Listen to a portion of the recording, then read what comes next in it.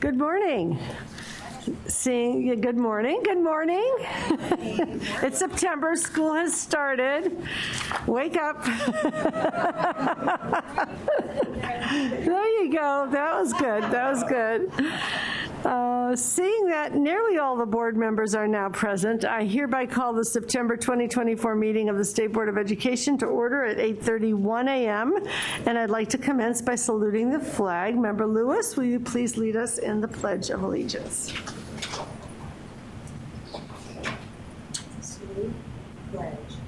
I pledge allegiance to the flag of the United States of America and to the republic for which it stands, one nation, under God, indivisible, with liberty and justice for all. Thank you. And I want to welcome our new student board member, Julia Clausen. And I want you to come up, if you don't mind, over here to the center of the dais so I can swear you in. We usually have a constitution to put our hand on, but that's all right. So raise your right hand and repeat after me. I, Julia Clausen, do solemnly swear. I, Julia Clausen, do solemnly swear. That I will support and defend the Constitution of the United States. That I will support and defend the Constitution of the United States. Against all enemies, foreign and domestic. Against all enemies, foreign and domestic. That I will bear true faith and allegiance to the Constitution of the United States. That I will bear true faith and allegiance to the Constitution of the United States. And the Constitution of the State of California. And the Constitution of the State of California. That I take this obligation freely. That I take this obligation freely. Without any mental reservation or purpose of evasion. Without any mental reservation or purpose of evasion. And that I will well and faithfully discharge. That I will well and faithfully discharge. The duties upon which I am about to enter. The duties upon which I am about to enter. Congratulations.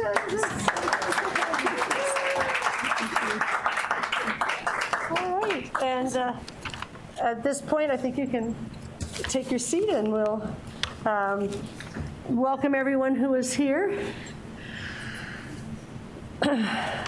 I'd like to welcome all of the board members, staff, and members of the public who are attending this board meeting in person. The consent calendar is the proposed waiver consent items are W1 through W14. The proposed regular consent items are items 5 through 14. There are 2 public hearings on the agenda. Item 17 is an appeal from an action of the Monterey County Committee on School District Organization to approve a petition to transfer territory from the North Monterey County Unified School District to the Lagunita Elementary School District and the Salinas Union High School District in Monterey County. Item 18 refers to Watsonville Prep, considering a request for material revision to a charter to add a site. In terms of changes in the agenda, we will not be adjourning to closed session. We will proceed straight to the items for this meeting's agenda. We will reopen item 1 this afternoon to take action on the preliminary report of actions draft July 2024 meeting minutes and to report on our liaison assignments. Public comment will be accepted either in person or by phone. Members of the public wishing to call in for public comments should view the live stream of the meeting to know at what time public comment will occur for each item. Public comment may be provided by dialing the phone number, entering a participant access code, and then following each of the operator's prompts. Those will always be posted on a slide so that they can be seen. Upon dialing in, callers will be added to a caller queue. The operator will notify callers when it is their turn to provide public comment. We'll also ask callers to please turn down the speaker volume of their computers if they are following the live webcast to avoid an echoing effect. Members of the public wishing to provide public comment in person should sign in using the binder at the table just outside the room. The binder is on the table with separate pages for each item number. This will help ensure that staff is able to track the in-person speakers for a particular item. Public comment will be limited to 1 minute for each speaker. Where speakers require interpretation, 2 minutes will be provided. Item 19 is the general public comment item, during which members of the public may provide comment on matters that are not specifically listed on the board's agenda. I will now take up item 1, and I will,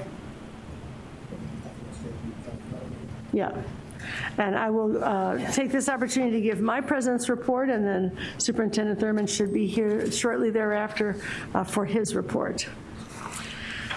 So obviously I'm happy to see everyone here today. Our agenda is very full, so I'm going to keep my remarks short. We start with some very good news with the recent Senate approval of members Patillo Bronson, Rodriguez, and McQuillan to the State Board. And we're hoping that member McQuillan will be joining us shortly. There has been a closure on Route 80, and lots of people are tied up in finding their way here. This is great news, not only for them, but of course for our entire board team, which has been moving and grooving, and will continue to do so, and for students across California. They have great advocates in these board members, so congratulations. We're thrilled that that has been accomplished. And as we just swore in Julian, we're delighted to welcome her to this meeting. She doesn't have to come too far. She's currently a senior at nearby Bella Vista High School. We've heard so many great things about your background previously. It's so wonderful to have you here with us. So welcome, Julia.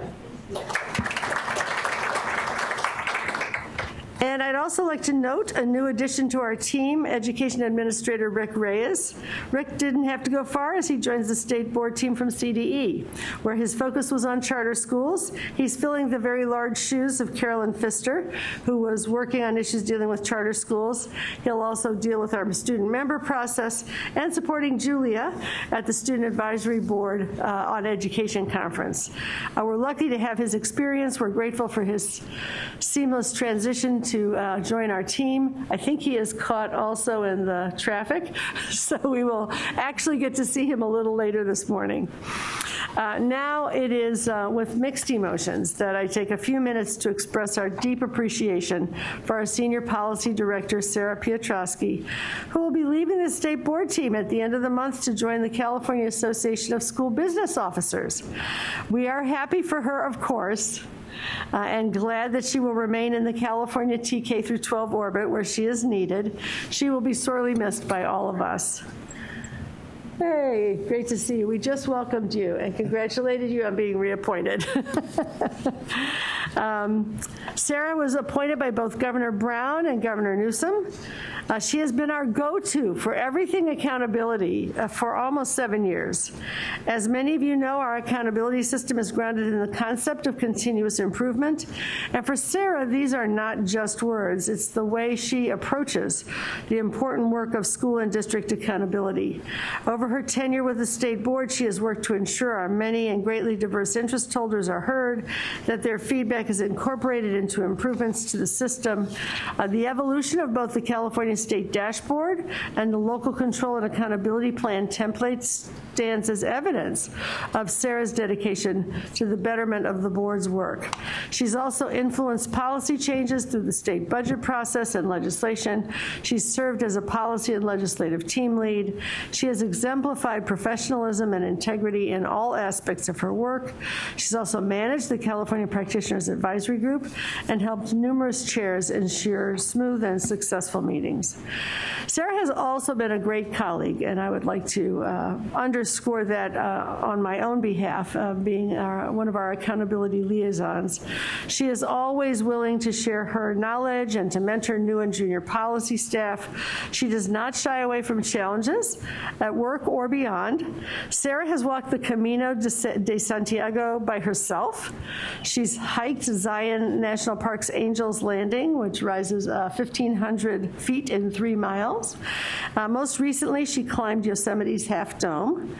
And while these are impressive feats, I think these adventures may pale when compared to the challenge of getting the dashboard posted on time. Sarah, you will be greatly missed, and best of luck to you in your next chapter. We have a certificate for you. Brooks, will you do the honors?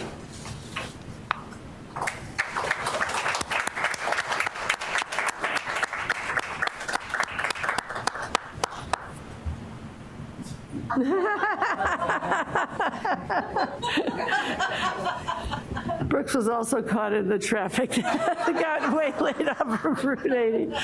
It's one of those mornings. I think we should be doing the yoga and the mindfulness that you do in your classroom. Everyone together. All right, yeah.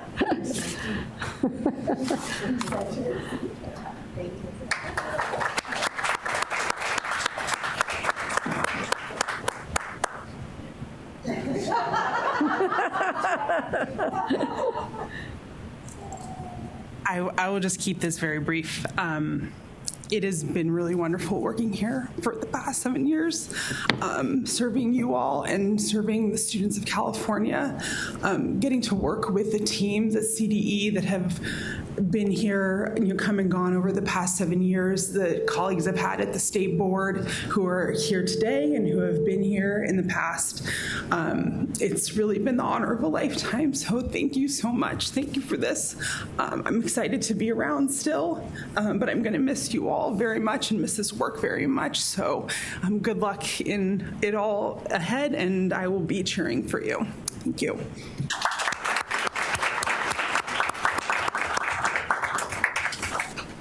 And we will be cheering for you.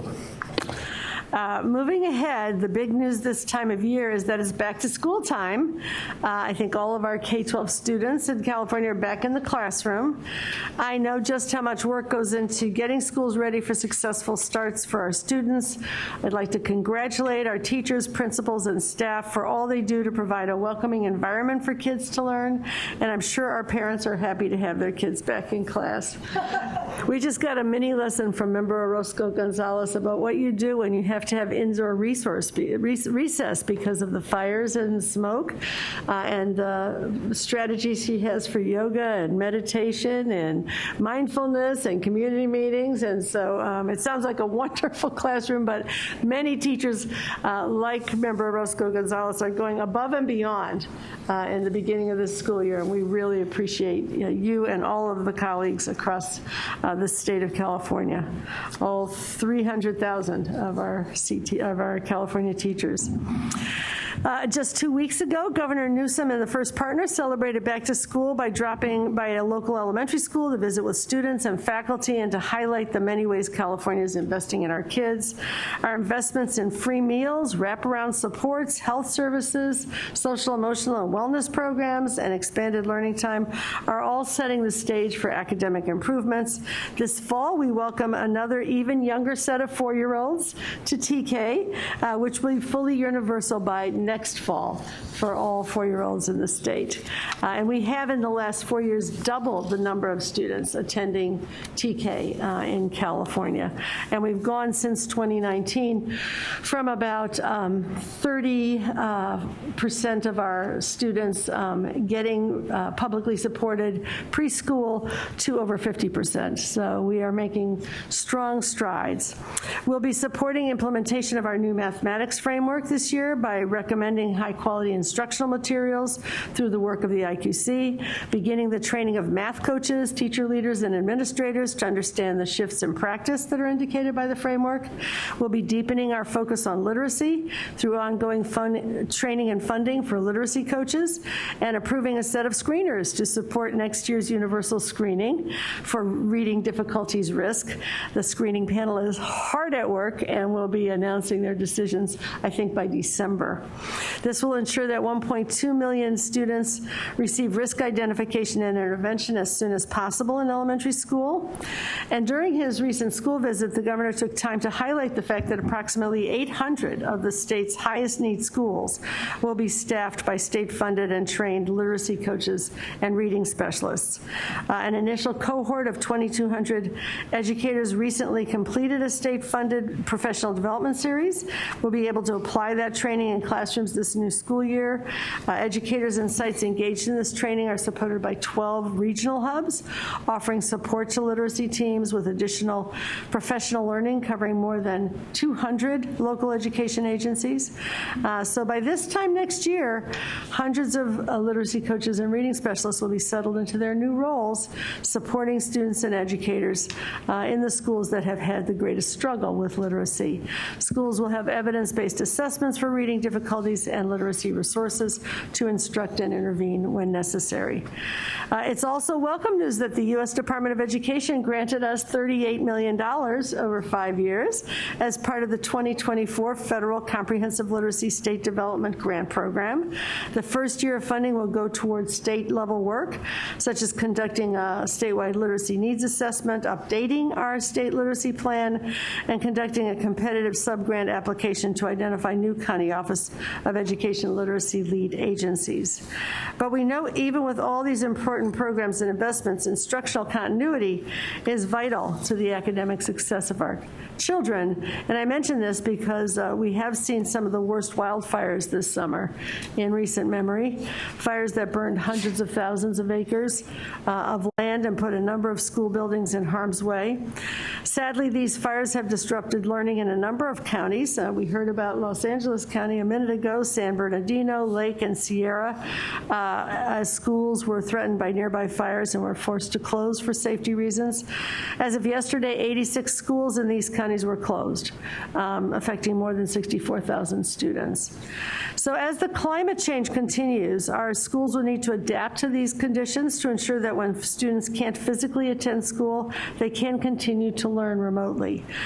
Recent legislation signed by the governor will make shifting to remote instruction easier in these and other emergency circumstances so our students can continue to access education despite increasing climate-related challenges. Unfortunately, we continue to see increasingly hot weather, which also greatly impacts student learning when they're at school, which is why I'm happy to report on the work being done by CDE in conjunction with CAL FIRE to create schoolyard forests across pre-K public school grounds, which is lovely, to directly shade and protect students from extreme heat. And in fact, extreme heat is considered the #1 health challenge in many urban areas. The California schoolyard forest system will plant enough trees that by 2030, they'll cover at least 30% of each school property in the areas used by children and youth during the school day. It will center equity by prioritizing the schools and districts in underserved communities with the highest poverty level and the fewest trees in the hottest climates. It will use school grounds as a pre-K through 12 learning laboratory across the curriculum and grade levels. And it will build environmental and climate literacy by engaging students in the design, planting, and stewardship of their own schoolyard forests, as well as in standards-based hands-on learning outdoors. So additionally, recent state budgets have prioritized greening school bus fleets, and to date we've provided more than $1.3 billion in incentives to school districts for more than 2,300 zero-emission school buses, of which at least 1,100 are already in use. And a few California LEAs have switched to 100% clean fleet, which is pretty remarkable. Finally, before we launch into our busy day, I do want to note that the State Board has several advisory openings with applications due on September 30th, including an opening on the Advisory Commission on Charter Schools, 2 openings on the California Practitioners Advisory Group. We're also already looking for a qualified student member for the Instructional Quality Commission. And although we just welcomed Julia to the board, we're opening applications for next year as well. These are all exciting opportunities, and we encourage you and your friends and colleagues to find out more about these opportunities on our website. And now we're going to potentially jump into the agenda. Is the superintendent? Oh, great. All right, so we're going to welcome Superintendent Thurman to give his report. There he is. Welcome. Thank you, Madam President, and good morning to you and good morning, board members. I'm sorry that I can't be with you this morning. I am currently at the California School for the Deaf in Riverside. I'm pleased to report that things are well here, but our school for the deaf is in a county as the president of the board mentioned, that is impacted heavily by fires. And so in a few moments, I'm going to go and meet with some first responders and with the San Bernardino County Office of Education Superintendent Ted Alejandre. I want to just start by thanking all the firefighters and the first responders who are working with our communities to keep people safe. We continue to extend our well wishes to all the families who are impacted by fires, and we have communities that are impacted by landslide. We're working with all of them and finding ways to offset the impacts to our schools. And so we look forward to joining you again shortly, but that's where we'll be today. In the meantime, school and education continues for many of our school districts all across the state, and we want to welcome them back to a new school year. We're excited to welcome the returning school state board members and to welcome Julia Clausen to this board as our student representative. Julia, your work at Bella Vista High School is well noted, and we know that you will be adding a great deal to the work here at the State Board of Education. As school has been getting underway for most districts over the last several weeks, we've had a chance to visit many. I had a chance to visit 3 rural schools in Mammoth Falls and to be present as they welcome students back, registered students for various programs. I want to note that Stacy Adler, the recently retired Mammoth County Superintendent of Schools, did serve on the board's Special Education Advisory Committee, and we thank her for her incredible service as she retires. We also had a chance to visit schools in Vallejo City Unified School District and to visit with some first graders and to see incredible work taking place in Vallejo, including work that has doubled the scores in ELA and math for students in Vallejo. We're excited to continue to work with them and other districts. We note their great work and the great work that CCEE is also doing and has been doing in Vallejo, and we intend to continue to build on that work. One of the ways that we hope to build on that is we are organizing a cohort of districts that have reading coaches and specialist grants, but also have other grants that we believe, if they align them, can allow us to see an improvement in student proficiency. And for those reasons, on September the 24th, we will be convening what we're calling the cohort to move the needle on test scores, bringing together 250 districts that have the reading coaches and specialist grants and asking them to make a deeper alignment with the grants that they've received for educator effectiveness, for the Learning Recovery Block Grant, and for expanded learning, and to track now and going forward any improvement that they see as we make these alignments. As Dr. Darling Hammond noted, reading coaches and specialists is so important to what our schools do to make sure our kids learn to read by 3rd grade and beyond. And so we'll be working through this cohort to make sure that school districts avail themselves to some of the resources that the state of California has made available for any educator who wants to become a reading coach and specialist. That there are funds for credentialing, and we will be doing all we can to help open up the pathway to make it easier for any of our staff, our teachers, our classified staff, other administrators who want to become reading coaches and specialists. I'm also excited to share with you a new strategy that we have unveiled that we think will help to support California's efforts around recruiting and retaining more educators, both teachers and classified staff. We recently convened the Housing Summit with leaders in the business community and builders and the building trades to talk about how to build more units of housing for Californians, with a major emphasis on building housing for educators. We've identified that California schools hold more than 75,000 acres of land that can be developed for housing on their surplus property. And so we are working with our schools to help them build units of housing that will go to teachers and classified staff.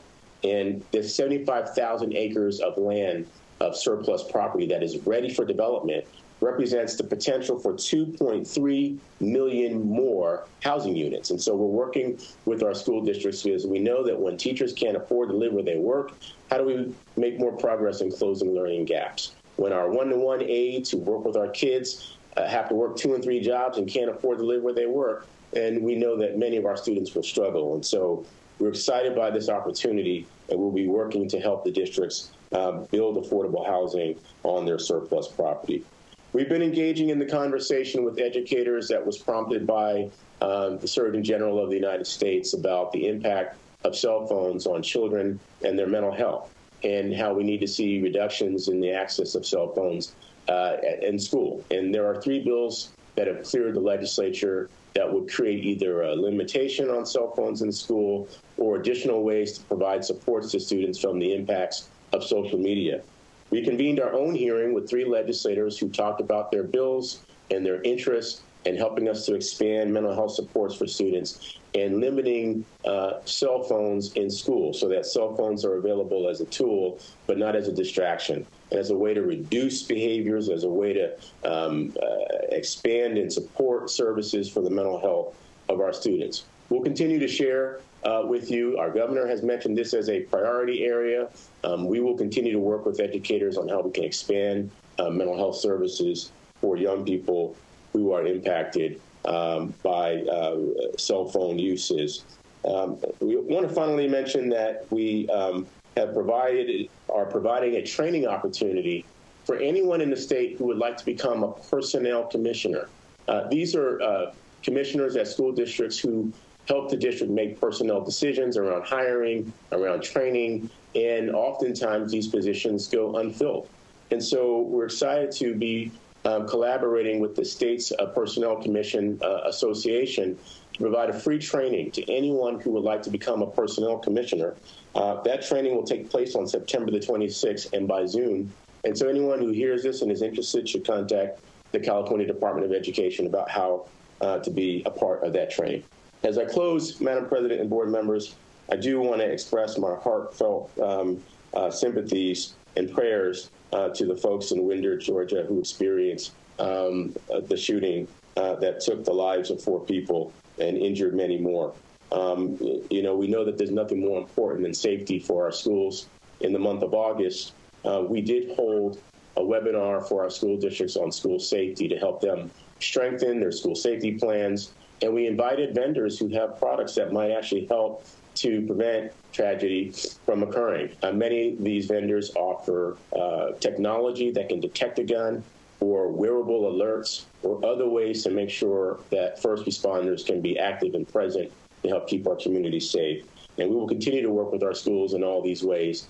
And we just want to say congratulations and welcome back to school for all of our teachers, our classified staff, our administrators, our parents, and of course our students. This concludes my report, Madam President.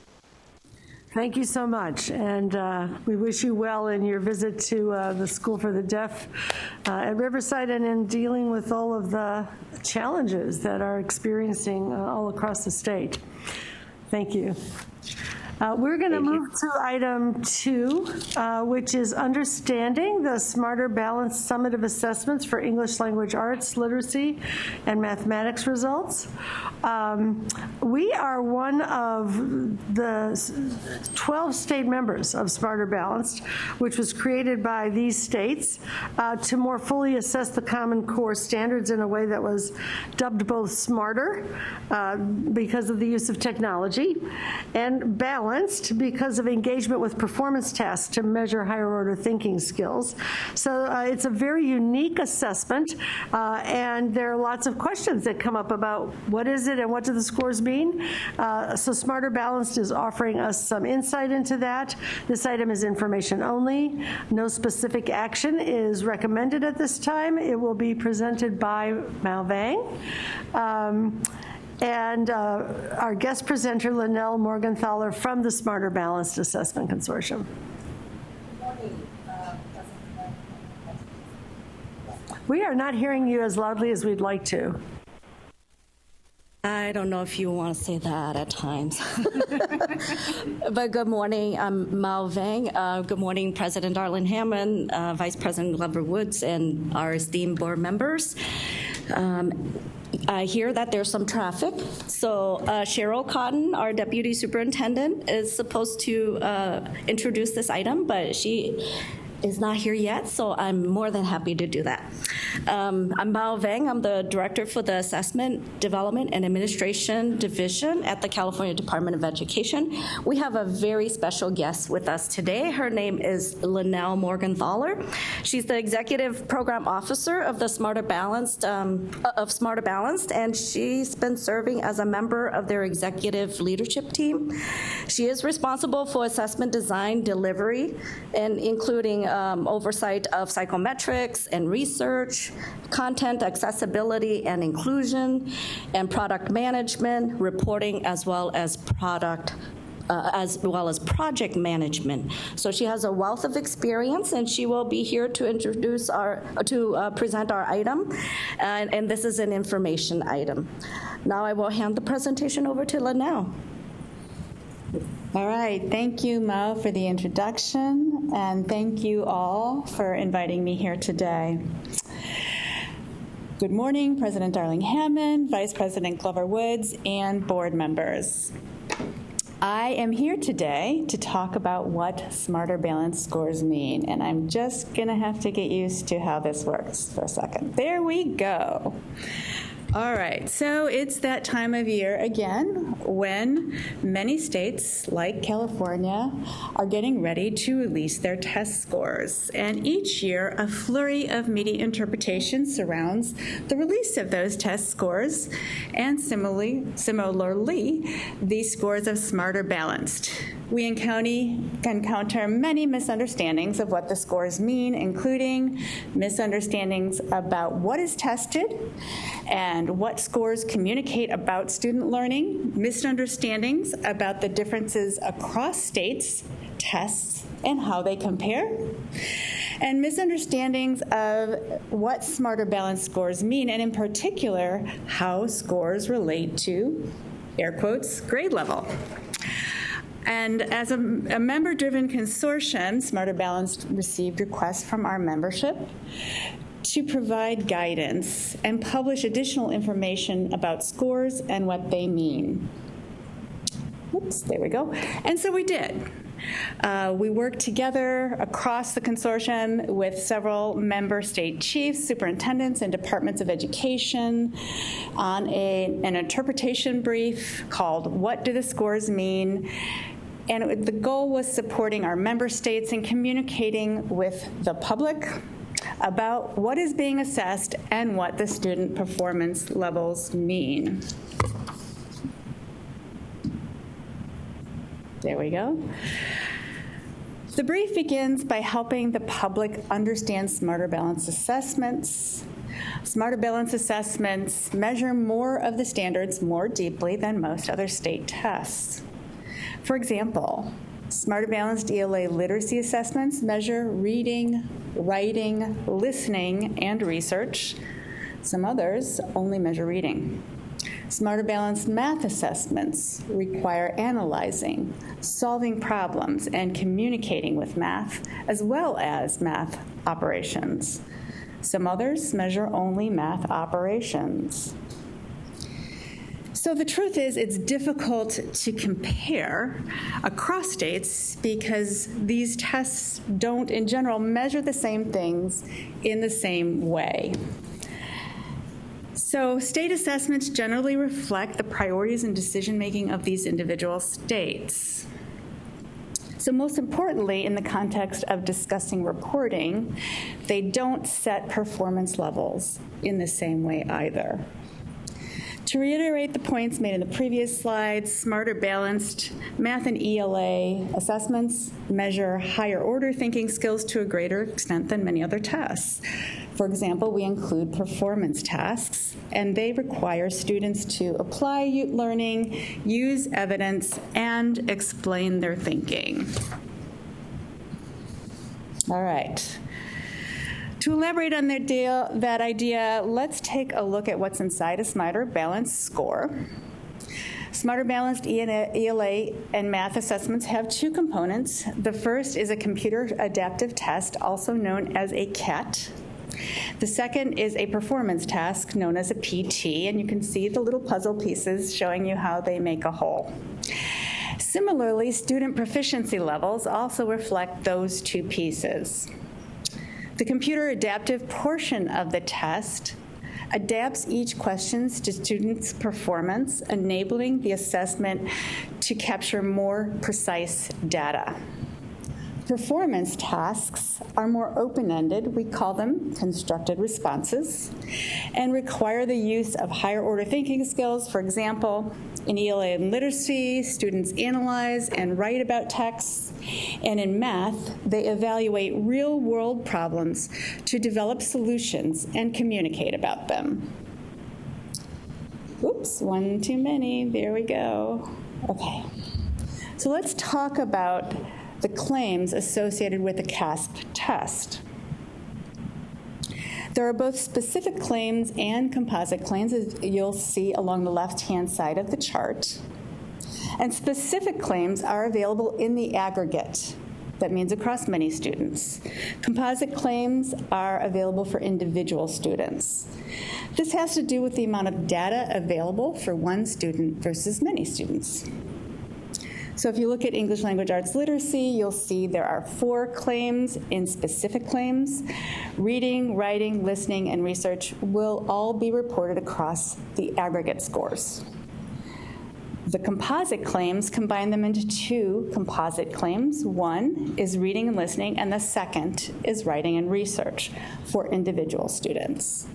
Similarly, mathematics has 4 claims: operations and procedures, problem solving, communicating reasoning, modeling, and data analysis. And those are also combined into 2 composite claims for individual students. The first is operations and procedures, and then the other 3 are combined into a composite claim: problem solving, communicating reasoning, and modeling and data analysis.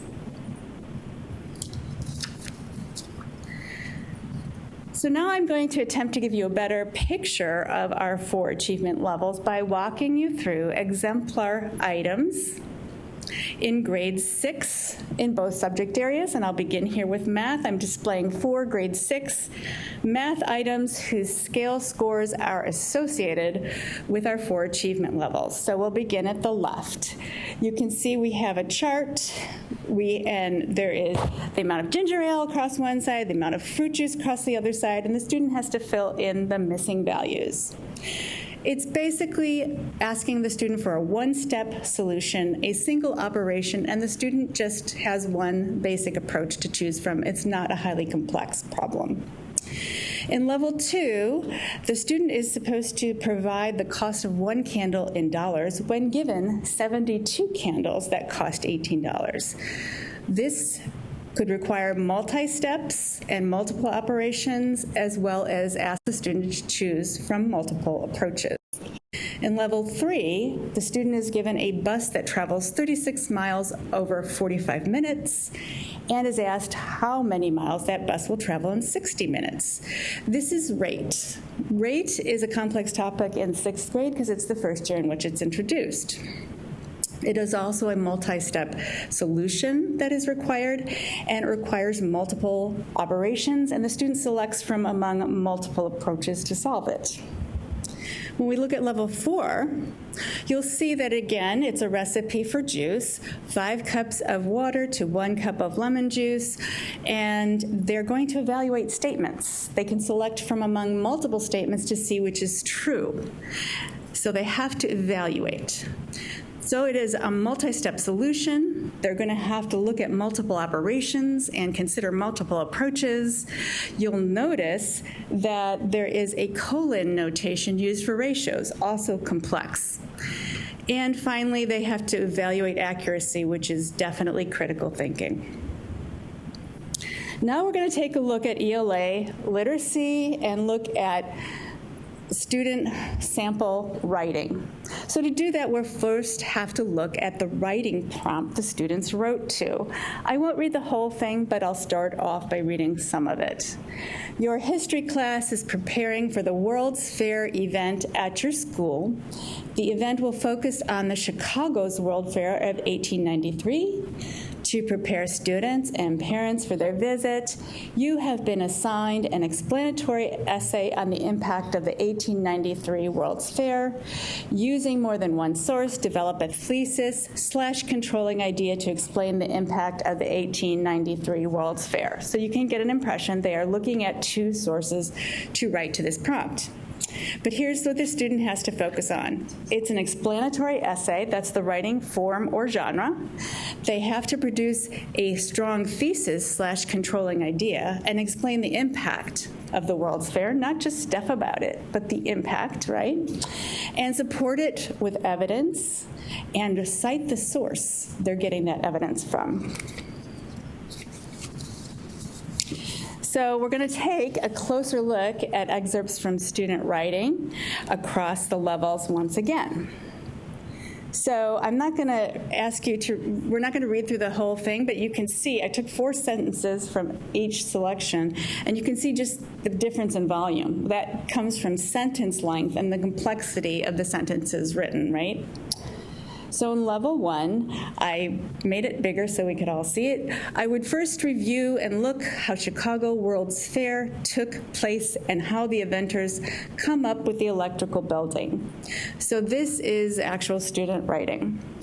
You can see that it's on topic, but there is not really a thesis. There's not a source listed, and the student is having a significant struggle with writing conventions. In level 2, I'll read an excerpt. It was great for many things. For instance, there was great activities, lots of inventions, and even a rivalry between inventors. So the thesis is pretty weak. There are some general details, not specific ones, and there are no sources cited, and the struggle with conventions is pretty significant. On level 3, let's take this excerpt. It provided a whole new way of looking at the world with all the new inventions, introduced electricity to wider areas of companies, people and companies, and allowed a structure for innovators to build on.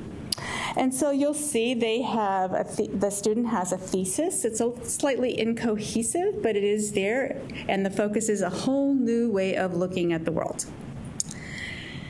And then in source 1, it states, among the inventions shown were the dishwasher, the fluorescent light bulb, the zipper, all of which have become significant parts of American life and culture. To me, this means that the fair was a pretty big deal, if, after so long, these items are still in use. So you're seeing that there's some evidence cited, a source cited, and just a few convention issues for this level 3 essay. And the supporting detail is there, but not horribly well connected to the thesis, which said it was a whole new way of looking at the world. In level 4, this is the student's writing. The World's Fair was a big keystone in America's economy and technological advances. They wanted to show that Chicago had really and truly been reborn, and then cites the article. So it's a succinct, well-written thesis. It is citing evidence and the source. It goes on, and I am excerpting. The development of America's economy in the mid-1800s due to the Industrial Revolution only benefited from the innovative ideas, the inventors' ideas at this fair. So there is a strong use of conventions, and here the writer clarifies the thesis and prepares to link it to the rest of the essay. So in both of these cases, I hope you can really see the difference between a level 1 and the level 4 response, and the items as well, and the gradations in between.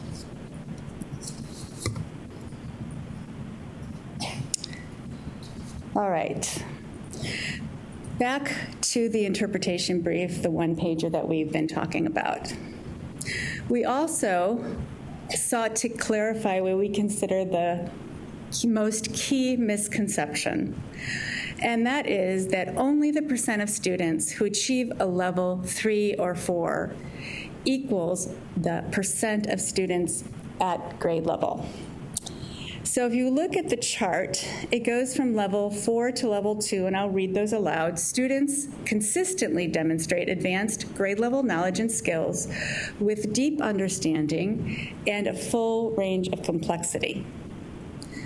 Level 3, students consistently demonstrate proficient grade level knowledge and skills with a broad range of complexity.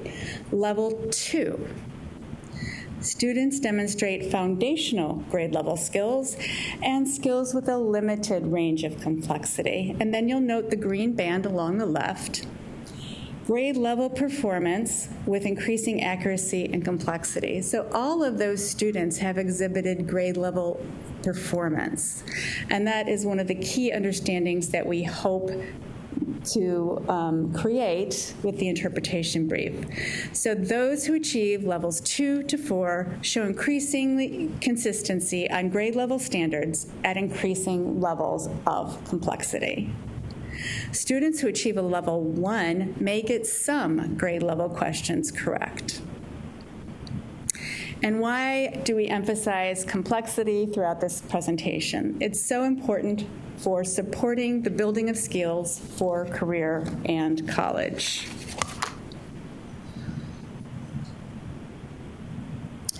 We want students to learn higher order thinking skills and analytical communication skills in the field of education. This will enable them to be ready for a full range of college and career opportunities.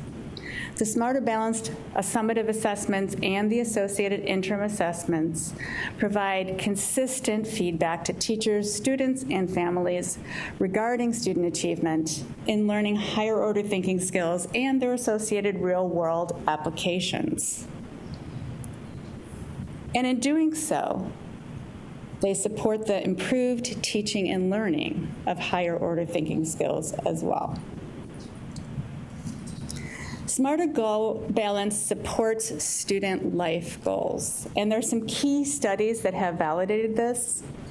In California, a score of 3 at 11th grade has been validated as demonstrating readiness for college.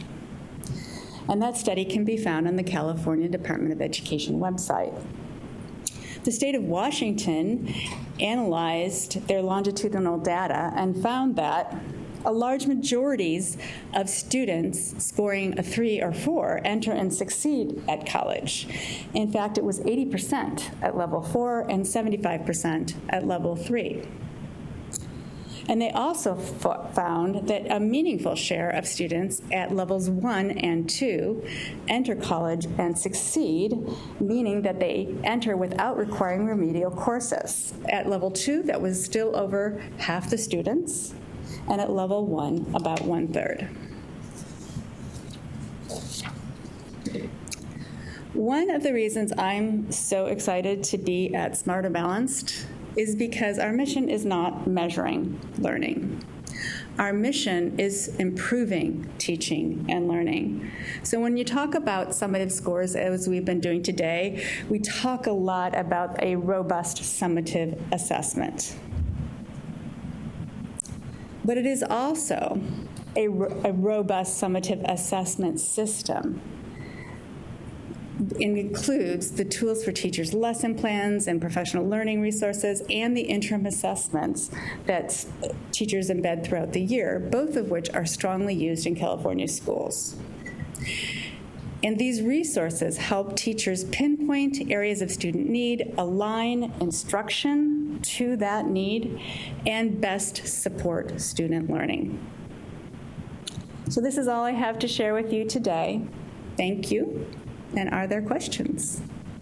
Thank you so much. We are going to perhaps ask you some questions now and then again later, but we'd love to post the public comment slide so that people can queue up for public comment. Members of the public wishing, don't go away, wishing to provide comment on this item may do so in person or by dialing the number and using the access code shown on the slide.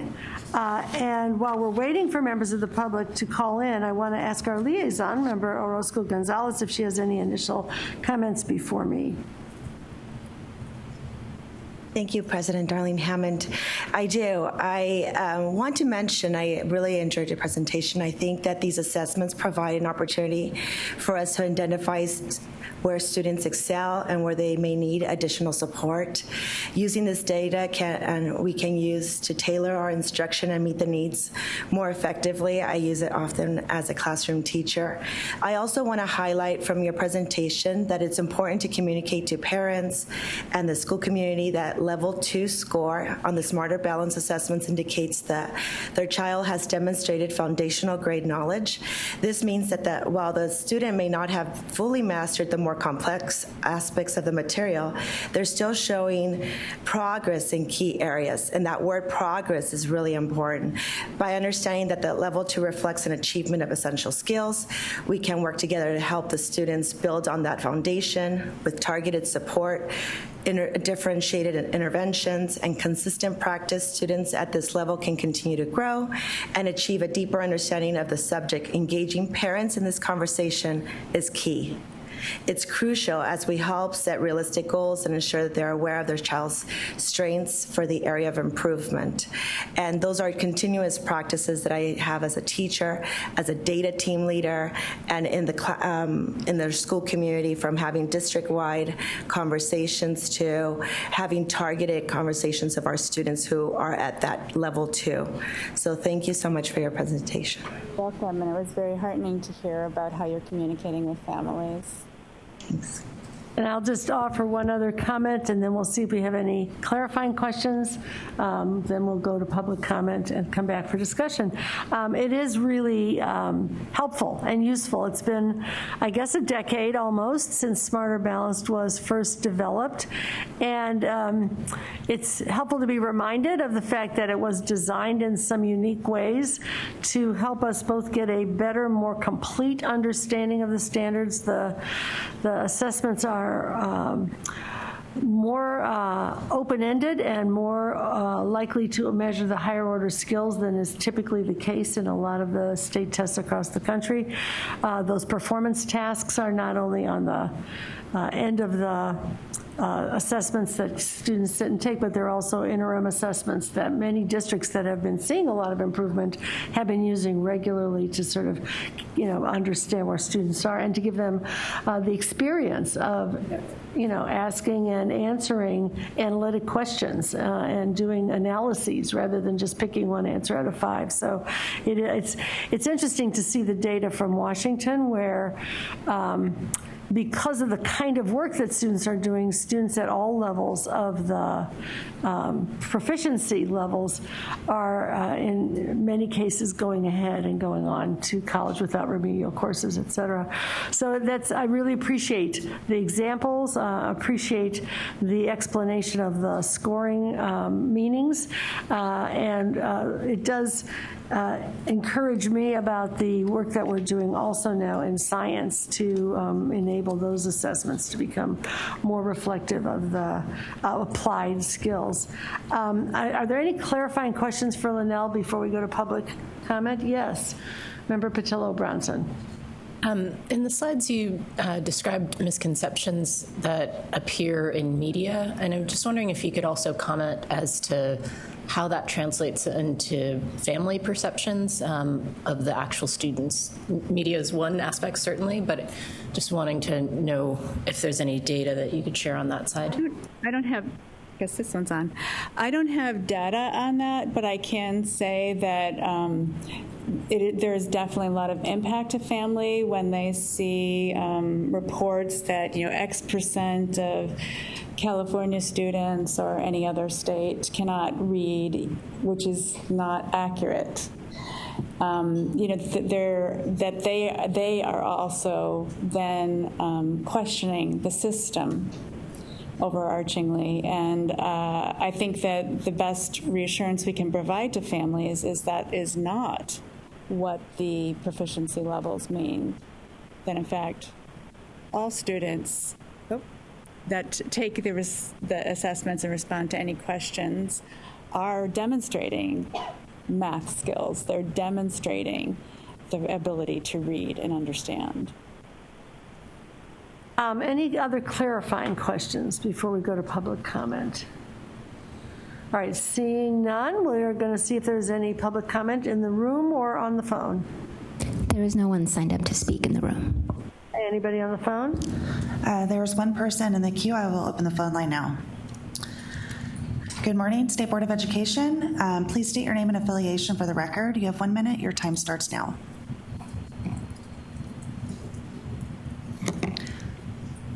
Caller with the last 4 digits, 0132. You are now live. Please start your public comment.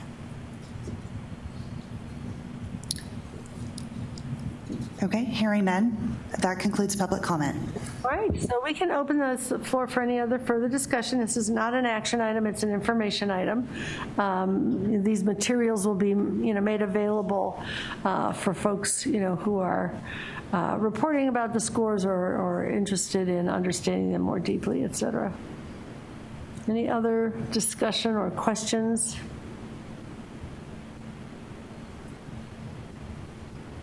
Yeah, Member Patillo-Brownson. This is maybe the follow-up to the question about families' understanding and the degree to which this information filters to families, because SBAC scores, in fact, are delivered directly to families.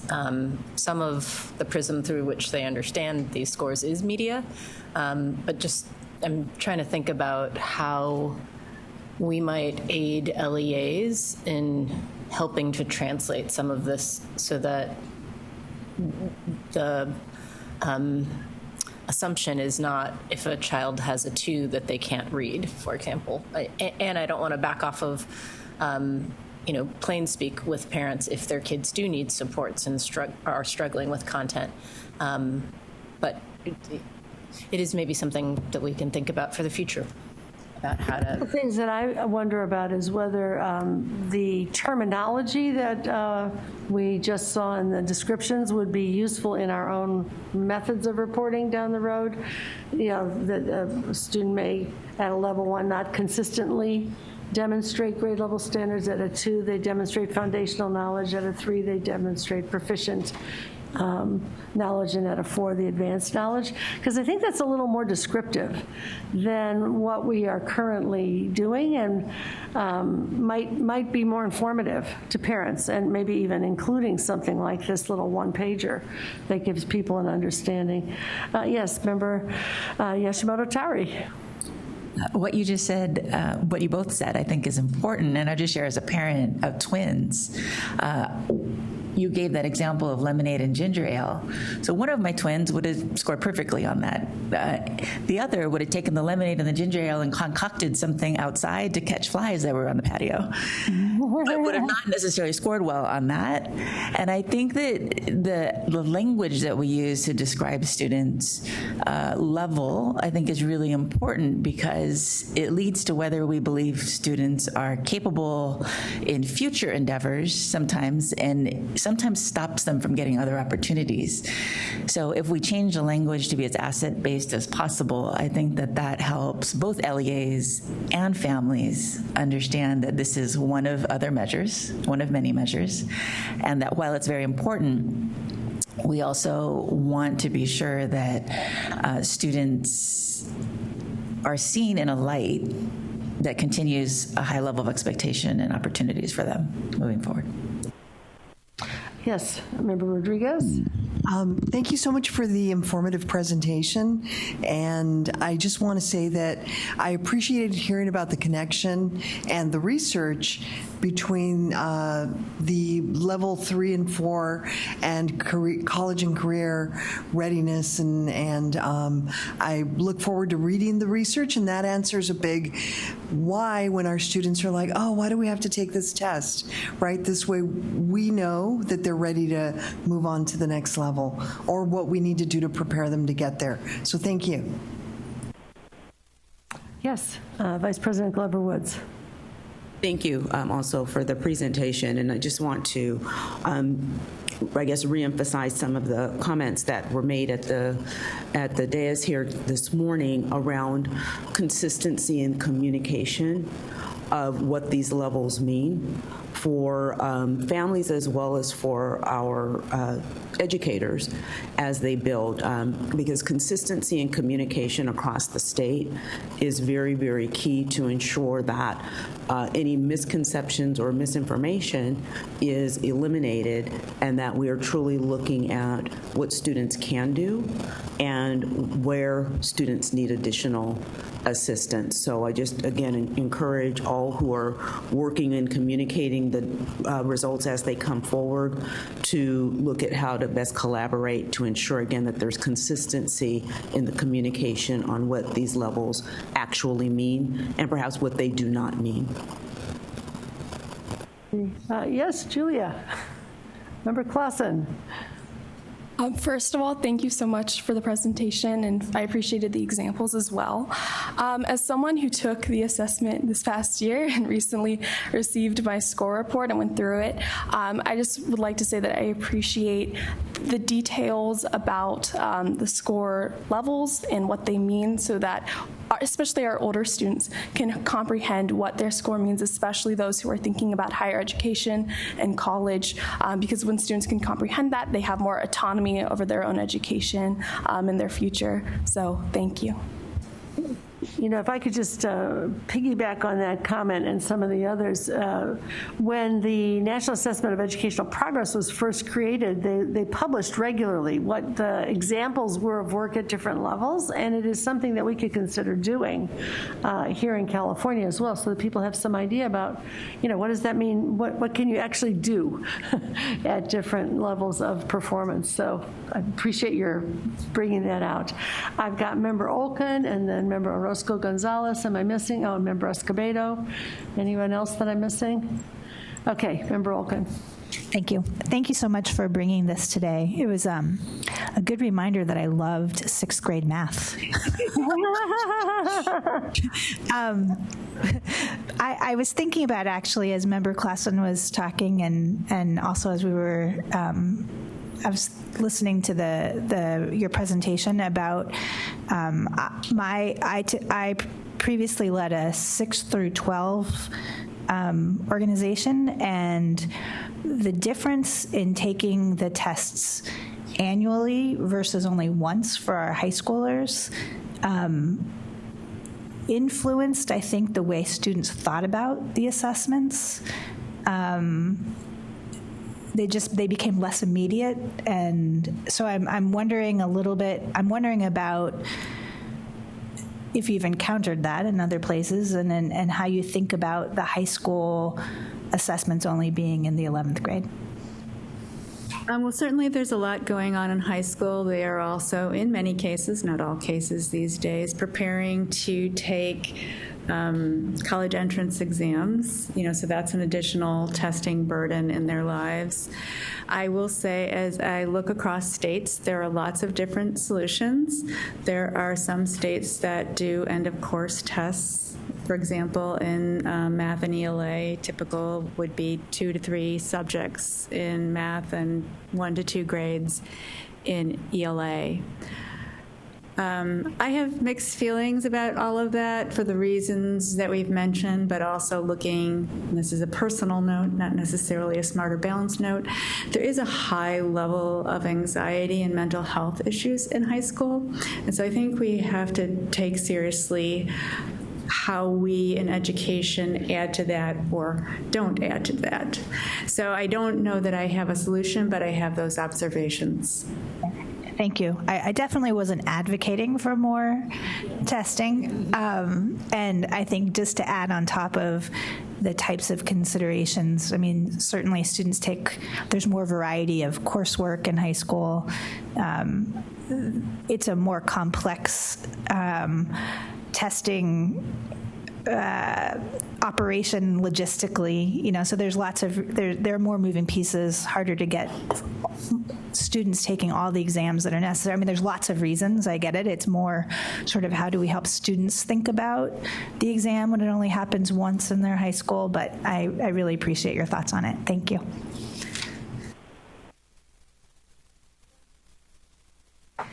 Good Escobedo. Just brief, I want to mention, Member Glover Woods, you mentioned consistency in this reporting these scores. I want to mention also that you also brought up the rubrics, and I think that's a very helpful tool when you're evaluating these assessments.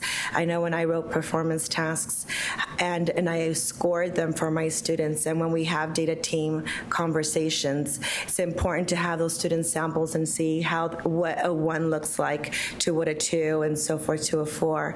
And having that same differentiated professional learning for parents. Our community and our school really believes in having differentiated professional learning because not every school is created equal within the LEA. And some parents are a little bit more savvy than others, and it's important to have those multiple opportunities for them to interact with the rubrics, to see that scoring system, and to see those student samples of where a 1 is and to where we want them to be at exceeding the standard, which is a 4. And teachers do that on my school site, and it's important for the parents to see that too, because then they can see that gradual increase in complexity in their students' performance, whether it's in mathematics or in writing. And I even made a note about how in mathematics and in writing and in any language arts, students have multiple approaches to these performance tasks, and having to explain more than one way, which even ties into our LPAC, because sometimes giving one or more reasoning gives them a successful score for them to even reclassify. So I think transparency and differentiated professional learning for our LEAs is going to be key with our parents. It also occurs to me as you were speaking that we have the SMART tool, SMART, which provides performance task student authentic release, performance task responses that are released of students. And they are also annotated with comments to substantiate the evaluation. That could even be an effective tool for communicating with parents so that you walk through what a 1 and a 4 look like and they understand the difference and why it is their student would have fallen in a given area. Member Escobedo. Thank you so much, and thank you for highlighting that misconception that the 3 of the 4 is passing. I think it's really critical how we message that, especially, as we display a dashboard. Okay, we always talk about the standard. Is that standard a 3 and the 4, and how far are you from that standard? So how do we interconnect that messaging so there isn't that misconception from the student level to the district level? I think is really, really critical, because I think that's a very common misconception that still lives, throughout the system. Yeah. And I was just going to say, Linnell, we'd love to hear your answer to that. It may also be something we need to talk about with our colleagues in the State Board and CDE context. But go ahead, Linnell. I was going to say pretty much the same thing. So Smarter Balanced, our role is to provide the resources. The states own that communication with the public. And again, when members request something of us, we do respond. So if there's additional materials needed, we'd be happy to provide that. We want a better communication universe and interpretation universe out there in the public and the press. And so do let us know how we can support, but that ultimately that communication is owned by the state. And each state determines its own labeling and reporting system and so on. So different states call the levels of proficiency different things and then report on them in different ways. So that's on us to figure out. Any other questions or comments for Linnell? Seeing none. Thank you very much. We appreciate the presentation. It's very provocative. I know that we've heard some things about how to think about our reporting. We will take that up again amongst us. Right now, we're going to take about a 10-minute break. Thank you.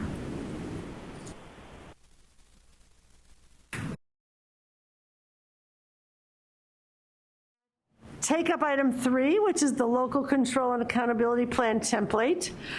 Revision drafts consistent with California Education Code section 52064.4.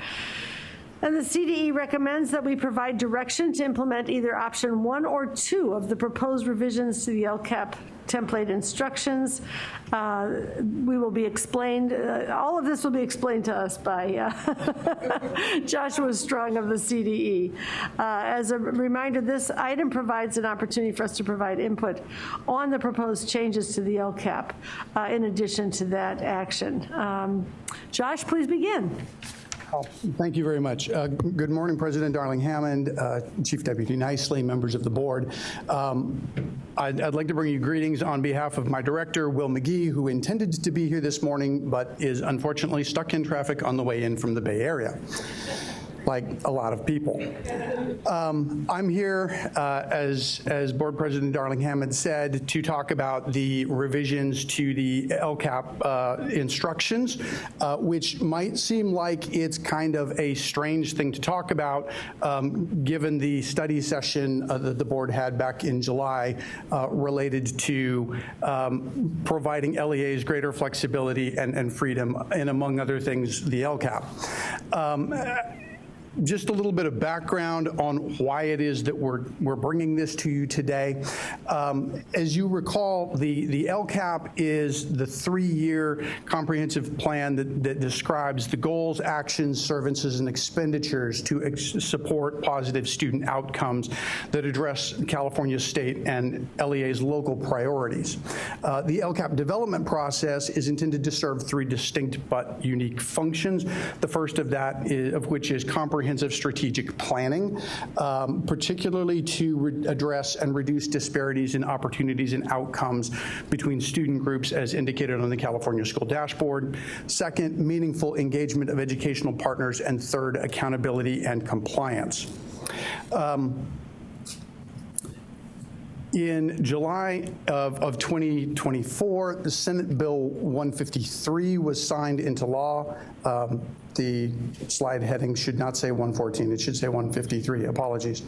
Among other things, Senate Bill 153 added Education Code Section 52064.4 to Education Code, which requires that there be some specific revisions made to the instructions for the LCAP template for the LCAP in the 25-26 school year. The summary of those revisions and the requirements, as well as the options, are provided in attachment 1 of the item. But I'll walk you through an overview of them as part of this. The inclusion of Education Code Section 52064.4 in the Education Code is part of the litigation settlement agreement that was reached between the parties in the case of Kayla J. et al. Versus the state of California. And so that's part of the reason that we're bringing this to you now, because it's part of this settlement agreement and is intended to positively impact student outcomes for the coming 3 years.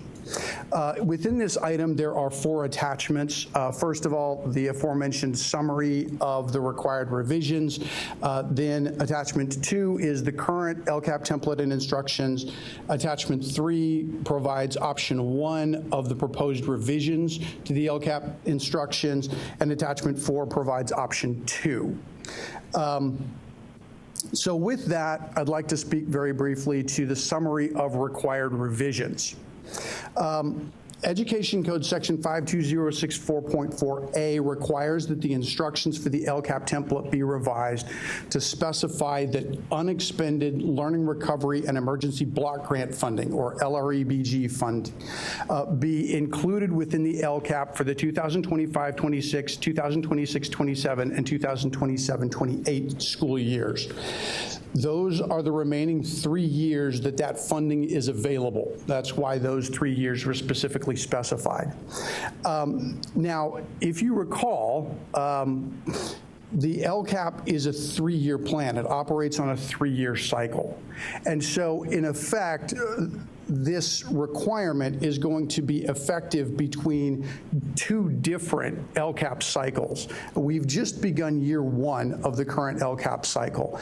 LEAs will be implementing these requirements in year 2 and 3 of the current 3-year LCAP cycle, and then in year 1 of the next 3-year cycle. And so it makes it a little bit awkward in terms of how that sequencing occurs. Those LREBG actions, the actions that are supported with LREBG funding within the LCAP, have to remain within the plan until the LEA has expended its funding. Once the LEA has expended its LREBG funds, it has the flexibility, it has the option to remove those things from those components from the plan if it chooses to. But as long as they have LREBG funding remaining, they have to include those within the plan.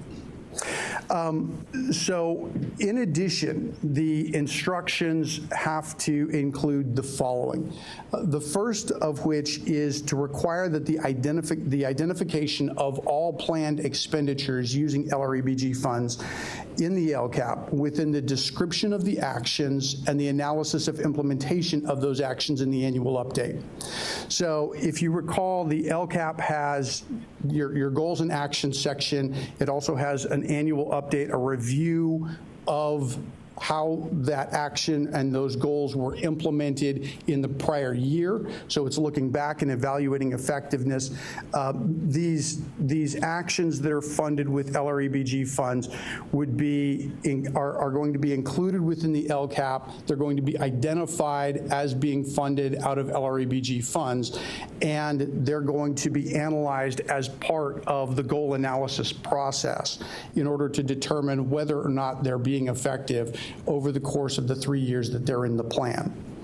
The second thing that the instructions are required to include is the identification of at least one metric to monitor the impact of each identified action or service. Now, there's no requirement that these metrics, these measures of progress, be new measures of progress. They can be things that the LEA is already looking at. One of the things that is required under as another part of this settlement agreement in a different portion of statute is a requirement for a needs assessment. The LEA has to do a needs assessment specifically related to performance on English language arts, mathematics, and chronic absenteeism. Now, if you remember, those are all things that LEAs are already looking at on a regular basis. So in looking at these metrics that are included within the plan, there's going to be a fair number of metrics that LEAs are already have within their plans that they're going to be able to use in order to track progress of these particular actions.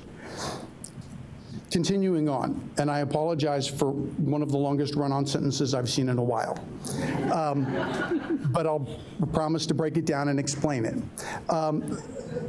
There's the requirement to articulate the rationale for selecting the actions that implement one or more of the learning recovery initiatives that support academic learning recovery and staff and pupil social emotional well-being based on the needs assessment that's required by Education Code Section 32526D, including the identification of how the selected actions are expected to address the identified areas of need for students or schools identified by the needs assessment. So what essentially this is requiring is that as part of the LCAP, LEAs have to explain this is why we selected these particular actions based on our needs assessment. So looking at that needs assessment saying, okay, here are our needs specifically related to learning recovery in the areas of ELA, mathematics, and chronic absenteeism. And how then can we here, and then identifying the specific actions that they're going to use in order to support and not only those aspects, but also social emotional learning and of both staff and teachers. So all of that has to be described within the LCAP. Then there's a requirement for the instructions to include, for LEAs to include a description to explain how research supports each of the actions that are based on the identified areas of need that they identified in that needs assessment process. So how is research specifically supporting this particular, the implementation of this particular action?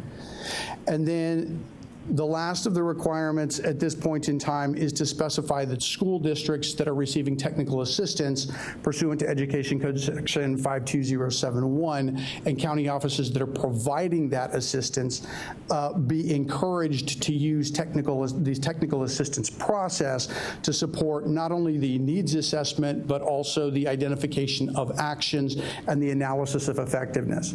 So essentially, if you remember back to last year, when we were going through LCAP template revisions, and we talked about what it means to be eligible or identified for technical assistance. There's 3 instances if an LEA requests technical assistance from its county office of education, if the county office of education hasn't approved the LEA's LCAP, or if they've been identified as being eligible for assistance based on performance on the California School Dashboard. So this applies to any of those 3 instances as well.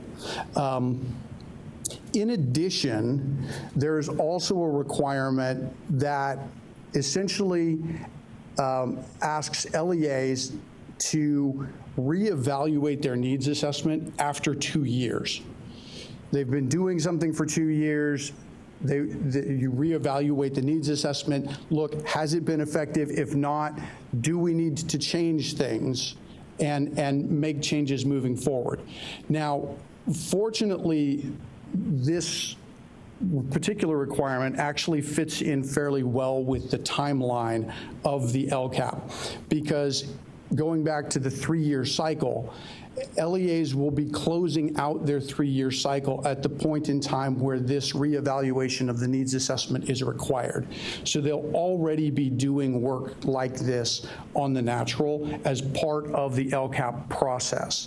And so historically speaking, this is explained in attachment 1, but historically speaking, we've provided a standalone annual update template that closes out the 3-year cycle to allow LEAs to report their outcomes. We're proposing at this point in time to include this particular requirement in that standalone annual update template to close out the end of the 3-year cycle. So those particular instructions are not included within the options and the drafts that we're bringing to you today.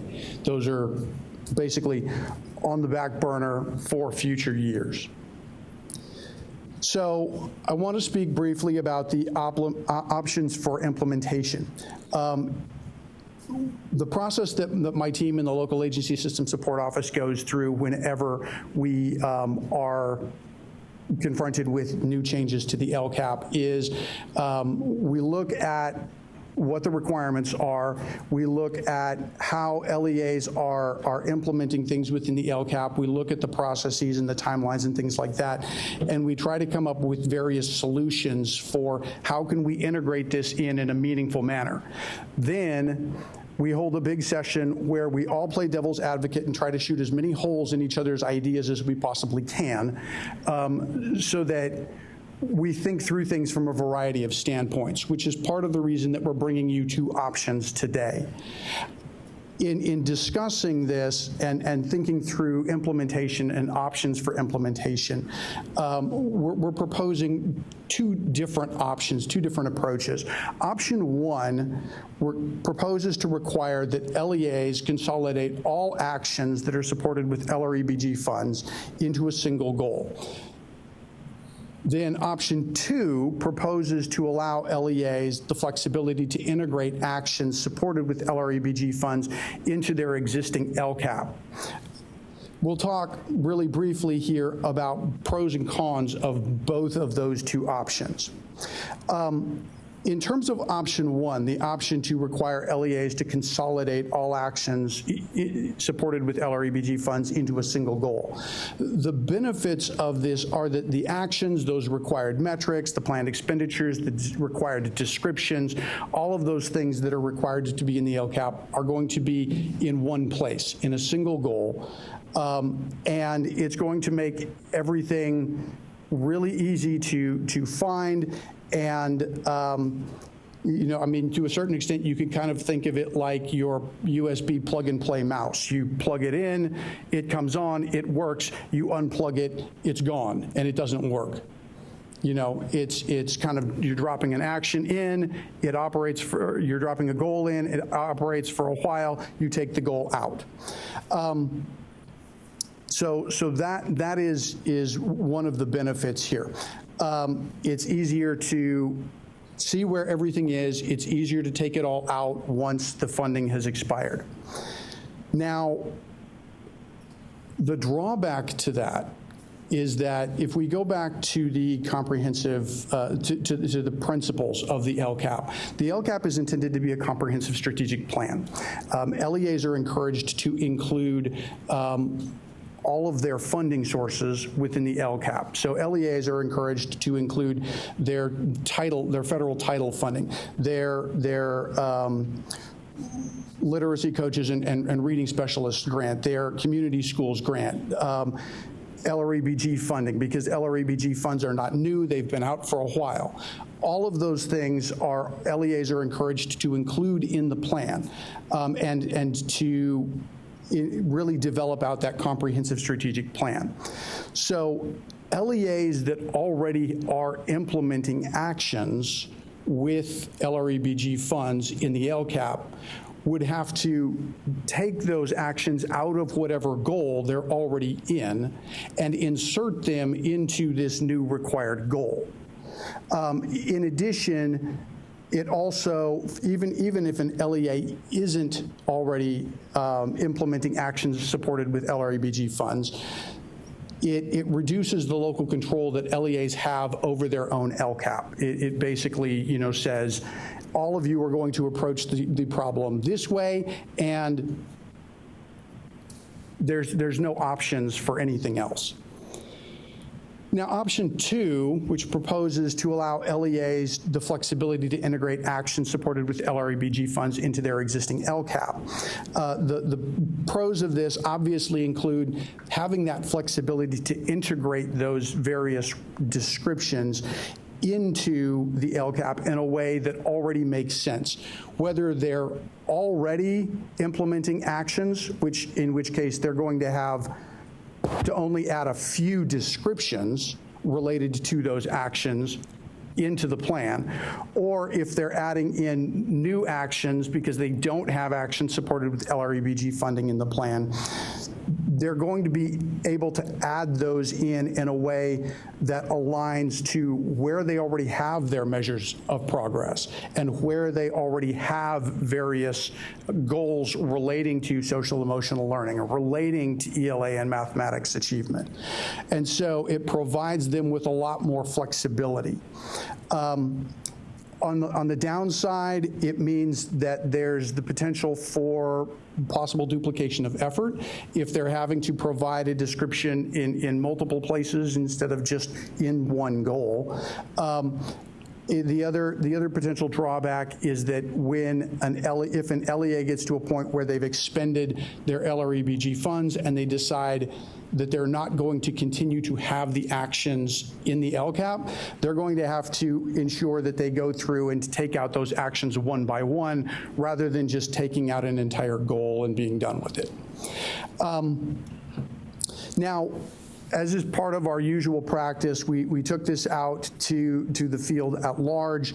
And so on August 6th, 2024, we hosted a statewide input session to solicit input on the proposed revisions to the LCAP instructions. This was attended by 357 attendees, and we asked them to provide input on two specific things. One, are you more in favor of implementing option 1 or 2? And 2, what feedback do you have related to besides the proposed instructions themselves. Of the poll results that we got back, 23% of the attendees were in favor of option 1, 77% of the attendees were in favor of option 2, largely because option 2 also provides an LEA with the flexibility to be able to have one single goal for LREBG funds if they choose to. It's just not required for everybody. So there were some LEAs that were very much on the side of, well, we would only want, we want to implement a single goal for all of these. And there were a lot of other LEAs that were, no, we want to integrate these into our plan. Option 2 applies the flexibility to do both. It's just, it doesn't mandate that goal for everybody. So again, preserving that local control. In addition, educational partners also provided us with some feedback that we're looking to implement as you know, following this meeting prior to bringing this item back to you in November for approval. Ideas included providing the rationale for selecting actions as part of the plan summary. If you look at attachments 3 and 4, which we'll do here briefly in a moment, you'll see that when it comes to option 2, the current proposal is that the description of the rationale for why the actions were selected, that third requirement, that's the really long run-on sentence, that particular requirement has been in that particular draft put into the explanation of why the LEA developed the goal. So it appears 4 different times in the instructions because there are 4 different types of goals. However, if we move that and we put that in the plan summary section, then LEAs are only providing that description once, which we like that idea, and so we're intending to implement that moving forward. In addition, there was also a recommendation that LEAs, as part of the plan summary, identify both that they're receiving LREBG funding and that they identify what actions are being used in order to meet this requirement within the plan summary, so that it's clearly spelled out as part of the LEA's description of what goals and actions to look at. And again, that particular feedback applies specifically to option 2, where things would be spread out throughout the plan. But it would provide readers of the LCAP and reviewers of the LCAP with an easy means to be able to say, okay, we're going to, for LREBG supported actions, we're looking at these particular actions in these particular goals, and it's going to be clear and straightforward where those are. So having said that, what I want to do really briefly is bring up the 2 options and kind of walk you through a high-level overview of what these look like. Again, this refers to options 3 or attachments 3 and 4 within the plan. And so we'll begin with option 1. If you see on the screen, I'm beginning with the instructions because statute requires that there be changes to the instructions for the LCAP template, not to the template itself. Therefore, there are no changes being proposed to the LCAP template. So if we go down to the description of the goals, here in option 1 is the required goals for LEAs that are receiving LREBG funding. Again, this is the option where there's one goal for all of the LREBG actions. We've included the requirement for LREBG funds to be included within the LCAP, that they have to identify 1 or more metrics, that they have to identify, they have to conduct a needs assessment. One of the things that you can't see within these track changes is that when it comes to certain requirements, such as the required needs assessment, we've included hyperlinks within the instructions so that folks that are using the instructions can simply click on the hyperlink and be taken to either the relevant section of EdCode or the particular page where guidance can be found related to it, and they don't have to search for those sorts of things. And so we're hoping that will be of value to the field. In addition, we've included that encouragement for LEAs that are eligible for technical assistance to use the technical assistance process in order to develop the needs assessment, identify the actions, and go through the evaluation of effectiveness. We've included the identification of in the explanation of why, the explanation of the rationale for why they're using these particular actions, and an explanation of how they're expected to address the needs of students that have been identified as part of that needs assessment. And so all of that is packaged very nicely in one place within the instructions. Then within the measuring and reporting results section, we've reiterated you have to have a measure of progress for each of the actions. And then down here in the actions, we have the explanation that there have to be specific actions funded with LREBG funds. They have to include an explanation of how research supports each of those actions. They have to identify what metrics are being used to monitor the implementation of the action, and they have to identify the amount of LREBG funds that are being used to support the action. So all of those things are explicitly called out. Since option one would essentially require that all actions supported with LREBG funds be provided within a single goal, we have not included a requirement in this particular option to identify this is an LREBG funded action, because it's all in a single goal that's funded with LREBG funds. So it would be a little bit redundant to say, hey, even though all of the actions in here are funded with LREBG funds, you still have to tell us this action is funded with LREBG funds. So that's option one.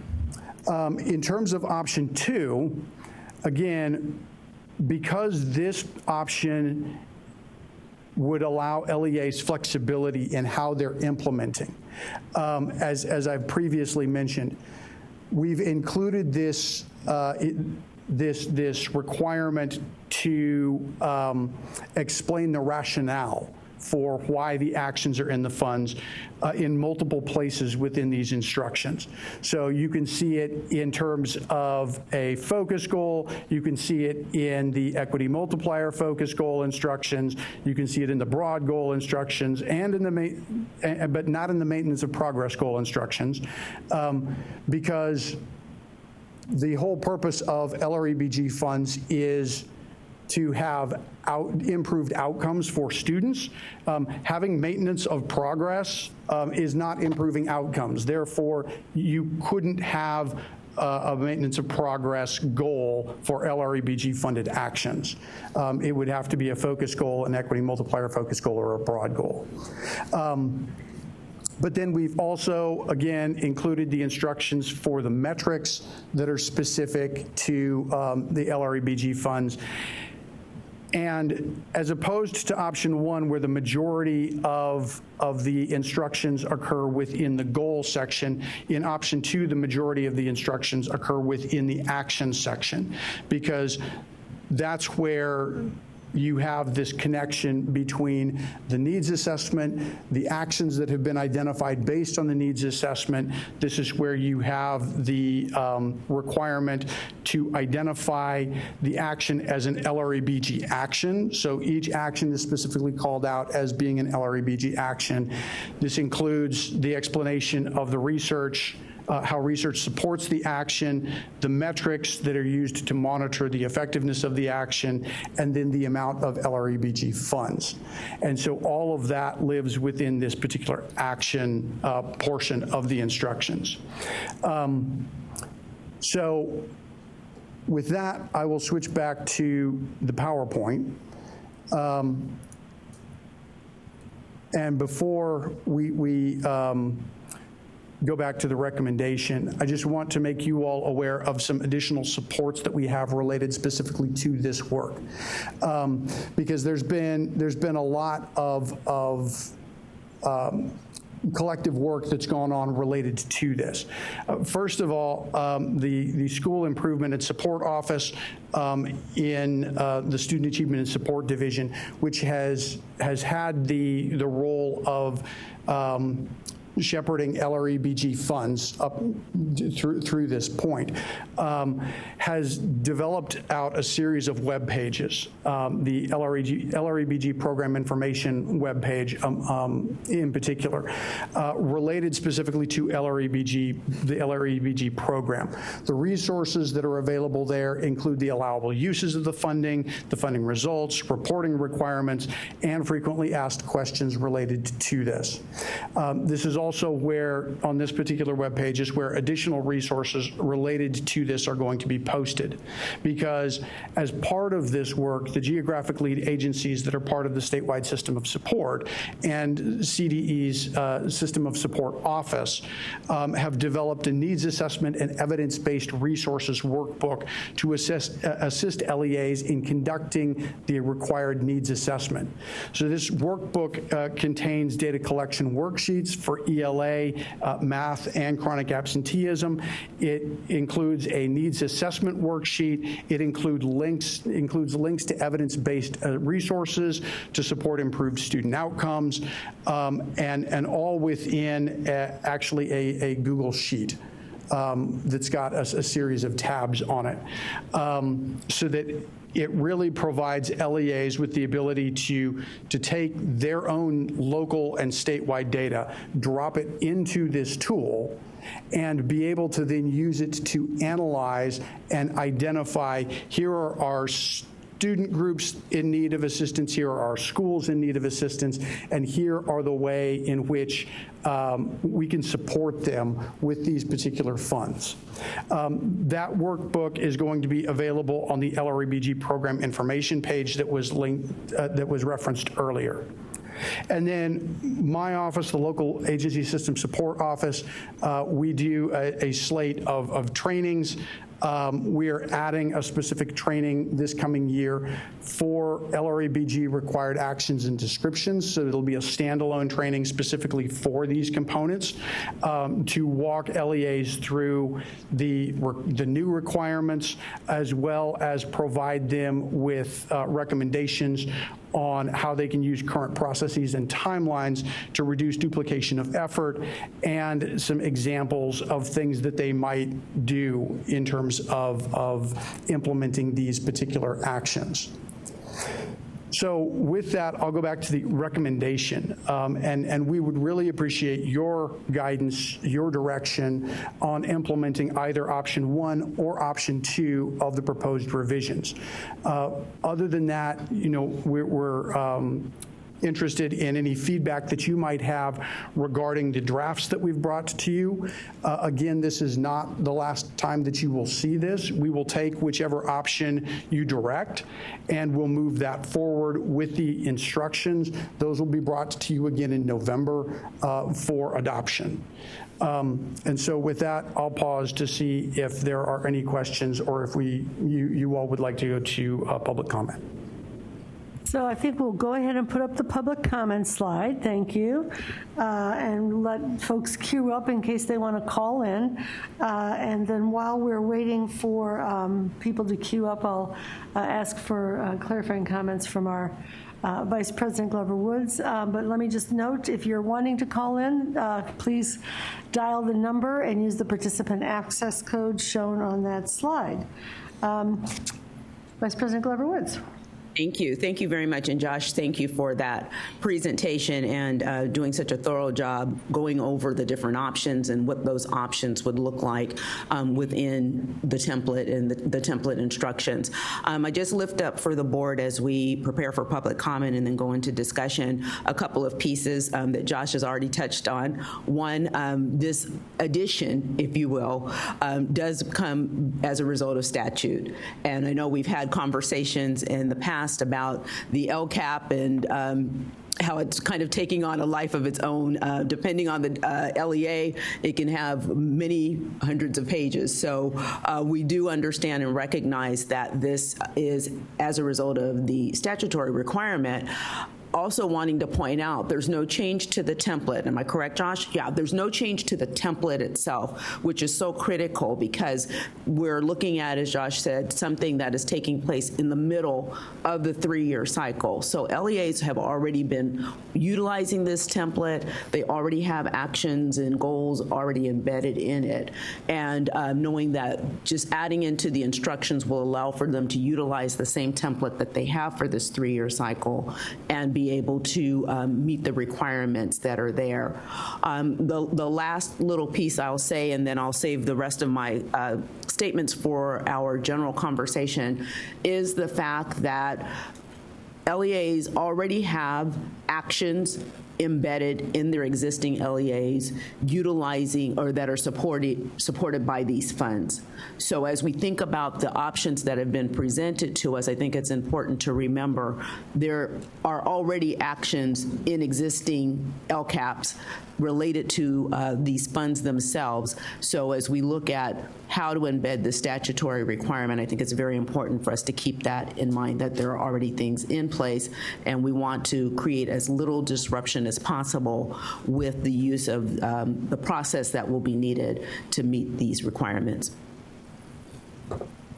Thank you, and I just want to echo thanks to Josh and the team for their very sincere efforts to make the LCAP process as supportive and painless as possible, and as non-cumbersome. So I appreciate both the options that have been looked at. Also, just want to point out and appreciate the fact that there is an additional innovation proposed in option 2 on the form that responds to the study session we had last time, which is we had folks coming saying, hey, can we get this is supposed to be a strategic planning document, can we get our strategic plan right up front here so that we're communicating with the public? And on page 20 of 52, if you want to find it, LEAs may also provide information about their strategic plan and vision in that very first box. I wonder, Josh, if we could even have those words put on the template itself as well as in the instructions so they don't get hidden. But I appreciate that there's an effort to really be responsive to the ways in which people want to use this productively in their local environments. With that, I want to see if there's any clarifying questions for Josh, and then we will go to a public comment. Okay. I hope this falls within clarifying. I'm not quite sure, so there's my disclaimer. Josh, are you aware of any LEAs that have already expended their Learning Recovery Emergency Block Grant funds and then therefore would not have any actions or information in their LCAP template going forward? At this point in time, we don't have that information. The first reporting requirement for these funds, based on statute, is December of this year. So LEAs will be providing a report on their expenditures thus far in December of this year. So at this point in time, the particular LEAs would know that, but we at the state level would not necessarily have that information currently. All right. Let's see if we have any public comment in the room. We have 3 members of the public wishing to make public comment. Diana Vu, if you could please step up to the microphone in the back, and then Christina Salazar and Lindsay Torrentore, please join the queue. You have 1 minute. Thank you. Good morning, Dr. Todd. We're not hearing you. Can you?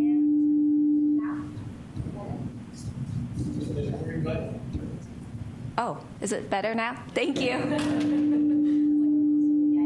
Good morning, Dr. Darling Hammond, board members. Diana Vu on behalf of the Association of California School Administrators. ACSA supports option 2 and believes it provides a flexible approach that reflects the diverse needs of LEAs by allowing them to integrate the LREBG actions into their existing LCAPs. This flexibility is essential to better align the LEA's specific context and operational needs while supporting their strategic objectives, especially because the change is occurring in the middle of a 3-year LCAP cycle. Thank you. Thank you. Christina Salazar. Oh, okay. Good morning, Cristina Salazar with Californians Together. Thank you for all your work put into this. We would like to see option 2 with modifications. It would be ideal for the summary section of the LCAPs to include a section of the investments of the LREBG funds and a possible link to where the details exist throughout the LCAPs. Details are included in the LCFF Equity Coalition for this, and thank you for your consideration. Thank you. And Lindsay Tornatoria. Good morning, President Darling Hammond, Vice President Glover Woods, members of the board. Lindsay Tornatoria on behalf of the California County Superintendents. First, we would like to express our deep and ongoing appreciation to Josh Strong and his entire team in the local agency systems support office. It is not lost on any of us in the field that this summer, while the rest of us were on vacation, they were hustling, and as you heard, had a very thoughtful process to bring options well in advance of today's meeting. So thank you, Lasso. We can always count on you guys for timely guidance. Lifting up the comments from our education management letter, we support option 2 because it provides maximum flexibility to LEAs, which is always important as for the reasons discussed. Also, as Josh pointed out, maximum local control. Option 2 would allow LEAs the opportunity to implement option 1 if they, along with their communities, would choose to do so. Thank you. This concludes public comment. We do have 4 callers in the queue. I will open the phone line now. Caller with the last 4 digits, 1162. You are now live. Please start your public comment. You have 1 minute. Leticia Garcia on behalf of Riverside County Educational Leaders. We are part of the Education Management Coalition letter. Riverside County is home to one of the smallest school districts in the state with just 29 students, as well as the 7th largest school district in the state with over 50,000 students. We believe option 2 gives districts of any size with the most flexibility to either have a single goal or to integrate actions to improve student outcomes that are supported by the Learning Recovery Emergency Block Grant funds into their existing LCAPs in the middle of a 3-year cycle in a manner that makes most sense based on their local needs. Thank you. Thank you. Next caller with the last 4 digits, 4405. You are now live. Please start your public comment. You have 1 minute. Good morning, board members. This is Anna Iokimedes calling on behalf of the Los Angeles Unified School District. We would like to uplift the comments of our colleagues at ACSA and the county superintendents in Riverside County as part of the Education Management Group Coalition letter in support of option 2. Thank you so much. Thank you. Next caller with the last 4 digits, 8256. You are now live. Please start your public comment. You have 1 minute. Hello, this is Robert Manwaring from Children Now. We appreciate the administration acknowledging the work that still needs to be done to address pandemic learning loss.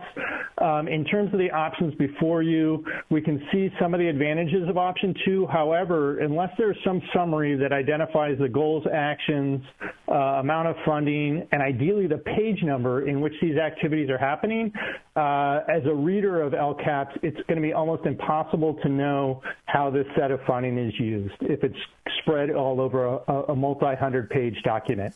So if you could follow up on Josh's suggestions around putting something in the summary to address a comprehensive approach to these funds, we'd appreciate it. Thank you so much. Thank you. Next caller with the last 4 digits, 8898. You are now live. Please start your public comment. You have 1 minute. Good morning, President Darling Hammond and board members. I'm Allison Osorio with Public Advocates and the LCFF Equity Coalition. Regarding item 3 on the LCAP template revisions, we recommend adopting option 2 with modifications as mentioned by some of my colleagues that just provided public comment. Option 2 provides LEAs the flexibility to integrate LREBG funded actions into existing LCAP goals. However, we're concerned about transparency. Without revisions, these funds could be scattered across the LCAP, making them difficult to track. We propose amending the LCAP summary section to include a comprehensive overview of the Learning Recovery Emergency Block Grant Funds. This should list all specific goals, actions, targeted subgroups, and expenditures related to the funds, with page references for easy access. This approach balances LEA flexibility with public accountability. It fulfills statutory requirements without fragmenting LCAPs. We appreciate the board's commitment to stakeholder engagement in this process. Thank you for considering our recommendation to enhance transparency in the use of these funds. Thank you. Thank you. That concludes public comment for item number 3. Very good. And I think, Josh, we want you back up here and probably posting the recommendation. And I'm going to open to board discussion. Yes, Vice President Glover Woods. Thank you again. And so in our discussion, we hear overwhelming feedback. Option 2 is what is desired by the field, and also what I think meets all of the areas that I had spoken about earlier about creating as little disruption as possible while implementing these new requirements. I do want to lift up the, it was on slide 19 of your presentation, Josh, with that educational partner input that really helps to address a concern that I had as well, which is how in the world would any educational partner be able to know where, what actions are being supported with these funds if we were to look at option 2. And I think the feedback that you've provided on the slide helps to resolve that particular issue. One other little piece that I would lift up for consideration of the board, if we were to lean into option 2, on this slide, thank you, well, it's slide 19, it says that it requires LEAs to identify both that they've received the funds and where those actions are supported. Going back to the question I asked before public comment, I think it would be helpful that if the LEA does not have any funds or have already expended their funds, that they articulate that as well. Therefore, there's no question as to whether they have the funds or not have the funds. If they don't have them and there aren't any actions, of course, supported by funds they've already expended, they should be able to articulate that in that plan summary area. And if they have funds, just as you've suggested here. So just wanting to lift that up for consideration as well as we consider the 2 options before us. Thank you.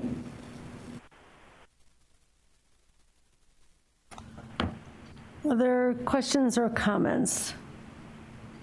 Yes, Member Patillo-Brownson. Thank you for the presentation, as well as some of the nuance, really, that I think is very much evidenced throughout the presentation.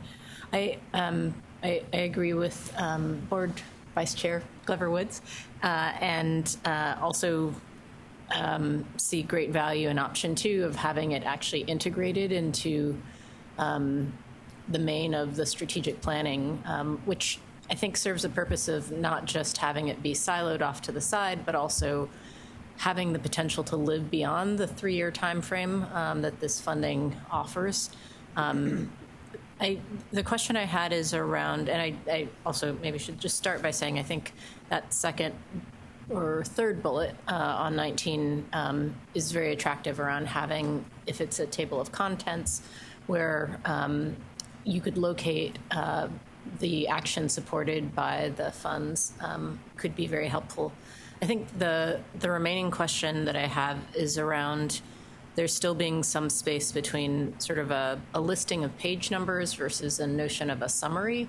And if you could comment on how you see both the value of having an upfront summary and against also some of the additional burden administratively to put something together like that.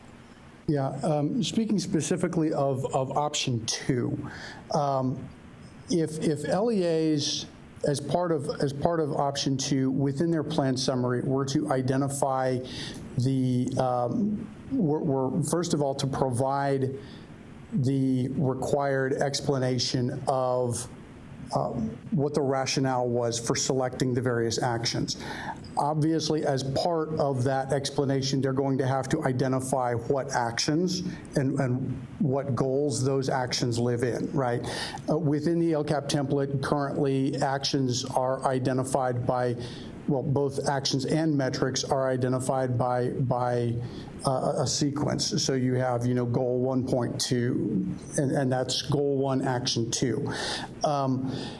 In general, I would probably recommend leaning more towards identifying the action numbers, in part because when it comes to LEAs are required to post their LCAPs on their LEA website.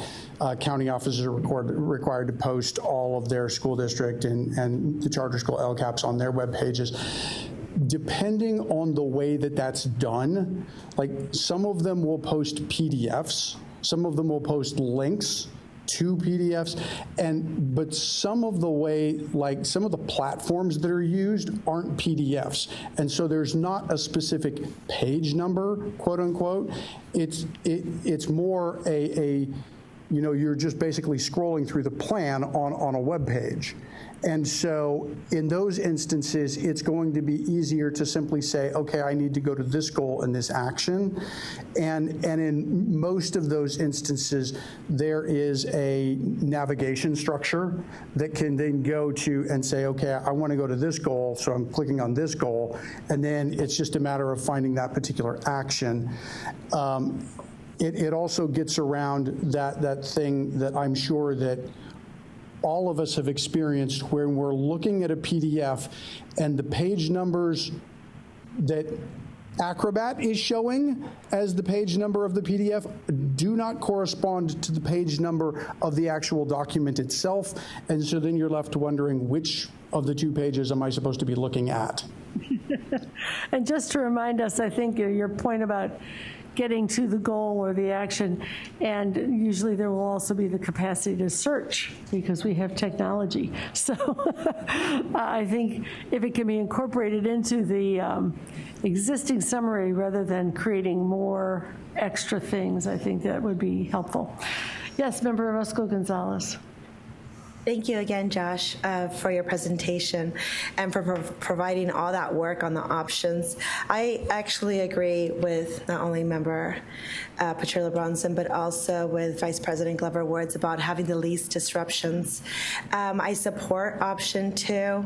I also suggest that including a requirement for LEAs to make a brief statement in their plan summaries indicating the use of learning recovery the long LREBG. This would promote transparency without adding any unnecessary burden. However, I don't support the detailed itemized list of all LREBG funded actions in the plan summary, as it would undermine the streamlined structure. So I think that just a summary would be nice. I want us to remember that the LCAP's original intent was not to be a detailed reporting tool for all LEA funding. So the LEAs should retain the local control to determine how best to communicate their use of the LREBG funds to communicate to fund funds to their communities, whether through the LCAP or other methods. So sorry, that's such a long acronym, but I do support that. I think the less disruptions that we can have and to streamline it best, I concur with option 2. All right. We do not need to make a motion. Member Lewis, do you want to make a comment? Well, I don't know what already been said, but I agree. We want to hear what you have to say.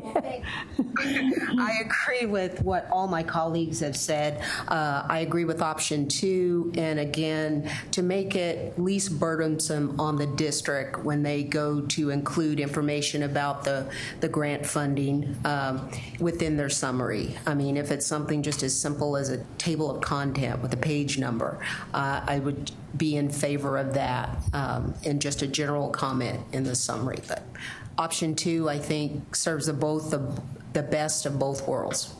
Thank you. Page number or goal number or whatever number that lets us search, yeah.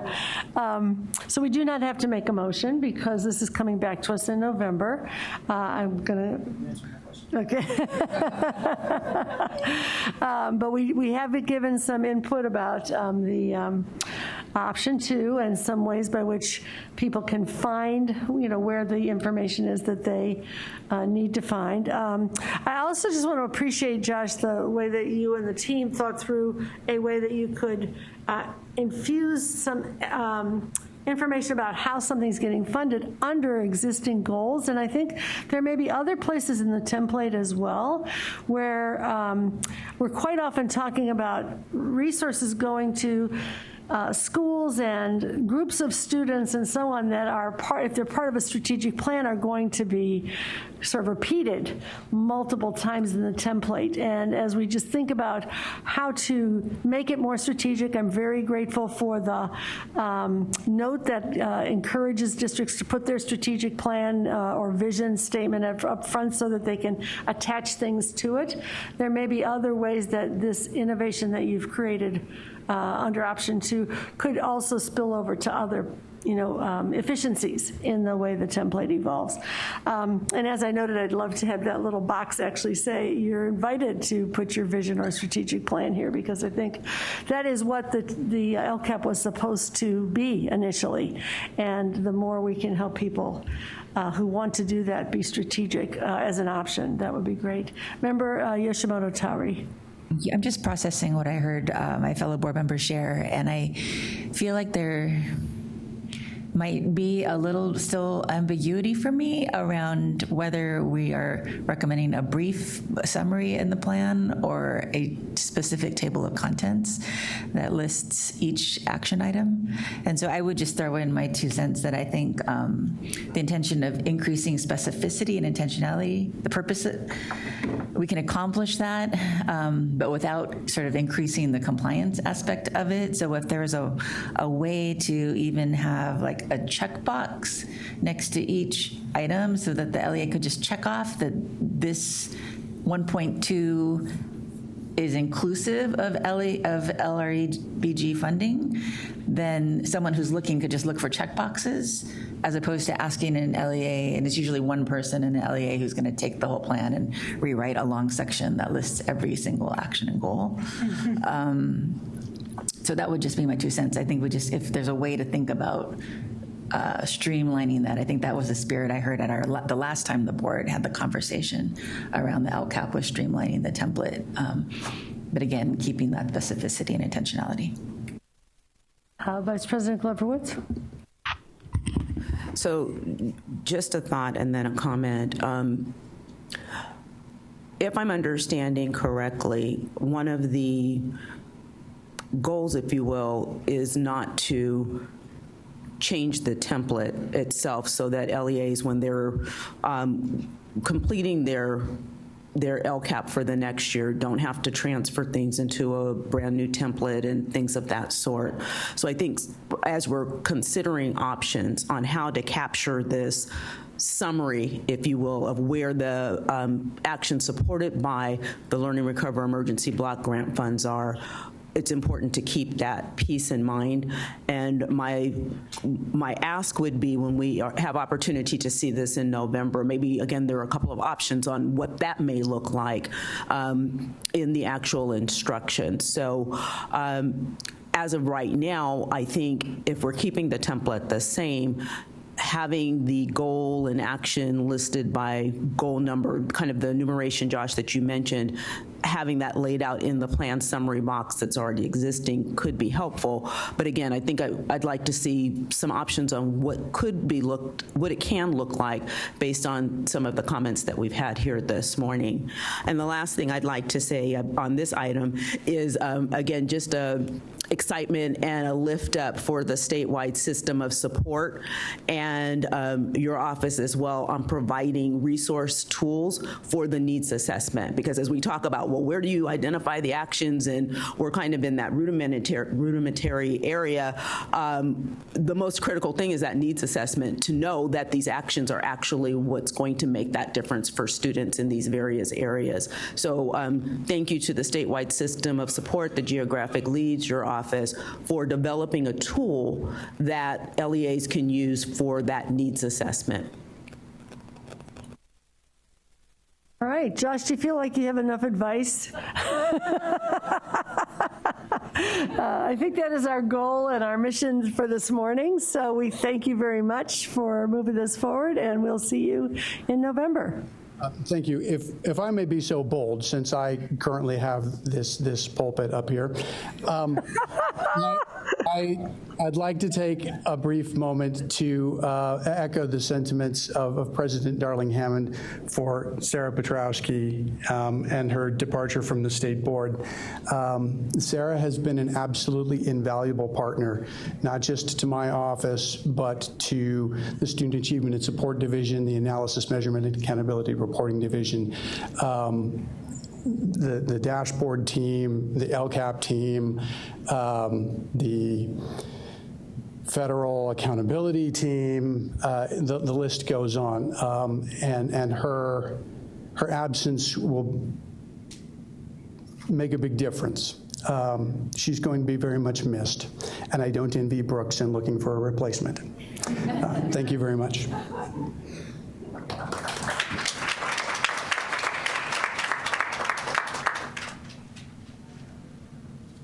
Sarah will not be replaced, but we will find another person to sit in that position. We're going to continue on now with sort of an extension of our study session conversations. And we're going to be joined by a guest in just a moment, Paolo De Maria, but I'm going to take a minute and sort of reset our frame. There's Paolo. Nice to see you.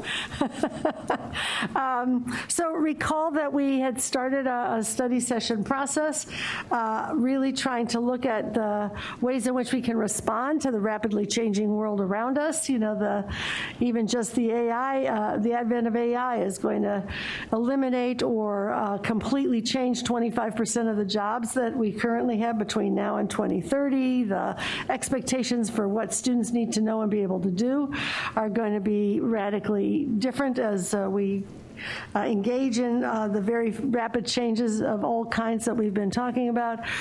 We have a huge and growing demand for, technical and analytic skills and so on. As a result of that, curriculum changes will be needed, and what they are, we can't even completely envision. There are changing needs in schools that we're very well aware of since the pandemic. The importance of relationships, of personalization, of experiential learning, a growing conversation about competency-based ways to understand what students know and can do that are responsive to the new demands that we are facing are all kind of on our table. Districts have been asking for greater supports and flexibility to meet these needs. We heard in our study session from Lindsay, Anaheim, and Compton, all of them doing very interesting and innovative work and looking for ways to both enable and incentivize that work.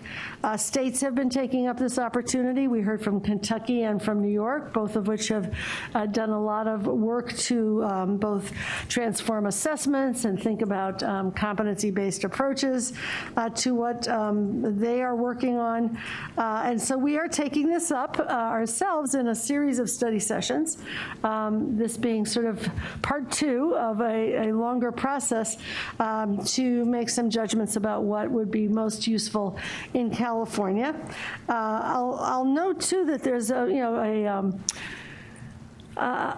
important kind of awareness element to this as we watch what's happening not only in California but across the country in enrollments in public education. In California, we've lost 400,000 students from our public education system. When I started, it was 6.2 million students. It's now 5.8 million.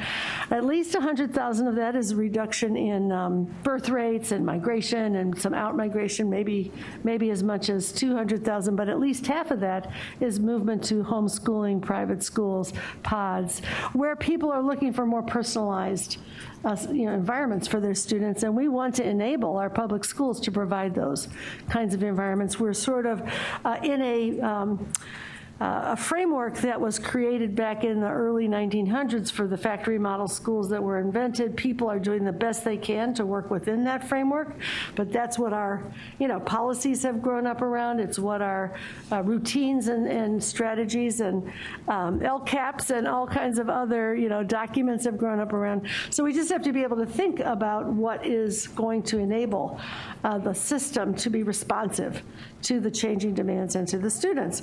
So that being said, I'm going to ask Vice President Glover Woods to kind of remind us what came out of our last session, and then I'm going to move to Paolo De Maria. I just want to say before we move to the summary that we're so pleased to have Paolo, who is the President and CEO of the National Association of State Boards of Education.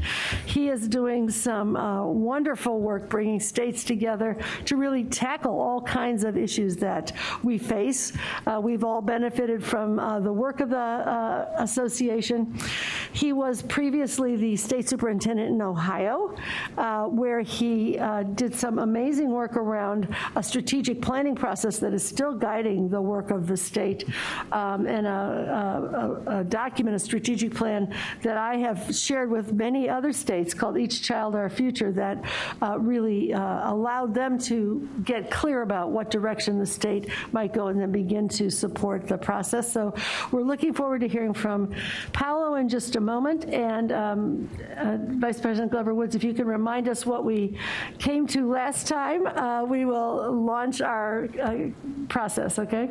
I definitely will. That kind of brings me back in the day on television. They would show you the last episode, like before, the last time you together, this is what happened. You'd get a little summary before you go into the new episode. And so last time when we were together in July at our study session, we had a very robust conversation. And as President Darling Hammond said, we had opportunity to really hear about innovation that was taking place within our state from the 3 districts that presented, as well as other states that have been embarking upon, again, looking at how to make learning even more meaningful for students and creating a system and a structure so that can indeed happen. We ended our session with some brainstorming and just to kind of lift up some of the ideas and thoughts that came forward, and you saw them in your board item as well. We talked a bit about assessment and really looking at performance-based assessment and any future updates, because we had some conversation around science as well. There were some statements that were lifted up regarding teacher credentialing. We know that's not our area of our wheelhouse, if you will. And again, most of these conversations tied back into innovation. How can we as a state create the environment that encourages innovation at the LEA level? What things might we be able to do? What things might we need to look at to, again, encourage innovation at the local level to meet the needs of students? Another area that was lifted up and we had a lot of dialogue around was around creating that profile of a graduate or a portrait of a graduate, recognizing that we have many LEAs in our state that have already embarked upon that work. And we also have, of course, many states that have embarked upon that work as well. So there are some key models, if you will, that we could really look at, build off, look at common characteristics and things of that sort, if that was a direction that we wanted to explore further. And the last piece is in relation to the local indicators, really, again, providing and encouraging that environment where LEAs can indeed tell their story from that local level. And we had a little bit of a connection to that in our last item, where that area that President Darling Hammond spoke about, to be identified within the template and the plan summary where they can put their strategic plan and things of that sort. So those were kind of the results of the first steps of our conversation, if you will. And as we go into today's listening and conversation, we can kind of keep those key pieces in mind as we move forward. Terrific. Paolo was gracious enough to send us a couple of readings that are also available to you. Brooke sent them out. One is on profiles of a graduate across states. The other is on the way high schools are being redefined with competency-based approaches. So with that, I'm going to pass the ball to our good friend and colleague, Paolo De Maria. Great. Thank you, Madam President. It's a pleasure for me to be with you all today. As you can imagine, as the President and CEO of the National Association of State Boards of Education, I relish opportunities to interact with state boards of education, watch them work. I signed on a little bit early and got to hear the tail end of your prior item conversation. I'm always impressed by not only the questions that board members ask, but the engagement with the public and frankly, the celebration of staff. I know sometimes staff goes woefully underappreciated, but it was very satisfying to me to see how much appreciation there is for the underlying staff work that is designed to create the conditions for you all to be as successful as you are. My name, as I was introduced, is Paolo De Maria. As I said, I'm with the National Association of State Boards of Education. I'm going to share my screen here because, as was mentioned, I'm going to build on the conversation that you had at your last meeting on this topic of catalyzing innovation and thinking in terms, as Madam President beautifully laid out, that, the times they are a-changing. That factory model is no longer, appropriate, and nor is it ideal. We're seeing a lot of places rethinking what should education really look like, what are those desired outcomes that we want for our students in order for them to be successful in this changing world. And it's not just educators that are having those conversations. You're hearing from a wide swath of members of society. The business community is interested. We are seeing a lot of attention being paid by the business community on skills-based hiring. They want to know with a certain amount of granularity what the people that are coming to work for them know and are able to do. And it doesn't necessarily suffice that they hold a particular, I have a high school diploma, I have a bachelor's degree. What do those things really mean? And creating the conditions for there to be innovation, both in terms of how we define what we want students to be able to do and to know, how we actually equip them with that knowledge, innovations in terms of pedagogy and instructional, structures, and then finally, how do we talk about what people know and are able to do and use that in the systems that feed into higher education, into careers, into the workforce. I'm hoping you can see my screen here. I've entitled this presentation, Catalyzing Innovation, State Policies and Practices, because one of the things we do here at NASB, we're a very small organization, but we're constantly on the lookout of monitoring two things. One is what we hear state board members wanting to know more about. And the idea of innovation, the idea of being more sensitive to the personalized learning opportunities that really create the conditions for more students to be successful, both in terms of academic disciplines, but also in terms of the skills necessary to succeed in higher education and in the workforce. We hear that from members just like we hear it from you, and we're on the lookout for information that helps support that. And we're also on the lookout for people doing great research on those kinds of issues, and we end up being that sort of broker of information. And so much of what you'll see in this presentation is really about what others are doing in the name of this issue of innovation. I'm going to organize my thoughts really in two key areas. The first one, and you guys have touched on this very nicely so far already, is this idea of having a statewide vision of what you're trying to accomplish. Sometimes we see states endeavor, in picking initiatives or doing things or even developing strategic plans that are not clearly anchored in what they want the outcomes to be. And so in a couple of places in this presentation, you'll hear me talk about this idea of vision because it is time well spent to have a clear sense of what it is that you want to accomplish. And in fact, to create the conditions for you to receive input and feedback from a wide range of sectors of the California society in terms of helping you identify identify what that vision is. And under that vision idea, as was mentioned, this idea of a portrait of a graduate is really a manifestation of that visioning process. One is essentially saying, what do we want those individuals, students who end their high school career with us to know and be able to do as they transition either into further education, into the workforce, or into other vocations.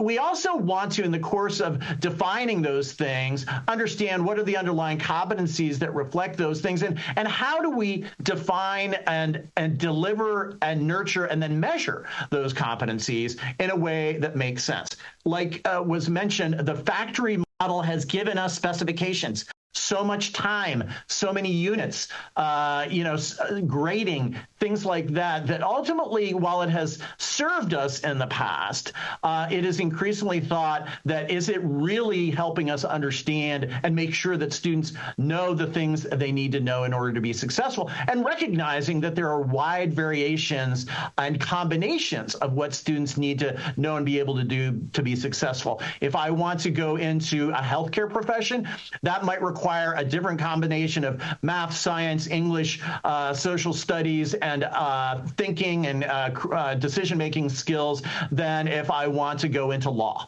And that's okay, because as many of you know sitting around the table, you can look at yourselves and say, well, I might be a better writer than the person sitting next to me, but they're a better mathematician, or they're a better strategic planner, or what have you. And we need those different combinations in order to be successful. The second area I'm going to touch on is really enabling and sustaining local innovation, because it's not simply enough to create the vision and say we want people to innovate, but there have to be things that actually support that innovation. I heard you talking in your prior discussion today about some of those things where people are asking for flexibility, they're asking for local control. All those kinds of things are helpful in the pursuit of this, but it's also important that there be a clear sense of what one is trying to accomplish as one ventures down those paths. So we'll talk a little bit about flexibility waivers, innovation zones, and ultimately the way the state and the State Department and the board can create incentives and supports. This idea of supports is always a good one from my vantage point, because a lot of times we'll enact things and say, gee whiz, didn't we do a great job with this policy? But then to actually allow it to be well implemented requires support structures that the states that are doing this work the best are putting into place. So let's talk a little bit about visioning. As you know, the idea of a portrait of a graduate was mentioned. This is a little map that shows the states that have in fact wrestled with this issue and developed a portrait of a graduate. As was stated, some states have not done this, but many of their districts and sometimes even individual schools have gone about this work. And it really stands in recognition of this idea that, yes, that old, if you open the statutes of any particular state, you'll see 4 units of English and 3 units of math and 2 units of science, and on and on and on. That what does that actually tell us about what we want students to know and be able to do, and how do we actually transcend beyond issues of the individual sort of academic disciplines into those skills, the essential skills of working and operating in society, in further education, in the workplace, working in groups, critical thinking skills, and the like. One of the information from this map comes to us from the Education Commission of the States, their publication on state policies to advance student-centered pathways. And this idea of student-centered pathways is an important one. The bullets on the side of the screen are really the components of what a student-centered pathway looks like. And you'll see, once again, it starts with this idea of a vision. Know what it is, or at least give some thought to what it is that you want to accomplish.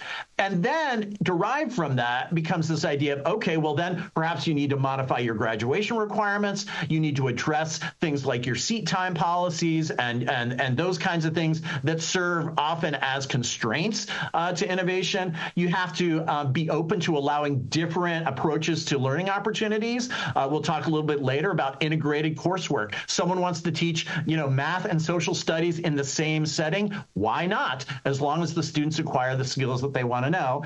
Offer technical assistance, play that role of being not only a supporter and an advocate, but showing schools and districts and teachers the kinds of things they need to know to take advantage of the flexibilities that are created. And finally, find ways perhaps to infuse some resources to help facilitate the work of innovation.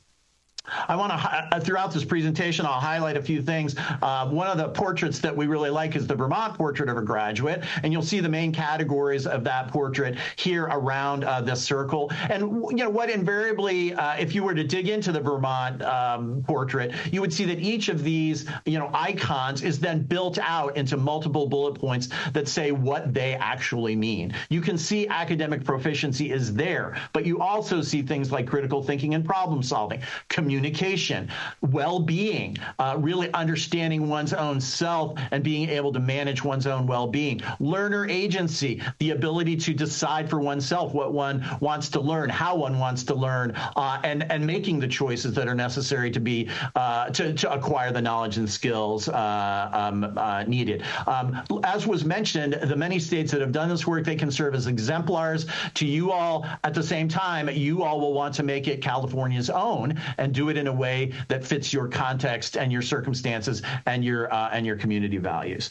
One of the things we like about North Carolina's portrait is they were very deliberate in finding alignment between the skills that they selected and emerging and growing jobs and careers. And so this graphic illustrates the work that was done in tandem between the Department of Education and the Department of Economic Development around how the different clusters of knowledge and skills and the portrait that they were defining fit into occupations that are ranked highly as being in need or likely to be in need in the future. And to me, this actually reflects that really strong connection that one wants to have with the employer community. The employer community often is as frustrated about what's going to happen in the future as we in the education community are. But if we're at least talking to each other, we can share the insights that we have to bring value to the work that we do in designing portraits. Derivative from the portraits idea is this notion of competency demonstrations. So many times the factory model demands that we think in terms of time, seat time, course completion, and grades, as if a grade actually tells you very much. I always tell people you can have two students that have received identical grades, that maybe they get a C in Algebra 1, and they know vastly different things. And so the challenge to us in this day of nuance is how do we help people better understand and also not necessarily limit the acquisition of knowledge to either the time available or to expand time when students are able to master things in a much quicker time period. So the idea is, can we do a better job of defining competency and measuring competency? And you'll see a number of states here in green that have actually done that, allowing competency-based education, in particular in this case, for graduation requirements. Once again, ECS, the Education Commission of the States, has done a really nice piece. This is a 50-state scan called State Policies to Support Student-Centered Learning. You can actually look up California and compare yourself to other states along a number of different variables that speak to this idea of not only defining a vision, but also using competency-based approaches to demonstrate. If a student can walk in the door and say, I know enough about social studies, you don't have to necessarily require them to sit through a social studies class in order to then check the box and say, okay, you're ready to move on. Another example we like is and this builds on the earlier slide, the state of Vermont, because it fits into that category about state supports. Vermont has taken its portrait of a graduate, and then it has defined different performance indicators. And you'll see in this little grid, this is the rubric that they use for one particular performance indicator, and they inform, the teachers as well as students who can use this tool to understand what those I can statements are in each of the different categories. And so when a student is wrestling with mastery and competency, and this is another piece I love about, personalized learning and competency-based learning, is that you really involve students in understanding their own trajectory of growth. What have they mastered? What haven't they mastered? How can they approach the things that they haven't mastered in a better way and achieve a better result? And what does that mastery look like? They will know from this grid what beginning level mastery looks like, and they will know what proficient looks like and what expanding looks like. And the SEA has, a very deep infrastructure in order to help support the use of these tools, the development of these tools, and continuing professional development on an ongoing basis. One of the states where we keep a close eye on is Washington. They, as part of their work, they convened a mastery-based learning collaborative. Again, this is work that must be done in collaboration with all the different aspects of the education system, and Washington has done that. And you can see the different bullets here that sort of lay out the principles of the design work, how they want it to align to their profile of a graduate, how it should integrate essential skills. I'm not going to read each of these to you, but again, it's a state to keep your eye on in terms of what they're doing and how they're moving forward. The other thing we're really interested in and we like to share with our members are some of the mastery-based models that are emerging out there. These are two that I chose. The one on the right is really coming from the XQ Institute, and it's their math badging. They've taken mathematics and they've split it into its various components so that you can begin to talk about mastery in smaller units. Rather than saying you got a C in Algebra 1, what are the 25 different components of Algebra 1, and have you mastered those different components? That tells a much more robust story about where a student is and how ready they are to go on to the next level of mathematics or transition into a job that involves some level of mathematics. On the left-hand side is coming from the Mastery Transcript Consortium, presentations of skills and mastery types of concepts rather than in a report card format, giving you information about what that student has mastered, and that, again, telling a more rich and robust story than a transcript might tell you. We're keeping our eyes on a number of other states. Each of these states has their own story to tell. You can find things about them in the ECS document. Indiana is doing a great bit of work around their graduation requirements and really opening up the opportunities for students to demonstrate knowledge and skills in very rigorous ways, but in lots of flexible approaches. Rhode Island, too, is very engaged in competency-based approaches. All their districts are involved in personalized learning structures, and they're developing things in the various disciplines, but then also across disciplines. Utah has a very great collaborative between its department and different school districts in terms of competency-based education and leveraging opportunities to do that work. And Kentucky is also doing some great things, and I'll actually talk about Kentucky a little bit later. They're providing some funding support for some of the districts doing interesting, innovative work. I want to briefly touch on high school innovation as one of the focus areas of NASB. We've published on this. We do conference sessions. We are the ones partnering and brokering resources, and we're about to launch a new high school transformation network in collaboration with KnowledgeWorks and in cooperation with the Carnegie Foundation for the Advancement of Teaching, all built around this idea of can we take these institutions that many of which still operate in a factory model and create the conditions for more engaged learning, more student agency, more integrated approaches, and what have you. These are all the entities. I wanted to put this slide up just to show how many organizations with very high credibility are out there working and thinking about this idea of the high school transformation as a fundamental piece of innovative strategies in the K-12 education system. Each one of them is doing great work. We're talking with them. They inform our work, and I'm sure they'd be happy to share with you the various things that they're doing. And then invariably, once you get through this idea of the profile of a graduate and embrace the idea of competency-based learning, then it's the delivery. What does that actually look like? And various organizations included on the earlier slide have come up with different frameworks for what is necessary for a high school to, sort of embrace, each one doing it in its own unique way, but these necessary components that allow them to create the conditions for that kind of personalized and yet competency-based, often integrated approach to really make a difference. So let me conclude with a few slides about enabling and sustaining local innovation. I want to start always by reflecting on some of the policy barriers, because it's in knowing those barriers and addressing those barriers that we create the conditions for more innovation to flourish. And so I've already spoke to a certain extent about constraining course requirements, how, I won't say they're arbitrary, but a lot of times when you simply say you need to take this many classes and pass them, whatever passing might mean, does that really make a clear statement about what you want students to know and be able to do? And can you use that really as a gauge for the kind of mastery or competency that you're after? A lot of state laws are focused on instructional minutes and seat time. Again, a very antiquated idea, to say the least, in terms of the things that we do these days. When somebody, I've seen students who have this craving to learn about something, and they will dive into it. They won't care about how many minutes it takes or how much seat time is involved. They're passionate about it, and they can learn very quickly, and they can choose to extend their learning for longer if it's something that they're really passionate about.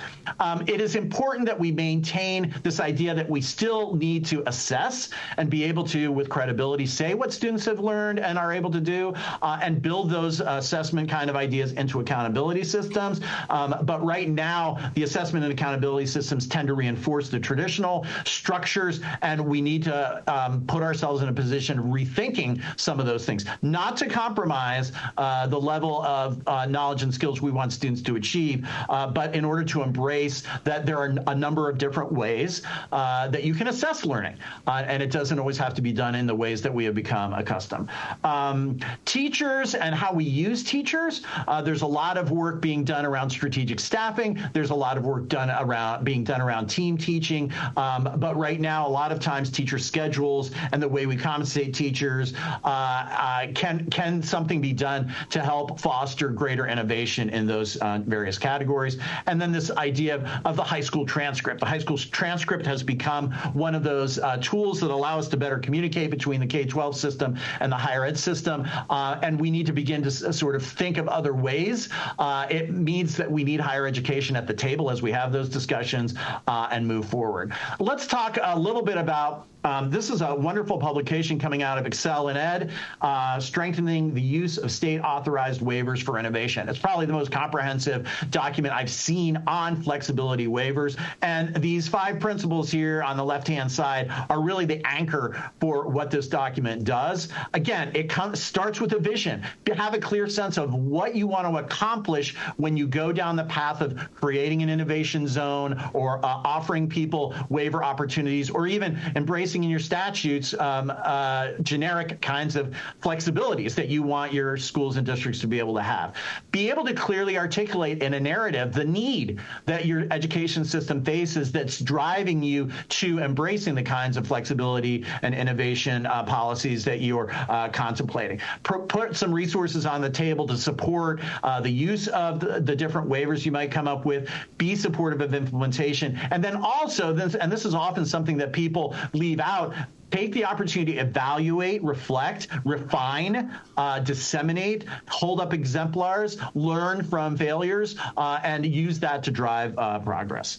The Aurora Institute has done some really good work around innovation zones. Their publication, Innovation Zones, Policy Flexibility to Reimagine and Modernize K-12 Education, is a great document. You'll see the states in blue have the concept of innovation zones. A lot of times innovation zones have a geographic kind of definition, hence the word zones, places where people really want to encourage innovation as a way to drive more aggressive school improvement and student achievement outcomes, and they use that kind of tool to do the same thing, and then couple that zone designation with various flexibilities and innovative supports, and sometimes even with additional resources.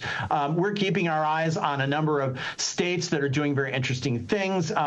Missouri is being deliberate about providing some competency-based education grant funding in a very competitive way, which allows them to evaluate, who's putting the best proposal on the table, what's the evidence base for the work people are doing, and how does it fit into the intentionality that Missouri is looking for in those kinds of waivers. Kentucky, I love that they have actually a division within their department of innovation. So you've got some level of talent and staffing that gets up every day thinking, how can we continue to be the ones that catalyze, support, and drive innovation in our state?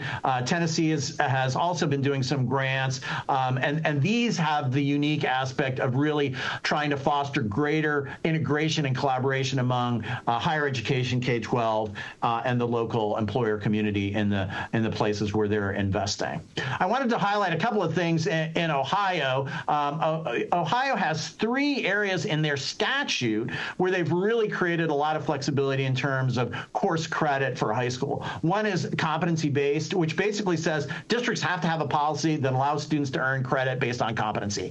So however that is done, and the state has some guidelines around that, it can allow one to bridge the Carnegie unit and to say, okay, we're going to award a unit of credit to a student, but it's not going to be necessarily based on seat time or grades. It's going to be based on their demonstrations of the fact that they know have acquired the knowledge and skills. They also have a work-based learning credit, again, asking districts to adopt frameworks for granting credit for work-based learning experiences that can include internships, co-ops, and other sorts of things, recognizing that it's not just in school where information, skills, and knowledge is acquired, and that can happen in the workplace, and that if we can understand it and ask students to demonstrate it or observe it in students and document it, that can have value and make a contribution to a competency-based system as well. And then finally, the one I really like is the integrated coursework and simultaneous credit, where you can combine courses. If you want to teach a course that has a social studies, science, and mathematics aspects to it, but is maybe more of a project-based learning approach that really will be exciting for students because they will integrate these different areas. You think about your own life, and you don't have your math time and then your writing time. It's all integrated when you're dealing with a problem in your profession or what have you. Why not create educational experiences that mirror what real life looks like? There are also a number of waivers that are a little more focused on particular programs. The 21st Century Community Learning Center waiver allows flexibility in terms of time when those services can be delivered and those opportunities taken advantage of. And then an innovative education pilot program that allows for the state to waive almost any provision of law, with a couple of exceptions, that a district might ask to have waived in the interest of trying some innovation. This one is interesting because it also requires the consent of the teacher representative association in that particular district. Let me close with a little bit of information about South Carolina, because I think one of the things is that role of the state agency in supporting innovation, and really, because a lot of times people will say, well, I know I can be innovative, but I don't really feel comfortable doing it. I don't really know what it might look like. I'm not really aware of other people that are doing it. And so I'm very comfortable not changing and just continuing to do the things that I do. And South Carolina's tackled that by saying, look, we're going to put together a guide. We have got, people on our staff that are going to do professional development. We're doing some coaching. We're offering some funding in terms of innovation grants to support innovative pilot initiatives. And it's that kind of state support that both signals to the rest of the world that we're prioritizing this work, but we're also, holding hands, helping people understand what good innovative practice looks like, elevating exemplars, and propagating practices that ultimately help students achieve and transition into successful post-high school activities. So with that, I will stop talking. I appreciate the opportunity to be with you today. As you can imagine, we are happy to provide additional resources or dive deeper into any number of these aspects with you all. But at this point, I'll open it up, Madam President, back to you to facilitate discussion. Much. I just want to make a note, as Paula was talking about the Carnegie Foundation for the Advancement of Teaching being one of the partners. That is the place where the Carnegie Unit was invented, and that manages the Carnegie Unit. And they've announced their plan to eliminate the Carnegie Unit measure of seat time as the primary measure in high schools and colleges. So it is a time of lots of people thinking about lots of changes, and some of them. One of the articles that Brooks shared with you has as a discussion of that aspect of what's going on. I do want to be sure that we get a chance to get clarifying questions. We do need to take public comment. Do I need to do that at this point, or can I do it at the end? Yeah, I can do it at the end. Yeah. I think people may want to start asking Paolo some questions, and I want to give him the opportunity to answer those questions, and then we'll go to public comment, okay? Because we value your time and we want to use it well. So the floor is open. It can be any kind of question. I'm giving you permission to go beyond clarifying questions. I know. Sharon, I should be careful of what I... Do you have something you'd like to get in on? Sure. Okay. Hello, and thank you so much, Paolo, for being here with us. This is Sharon Olkin. President Darling-Hammond just said we could ask you any questions. So, of course, I wanted to know. By all means. I wanted to know where your sequined jacket is today. I almost didn't recognize you. You don't have to answer that one. I felt the better part of dignity would be to appear to you in just my navy blue suit. So maybe next time. I think we need to invite you back. I'll work on on having a more serious question for you. The majority of my experience in education has been in the secondary school, at the secondary school levels, and I very much appreciate NASB's focus on the high schools and how I feel like high schools are both the area with the most constraint and the most opportunity. I really appreciate the work that you're both leading and coordinating.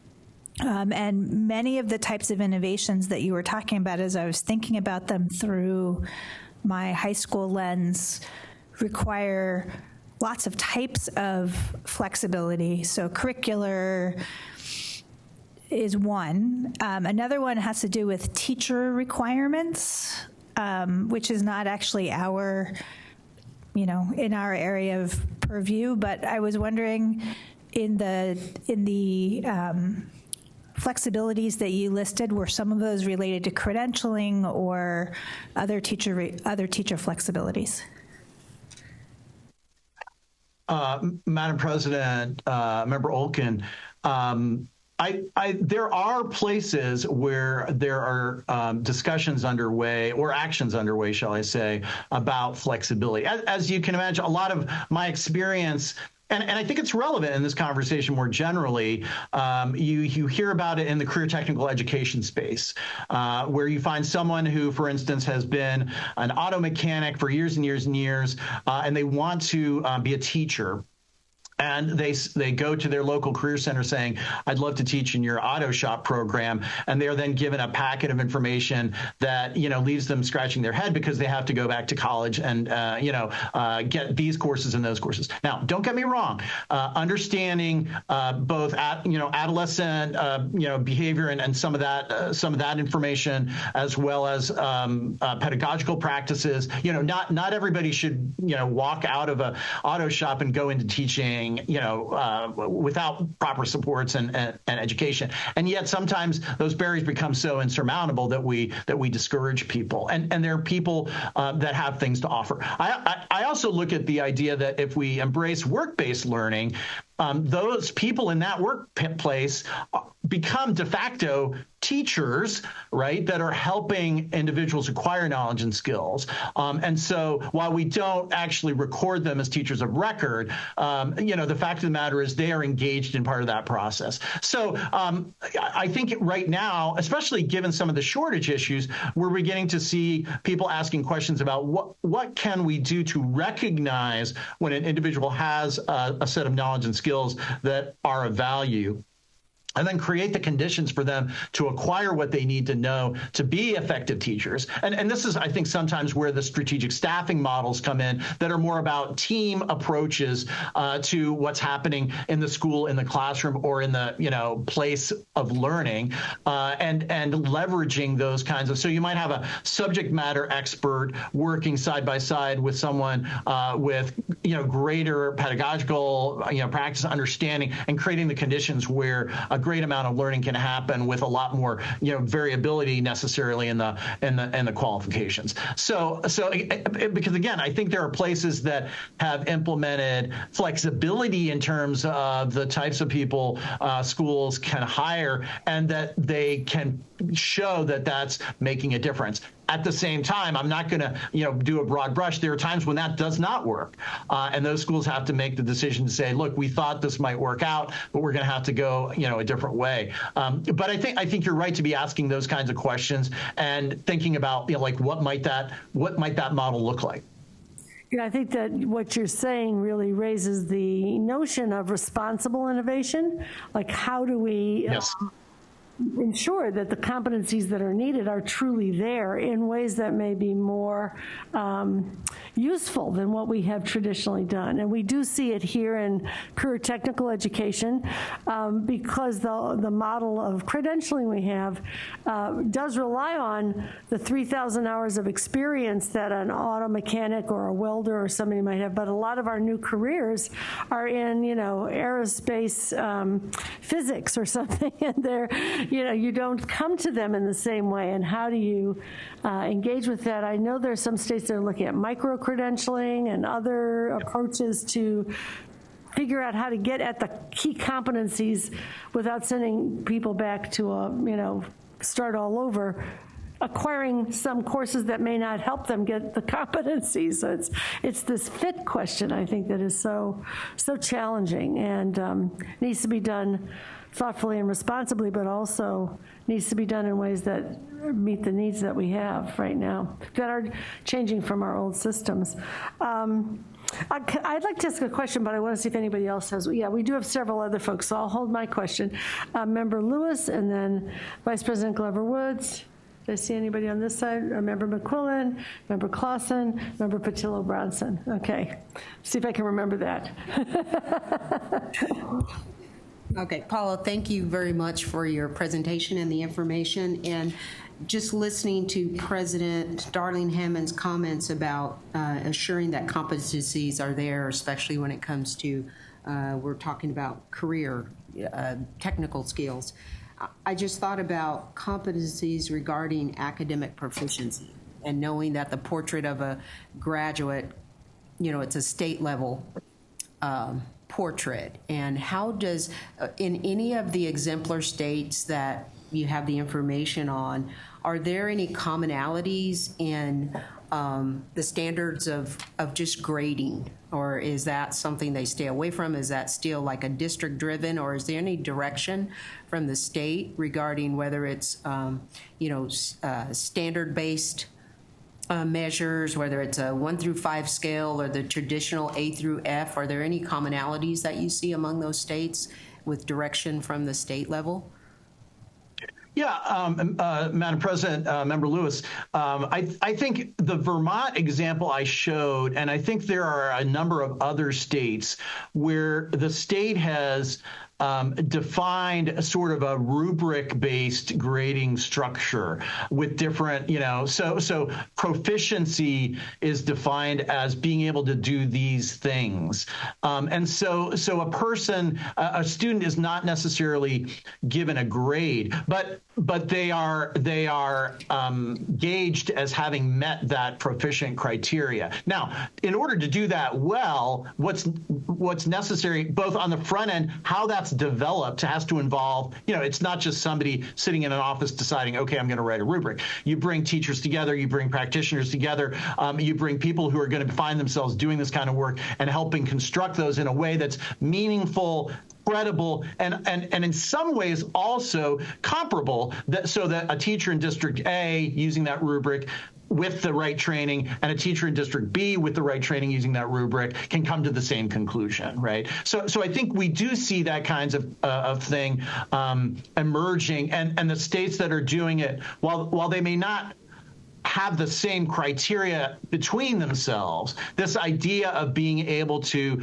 describe sufficient for a teacher to assess whether a student is at a certain level, I think there are a number of states doing that. We'd be happy to sort of point you to it. It also reminds me of, I think of things like, the College Board, when they do the AP art exam, right, they ask students to sort of send their artwork. I think it's to like a warehouse in Texas, and they bring teachers together, and they use rubrics to grade this in a very much a portfolio style, right? Some of the creative innovations that we're seeing out there are sort of portfolio-based demonstrations of learning. It's actually a beautiful thing, but it does have some complexity to it, right? There's a certain elegant simplicity to assigning grades that people kind of, feel comfortable with. Getting more nuanced and having to sort of gauge different competencies based on a rubric, can be more challenging, but I think it can be actually more meaningful. And there are enough people out there doing those kinds of things that I think one could better understand what they are and figure out whether that's something appropriate for your state. And I'll just add to that if we want to dive into this, we could look at a number of states. Oregon has a very interesting, highly developed system of competencies for their portrait of a graduate, which can include coursework, certain specific performance assessments the state has developed, some other alternative assessments that are available. Rhode Island is developing a system with assessment-based badging for those math components that we were talking about. Indiana's developing one.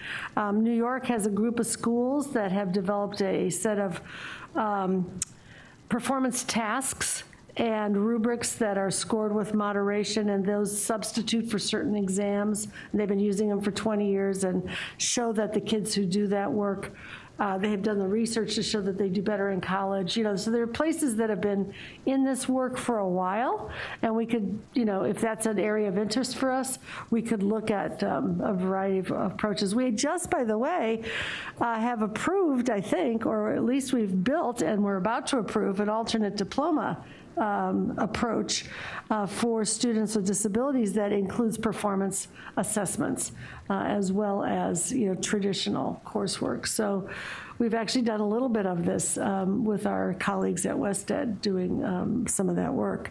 So anyway, I think at the end we're going to want to know what people want to dive deep into, because there's a lot to learn.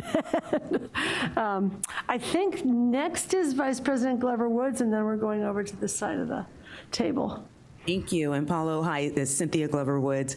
Good to see you again. As we're having this conversation, I have to tell you and be very transparent with you and my fellow board members, I keep thinking it's time for the difficult conversation on how to do schooling better for students in the current day and age. And the challenge being, we've all gone through the factory model. So trying to think of what innovation might look like, trying to wrap our minds around, well, what does this mean for these systems we've had in place forever? Really is a difficult one, and I think kind of scary for some people as well. But we do know there are so many industries outside of education that are not doing things in the exact same way that they did it decades ago. You look at the finance and banking industry. We don't bank the same way that we used to 10, 20, 30, 40 years ago. Even the health industry, we don't get our health care in the same way. So it's imperative that we, in our field, embark on these very maybe uncomfortable and difficult conversations around innovation. And it's exciting, and I appreciate you bringing forward so many states that are also having this conversation. My question relates to that sticky A word, accountability. And would you share with us anything that you may know on how some of the states who are a little further down the road, if you will, as it relates to encouraging and supporting innovation in their states, how are they grappling or pairing that together with ensuring that these innovations are things that students are benefiting from, and that students, particularly those of our student groups that have been typically underserved, don't end up getting the short end of the stick as innovation is going forward. So how do they balance encouraging innovation, but also ensuring that there is accountability for what those innovations look like? Madam President, Member Glover Woods, that's a great question. And I think what happens is typically when things like innovation zones or certain flexibility waivers are offered, there's a process of approval. And to me, the best systems demand as part of those proposals and the approval process, and then the periodic monitoring, some details about evaluation. How will you know? It's a question that we often don't ask enough in education. Like, how do we know that this, proposal is producing the results that we hope for?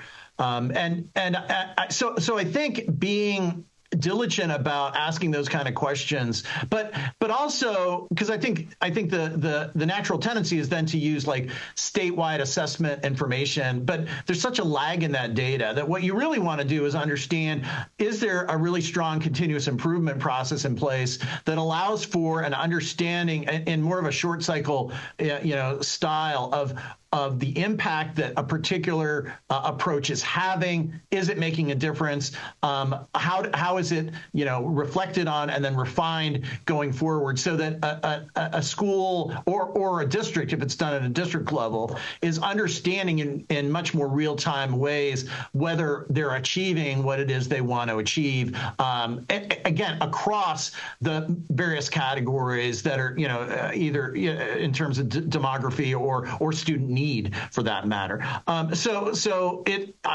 think there are ways that even if there is a different type of gauge of progress, a gauge of the acquisition of knowledge and skills, that you can still create a meaningful accountability structure around it and create the expectation that there's going to be transparency in terms of that accountability reporting, both in a way that allows the public and those who are engaged in supporting education to understand what's happening at that particular school, but in some ways, more importantly, creates that feedback loop of improvement that helps that entity continue to drive towards getting better and better at doing what they're doing, again, in service of, and I appreciated the president mentioning, each child, our future, which was the Ohio strategic plan, but it's really that point of each child is progressing and reaching their fullest potential.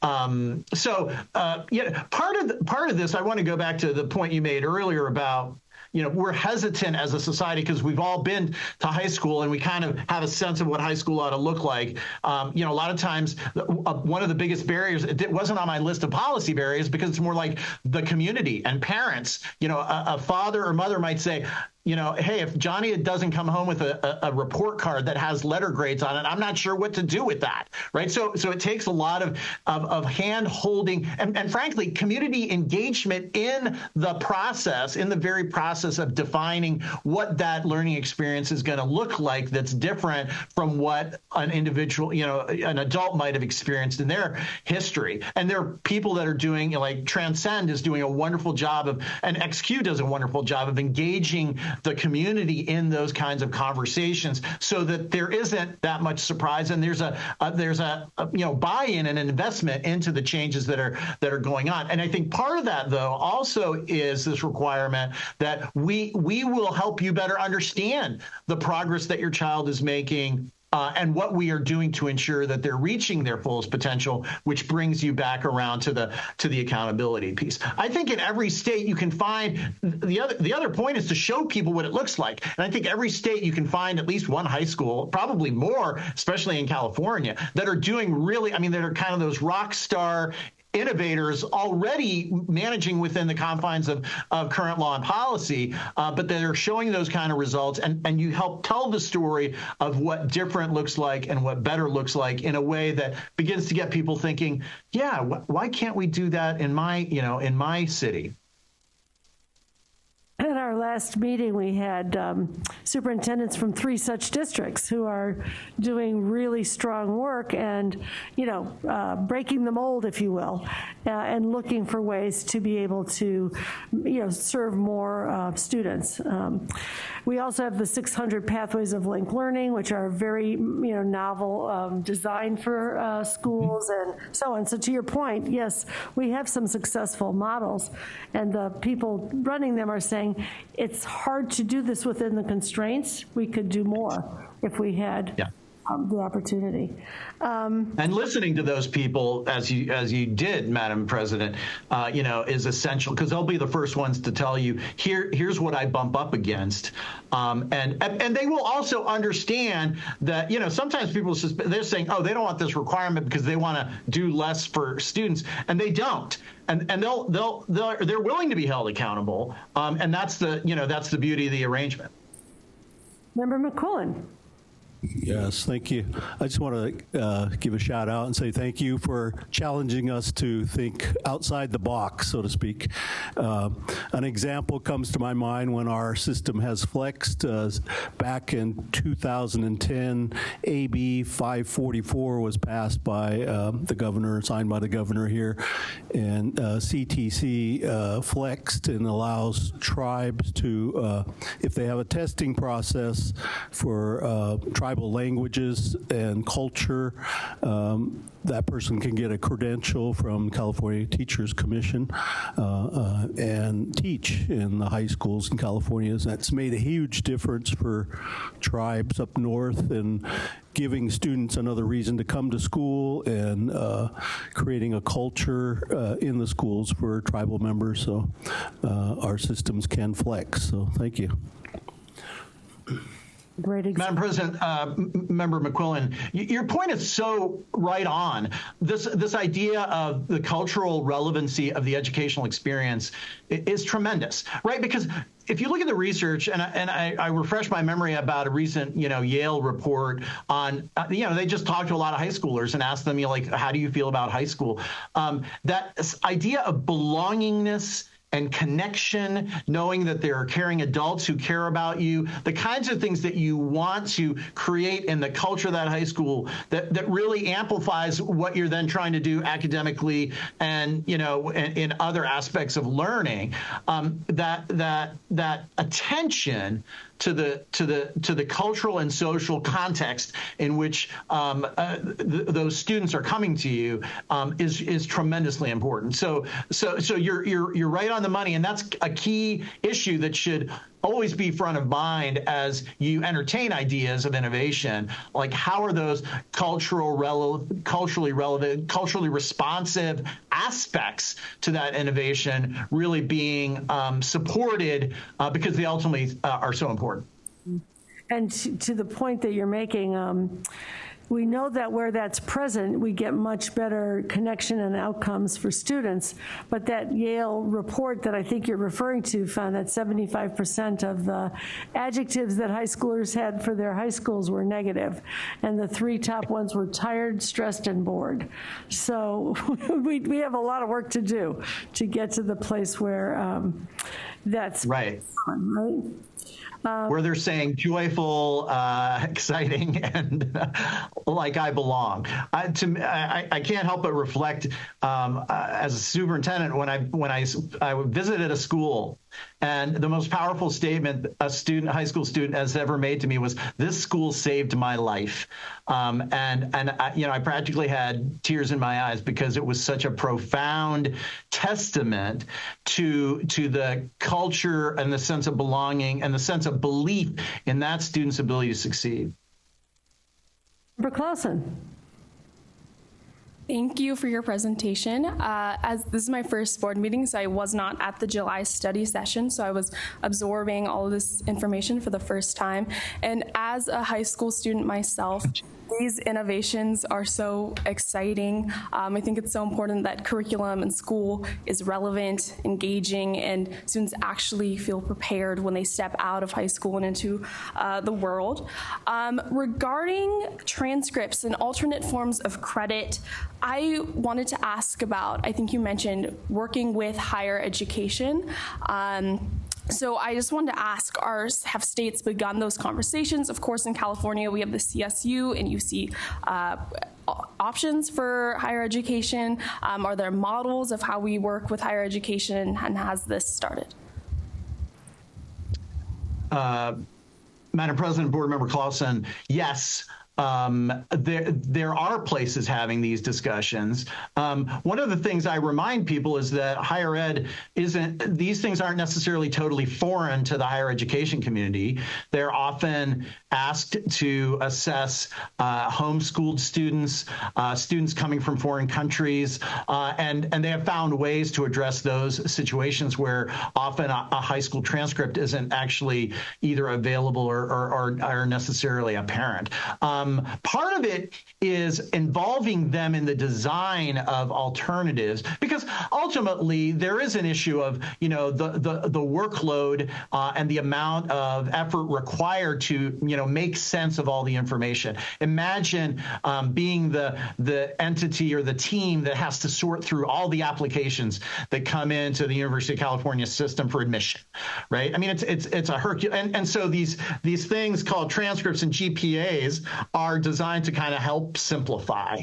At the same time, we know in that simplification, you lose the nuance, which is exactly the kinds of things that this innovation is designed to amplify and celebrate, right? And so having higher education at the table, which is fairly common, because what we don't want to do is establish a system that ultimately gets rejected by higher education, and the best way to have them embrace it is if they're part of the design process and they come to the issue with an open mind, understanding that the vision. I mean, this is where the vision and people coalescing around that vision is so important, because if you buy into the idea, then we may disagree about how to do the technical details, but we can talk and work through our differences about the technical details in the interest of ultimately achieving that vision that we've worked on collectively. So yes, it is happening, and it needs to continue to happen.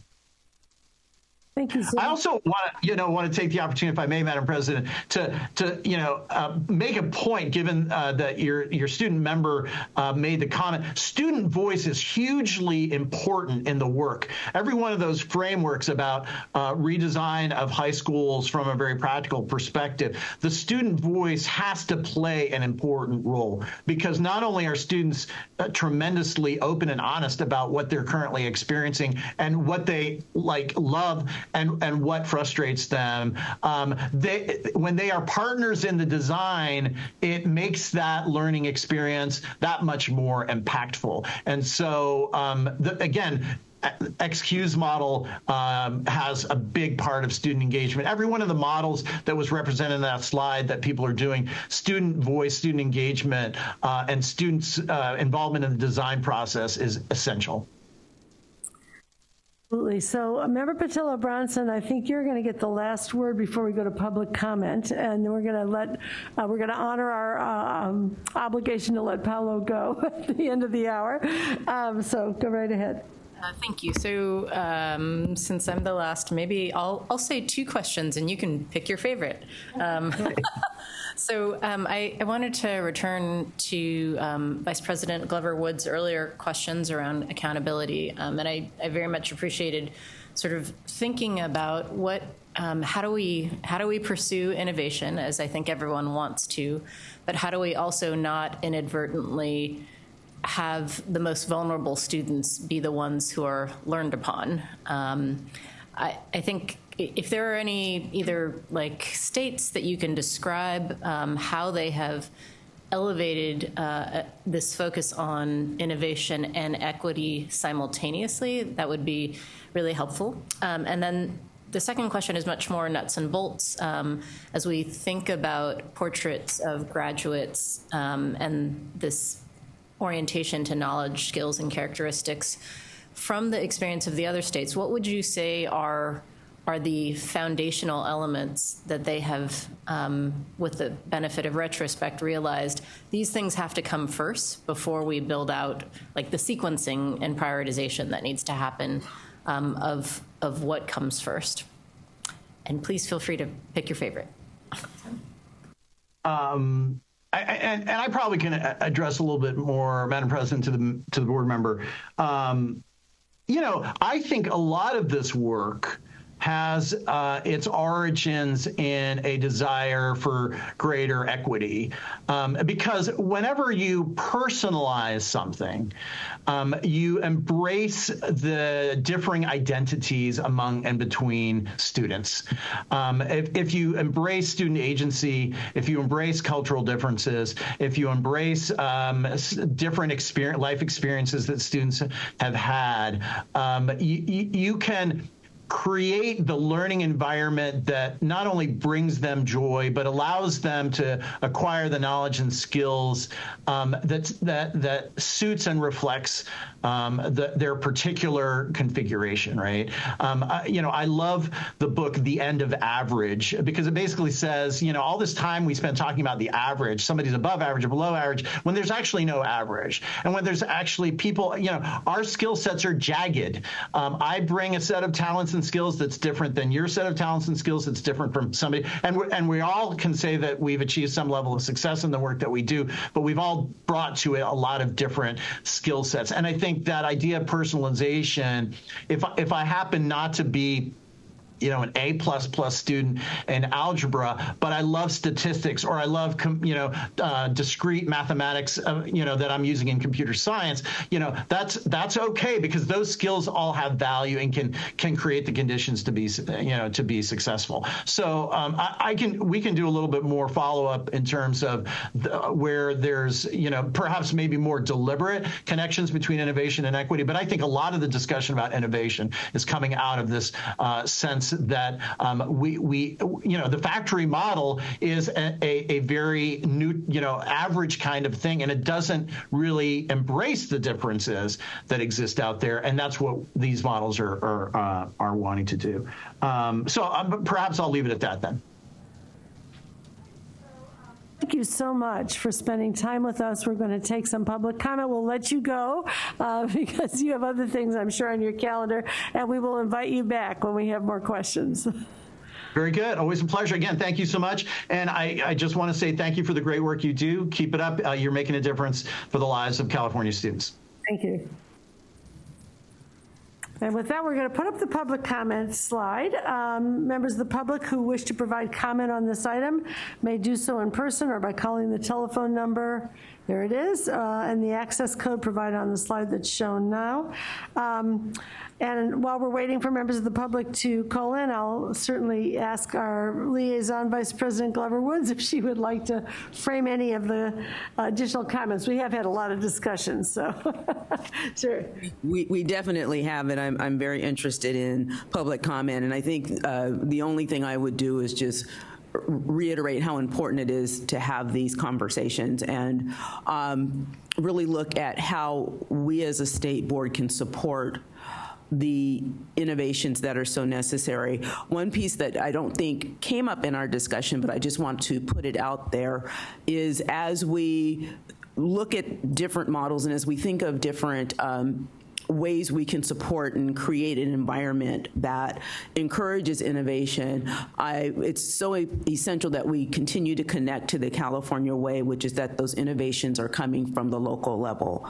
I don't think it's innovative if the state says this is what you need to do to be innovative, and I don't think any of us are even proposing such a thing, but I just want to put it out there that those innovations need to be generated from the local level for the local community. But there does need to be a North Star, a goal, an outcome. And I think that's where the portrait of a graduate comes into play. All right. Do we have any? I'm going to forego any comment right now and see if we could go right to public comments. Do we have anybody in the room? We do. We have three commenters, Diana Vu, Christina Salazar, and Lindsay Tornatore. All right. Good afternoon, Dr. Darling Hammond and board members. Diana Vu on behalf of the Association of California School Administrators. We appreciate the board's continued focus on the learner-centered innovations and local control. With that in mind, as you continue to discuss a portrait of a graduate, we hope you consider the unique diversity of the state, including the various geographic areas and the district sizes, and continue to monitor local control by offering LEAs the ability to implement it at a local level, which thank you so much, Dr. Glover Woods, for your comments. And thank you all for your continued champion these values. We look forward to continuing to work with you in these areas as well as further refining the LCAP as always. Thank you.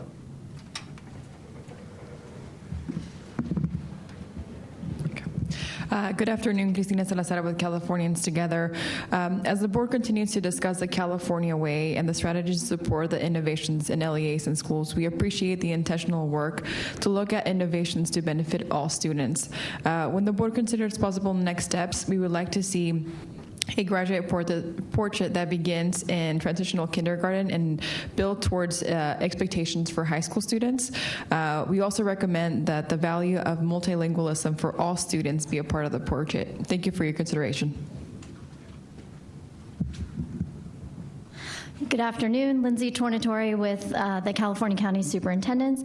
We appreciate the ongoing discussion and commitment of the board on innovation through the lens of our dynamically evolving learners. In the spirit of this item being an ongoing discussion, I would like to provide some thoughts for all to consider around how the board can support innovation in LEAs.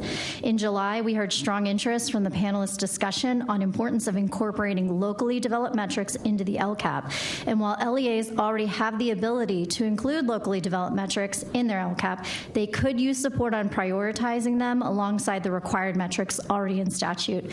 Another area of focus is exactly what Member Patillo-Brownson and Dr. Glover Woods are raising on the linkage of innovation and accountability. Perhaps a place to start is the board could consider examining our one coherent state and federal accountability system. We believe this dialogue holds great potential to address and remove barriers that hinder innovation within our current system. Thank you.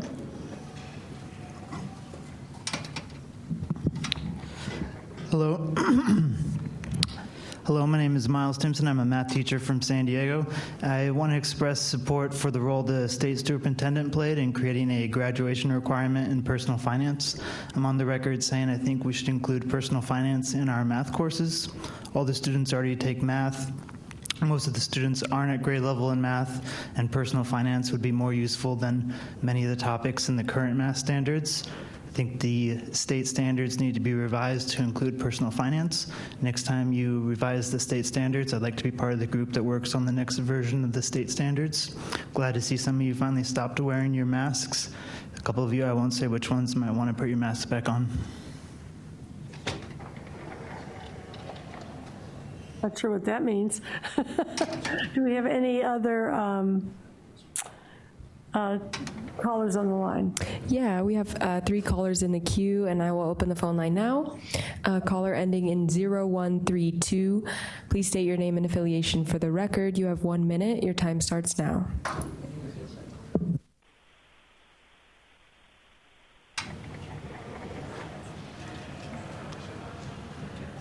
Okay, next caller ending in 8256. Please start your public comment. Hello, this is Robert Manwaring from Children Now. I just wanted to thank the board for their leadership on looking at these legacy issues in the last 2 years of this administration to really take on this issue of innovation, providing opportunities for each student's unique needs to be met, and particularly appreciate the comments of Dr. Glover Woods and Kim Petrillo-Bronson to recognize that there needs to be a balance between innovation and appropriate guardrails of accountability to protect those students who often, through reforms, end up getting left behind. Thank you for your work in this area, and look forward to partnering with you in the future on these issues. Thank you. Next caller ending in 8898. Please start your public comment. You have 1 minute. Good afternoon, President Darling Hammond and board members. I'm Allison Osorio with Public Advocates and the LCFF Equity Coalition. We appreciate the board's focus on authentic work and aspirations for all students. We see great potential in the graduate profiles to set shared goals for our state and districts. As you consider next steps, we urge you to develop a comprehensive portrait of a graduate that begins in transitional kindergarten and builds toward high school graduation expectations. This TK-12 approach would ensure that the values and abilities in the portrait of a graduate are integrated early and become part of the district and state culture. Additionally, we strongly recommend including multilingualism as a key component of this portrait. Valuing language diversity from the earliest grades will enrich our educational system and better prepare students for our global society. By implementing these suggestions, we believe the California way can support innovative, equitable approaches to education from a student's first day of school through graduation. Thank you for your consideration and commitment to educational innovation in California. Thank you. This concludes public comment for item number 4. Great. And I think that we've now thought about a variety of things. I want to just reinforce the point that was made about equity and supports for the students that we are most concerned about, and remind us that the districts that we talked to last time are succeeding in extraordinary ways with those very students, and it's because they are redefining the way they do school. And Lindsay with the competency-based system, which is getting extraordinary outcomes for a population that is not generally as well served in other contexts, and in Anaheim similarly, where they're trying to reach out to students who have to, for example, work in order to support their families, but they want to ensure that there are ways that they can continue to make progress in school, which bumps up against some of the seat time and instructional minutes and when you can do certain things kinds of requirements. So that the starting point for this is really about succeeding where we have not yet been able to succeed, but also preparing more and more students to be successful in a world that is so different from what we have designed the system to do. One other thing I've become aware of is that we have a lot of questions in the high school about how to enable kids to get through high school. So we used to have the A through F requirements for CSU and U.C. We now have A through G, but they're considering adding H, which would be for the ethnic studies requirement. We've got a set of guidelines for mathematics, which include the traditional algebra, geometry, algebra 2, pre-calculus, calculus, and a desire expressed for other things to be added on after that, not alongside of that, and a new personal finance requirement that was referenced, which is a very important area of mathematics, and a bill also circulating that may eventually come to fruition for computer science requirements.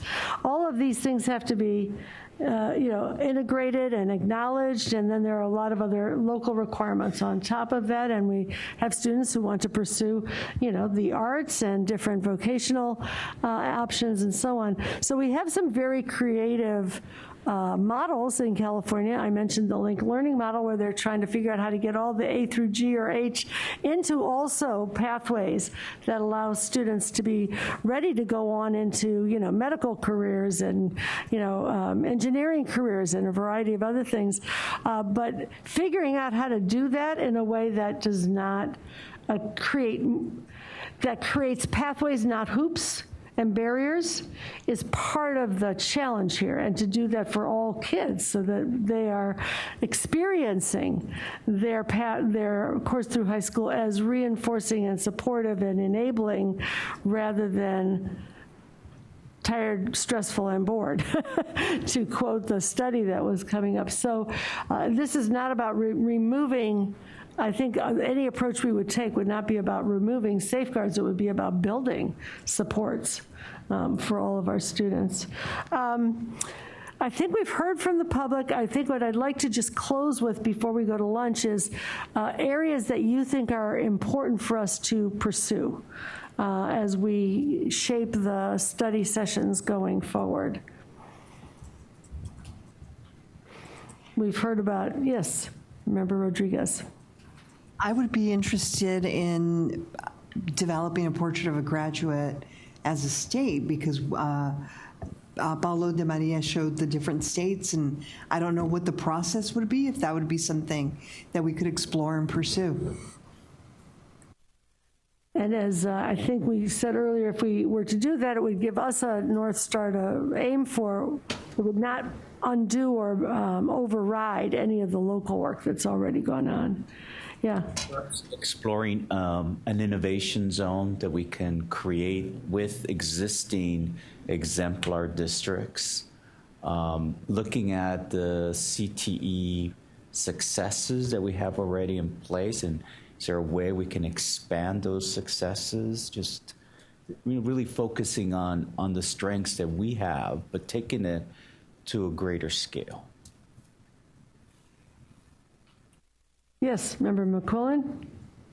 There's such a shortage on CTE instructors. We need to think outside the box to get people credentialed in the fields. I think that needs to be said. I know it's been said, but to amplify that, thank you.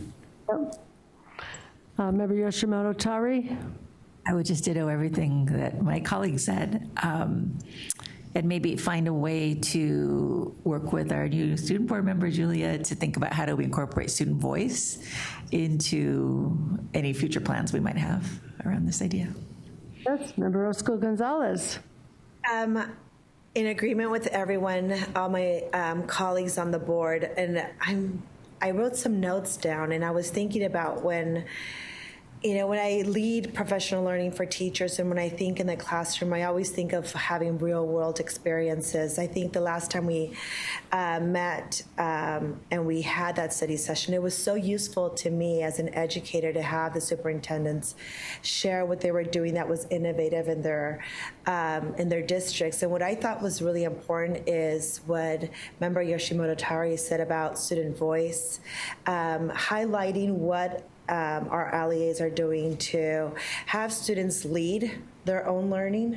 I think that gradual release of responsibility as an educator, I always see myself as a facilitator in the classroom, and there's many opportunities my students have to lead their own learning and what that looks like. And I think that our superintendents can maybe come out and share what they're doing in their district to be innovative in that direction, where not just project-based learning, but really just leading, having student voice, having opportunities for students to guide their own learning, especially when you think of pathways, students modeling. I think of particularly my own children are in high school, and one of them is in a biomedical pathway. And sometimes he applies that to his sports medicine club, where he leads a session for those for the players or for that sports group, and then they discuss innovative ways to treat, to have a medical intervention. So that is guiding, and I think that a lot of our school districts, he's in Downey Unified School District, and I know that they do a lot of things where they allow students to have that voice, and so I would like to see more of that. Terrific. Whoa. Okay, Member Olken, Member Lewis, and then back to Vice President Glover Woods. Don't you want to speak, Member Escobedo? Okay. Member Olken. Thank you. So I was thinking also about student voice, and I was thinking about high schools in particular, but I think it's true for all levels that it's about, well, when Vice President Glover Woods was talking about the innovations in other industries, and a lot of the way those innovations, they happen in one of two ways. One is based on money and staying afloat, and the other is based on user experience. And I think perhaps we have to think a lot about money, but maybe we could do more to think about user experience. And so in our case, our users are first and foremost our students. I think our teachers are also really important. The question that I asked about teacher flexibility was really thinking about interdisciplinary units that draw on teachers' passions and expertise, but that can only really happen if you can teach more than one subject area. So the types of things that I've been thinking about that I'd be interested in us looking at are things like I think two areas where we do that well are our seals, the seal of civic engagement, the seal of biliteracy, I was going to say multiliteracy, but biliteracy, because those are ways in which students can pursue something that they care about and get credit for it. And I think CTE is another example where students can pursue something they care about and get credit for it. And the ways we can help through policy and accountability and flexibility lift that up, I think that's going to be a really key way to drive change that is equitable and helps students stop saying things like school is boring and stressful. Because they're going to be doing things that they care about, and they can see that link between school and the things they care about. Member Lewis? Yes, I just to reemphasize what's already been said by colleagues with regards to the student voice, with regards to Member Rodriguez just continuing to explore what other states are doing with regards to a portrait of a graduate and bring some of their exemplary practices into our discussion, but also what Member Roscoe Gonzalez said about superintendents. I think it's, as we go along this way, just to keep hearing from those in the field who want to be innovative and ways in which they want to and maybe feel what are the barriers that are preventing them from doing that. I think it's important to just conclude also higher ed, you know, as we begin to look at what that might look like as a portrait of a graduate, knowing that these students are going on to the next level. And I think that's what our student member also mentioned. So I think all of those things are important, that we just, but voices of those who are in the field and who are going to benefit from whatever we do, I think is important. Thank you. Member Vice President Glover Woods, you get the last word. Oh, wow. No pressure. So I say ditto, ditto, ditto, second that emotion. But I will say that I do think a natural next step is the development of a portrait of a graduate. Again, just to share what's already been said as far as the importance of student voice and community engagement. But also, again, remembering we have many portraits or profiles of a graduate that already exist, that LEAs have done a lot of hard work around in their community engagement and educational partner engagement. So looking at all of those, and there have been some spaces that have already done some synthesis, if you will, or summary of that. So looking at all of that work, as well as looking at the portrait of a graduate that has taken place in other states, would be very helpful. I think once that's developed, then we have an outcome, a goal, a North Star. I'll continue to use that phrase, President Darling Hammond, to which we're looking at innovation. We're looking at some of the other pieces that we've talked about today. But absent that, I think we might be shooting in all kind of different directions without that clear view or vision of what is our end goal, what is the outcome, what is it that we'd like to see our graduates in California, what is that portrait? All right. With that, I think we have our marching orders. We will organize and work on that and get back to you about our next meeting on this topic. And we are going to go to lunch. It is 12:21. We'll be back here by 12:55, being realistic.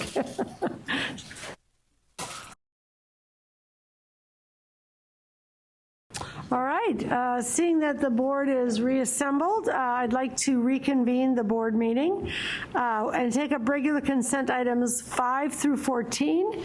I understand that members Escobedo, Olken, and Yoshimoto Tauri need to recuse themselves from this vote.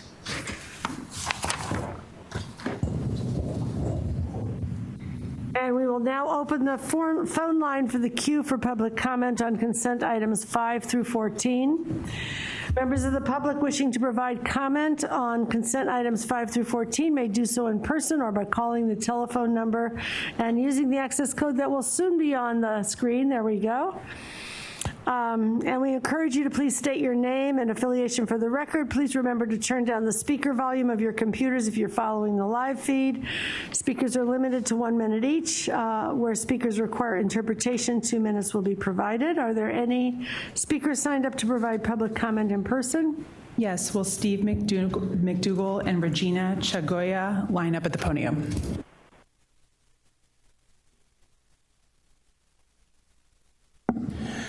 Members of the board, Steve McDougall representing CFT. Welcome back from summer. All right.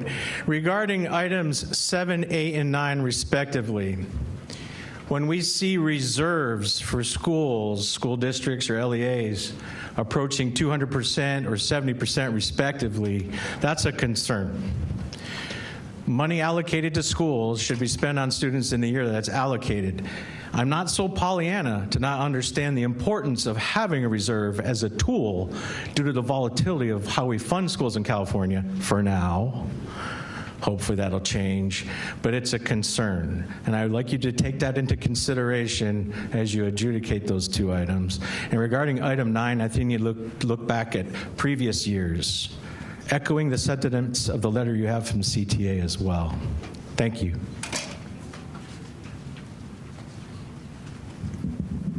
Regina Chagoya, elementary classroom teacher, a CFT member, and also a school board member for Emeryville Unified.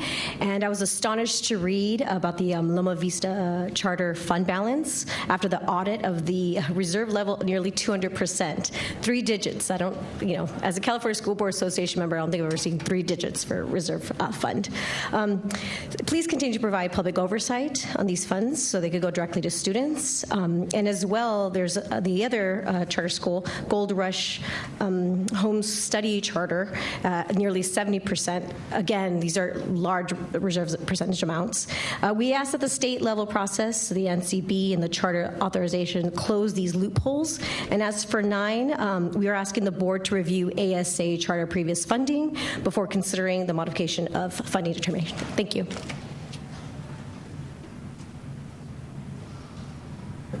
And there is one caller in the queue. I will open the phone line now. Caller with the last 4 digits, 8256. You are now live. Please start your public comment. You have 1 minute.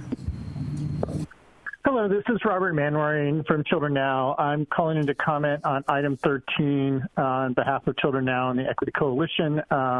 We raised issues in our letter with access to being able to find the federal addendum. We recommend approval of this item, but at the same time, would like the board to seek more transparency in providing these plans to accompany LCAPs on local websites as well as on County Office of Education websites where all of the LCAPs from a county are located. In particular of concern is this federal addendum has an educator equity component of how districts are addressing inequities in fully trained staff at schools. And so we see this as a valuable document for local engagement around staffing at our schools. Thank you so much. Thank you. That concludes public comment for regular consent items.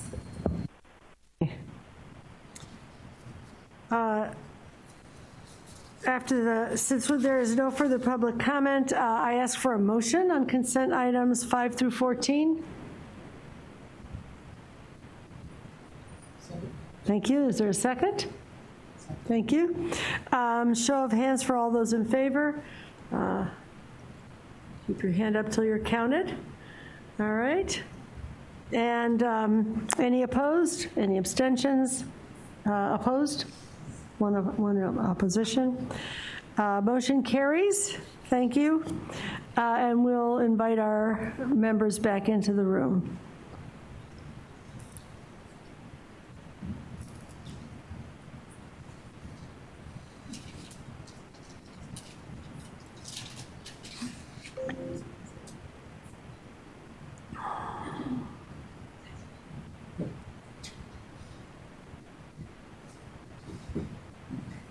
All right.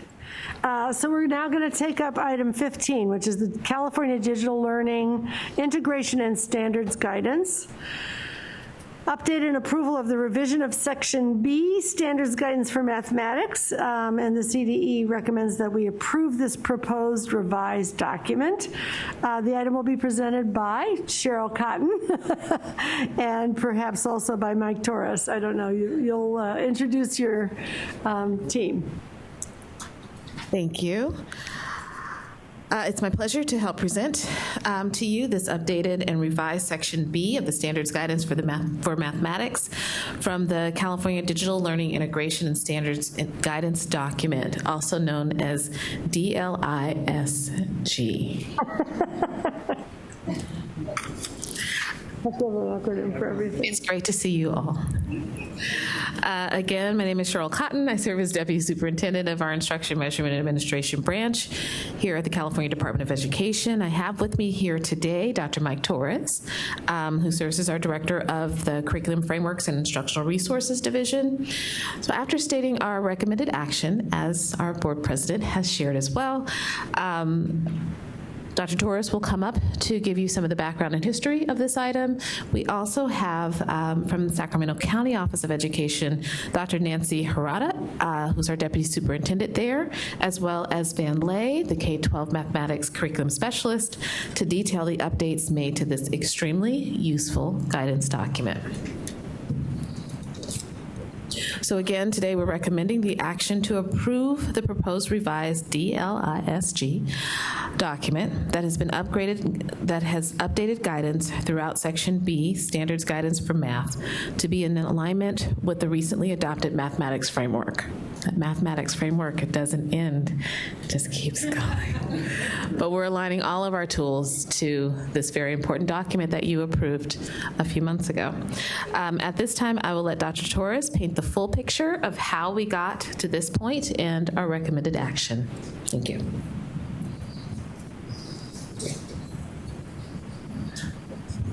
Hello, everyone. I'm Dr. Mike Torres, the Director of the Curriculum Frameworks and Instructional Resources Division. Did I say good morning, good afternoon to you all? It's good to see you, Chief Deputy Nicely, Board President Linda Darling-Hammond, and Vice President Glover Woods. On to my notes. Although the recommended action that we have here seems rather brief, the work that led to this moment began over a year ago with the passing of Senate Bill 114, Chapter 48 of the Statutes of 2023. In summary, 118 appropriated $100,000 to the Sacramento County Office of Education in order to update the California Digital Learning Integration and Standards Guidance. You can guess how many times I said that over the past year. Specifically, the section on mathematics to be in alignment with the State Board of Education adopted 2023 mathematics curriculum framework. And while this work may be where this part of the project started, fully comprehending the extent of this work, we need to go further back in time to 2021. It was at the January 2021 State Board of Education meeting and February memo that the State Board of Education first received updates regarding the progress of the DLISG. It's important to clarify that the current DLISG that we're presenting on today pertains to the same document as the original May 2021 version that was adopted by the State Board. The name of the document was changed from Distance Learning Curriculum and Instructional Guidance to Digital Learning Integration and Standards Guidance in order to reflect a more appropriate usage of that guidance and the content of it after the return to in-person learning due to distance learning and caused by the pandemic. Contents of the math section of the guidance document were pulled from early drafts of the 2023 mathematics framework, which was still in development at the time. So we're getting into that chicken or the egg situation here. So the DLISG pulled from early drafts of the mathematics framework. 2 years later, the final draft of the 2023 mathematics framework was adopted. And as it turned out, some of those elements that were pulled into the DLISG had eventually evolved or changed in the final version of the mathematics framework, requiring this need to update the Digital Learning Integration and Standards Guidance. Both the framework and the DLISG follow a very transparent process for development. Between 2021 and 2023, adoption of the mathematics framework, many rounds of feedback were incorporated, significantly modifying the content of that document. And a snapshot of some of these edits are on the screen, but in a nutshell, and you might remember, there's over 900 public comments and hundreds and hundreds and hundreds of line edits made to the mathematics framework. Because the content modifications throughout the editing and approval process of the math framework, the DLISG Section B mathematics required editing to ensure unity in that guidance that's been adopted by the State Board of Education. Before we go into the details of the updates to the DLISG, which our friends over at Sacramento County Office of Education will detail, I first want to take a few moments, because why not? I'd like to talk and refresh our memories a little bit about one of my favorite topics in the whole wide world, and that's the mathematics framework. So you guys adopted it, we're implementing it, and we talked about innovation from Vice President Glover Woods and why do things the same. So the framework does seek to do that. The first purpose of the mathematics framework is to support implementation of the California Common Core State Standards in Mathematics that were adopted in 2010 and then updated in 2013. The standards themselves put forth the state's vision for mathematics from transitional kindergarten through grade 12, mapping out what students need to know and be able to do in each of the grade levels. The goal of the framework is to ensure equity and excellence in mathematics teaching and learning so that all California students become powerful users of mathematics and better understand and positively impact the world in their careers, in college, and in civic life. Now, the content of the 1,000-page document acts as a guide to developers of instructional materials of what we've collectively learned about mathematics teaching and learning since 2010. The framework provides new guidance for curriculum and instruction that builds on research about effective and equitable mathematics teaching and learning, both here in the United States and around the globe. Helping students develop thinking skills and content knowledge necessary to master the standards is crucial to improving academic performance and creating conditions for later success. The framework also includes a chapter dedicated to the evaluation of instructional materials, which will be, and taking President Linda Darling-Hammond's word, the North Star of the much anticipated 2025 mathematics instructional materials adoption. And that's a little bit of foreshadowing there, because I'll be back here in January to talk a bit more about that. The mathematics framework does provide detailed guidance to educators on how to engage all learners in a content area that many struggle with.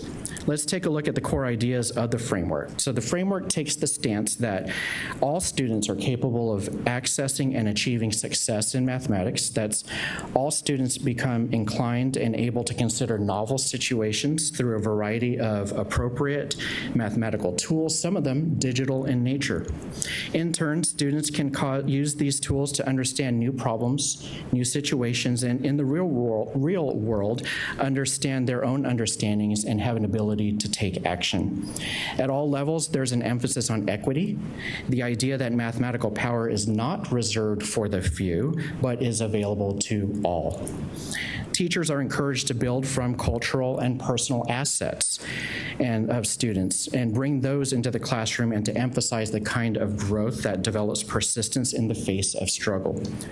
It structures the teaching of the state mathematics standards around big ideas at each grade level that integrate rather than isolate concepts, which is a best practice in high-performing countries. These big ideas enable rigor, focus, and coherence across grade levels. 2 more slides, I promise. The framework also encourages the integration of the standards for mathematical practice, or the SMPs, and it also employs something different that hasn't been seen before, the drivers of investigation and the content connections that will help educators design instruction and learning activities in inquiry-based and meaningful ways. The framework also encourages students across the age spans to become proficient at understanding and using data. That's a key skill in the 21st century job market. So based on the framework guidance, lessons should connect learning to the real world through authentic examples and problems, prompting students to ask and answer meaningful questions. Adding this kind of authenticity to lessons sparks student curiosity, inquiry, and problem solving. So it also helps teachers answer that age-old question, when am I going to use this in real life? So multidimensional instruction will employ the use of numbers, equations, graphics, and words, as well as student movement and touch, all to increase access to mathematics for all types of learners based on their learning needs. The framework contains many examples to help teachers as they plan multidimensional learning experiences, including information on enhancing instruction through the use of technology in distance learning. And finally, but very importantly, the framework lays out pathways of course options, ensuring that all students can access higher mathematics, all the way up to calculus at the high school level, should they need that. It also expands on high school math course options to encourage more students to go beyond the minimum course taking requirements. So that officially brings us all up to speed on the mathematics framework. I could dig up a few more slides, but I'm pretty sure you're interested in hearing about the actual DLISG, which is based on that mathematics framework. To do all of that, I would like to introduce the Sacramento County Office of Education team who worked on the project and who will be taking over from here. Dr. Nancy Hirota, Deputy Superintendent, and Van Lay, Curriculum Specialist of K-12 Mathematics. Thank you, Dr. Torres. Good afternoon. My name is Nancy Hirota, and I am the Deputy Superintendent at the Sacramento County Office of Education, and it's been such a pleasure working with both the California Department of Education as well as the staff at the State Board of Education on this project. We worked with them previously on the first version, and it's just been a great experience working on these revisions. I am here to provide a high-level overview of the document, and then I will be joined by Van Lay, who is the curriculum specialist for mathematics at the Sacramento County Office of Education, who will go into much more detail about the technical revisions that were made for the math section of this document. So as Dr. Torres shared with you, the State Board adopted this document back in May 2021, and I do want to emphasize that not only was this document developed with experts, content experts, but we received extensive feedback through advisory groups and other avenues to ensure that this was a document that would be valuable for the field. So that was a very extensive process that we were previously able to share with you.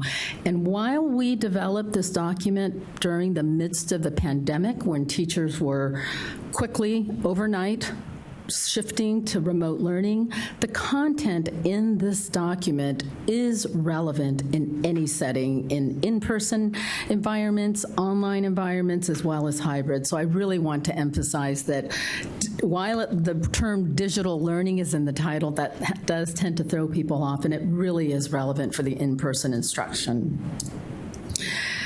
The California Digital Learning Integration and Standards Guidance was designed to support schools with the effective implementation of the use of technology in the classroom, but incorporated in this document, as you will hear in more detail, are sections B and C that highlight the importance of critical areas of instructional focus for mathematics, English language arts, as well as English language development. And the purpose of this document was to leverage strategies and recommendations so that educators can develop a curriculum map for instruction and collaborate with colleagues to build a collection of lessons and activities designed with students in mind. So this is the high-level overview of the document. As you can see, it is organized in 3 sections. The first section focuses on digital learning practices, and we work very closely with ISTE, the International Society for Technology and Education, to develop this section. The section focuses on effective digital learning practices, assessing in digital learning environments, and then fostering. The last chapter focuses on fostering healthy, equitable, and inclusive digital learning communities. Section B that we will be focusing on today focuses on standards guidance for mathematics, and Section C provides guidance for ELA, literacy, and ELD. And we do include a very extensive supplemental section that includes not only a glossary of terms, but references and a host of materials that serve as resources in the appendices. But again, today we will be focusing on Section B.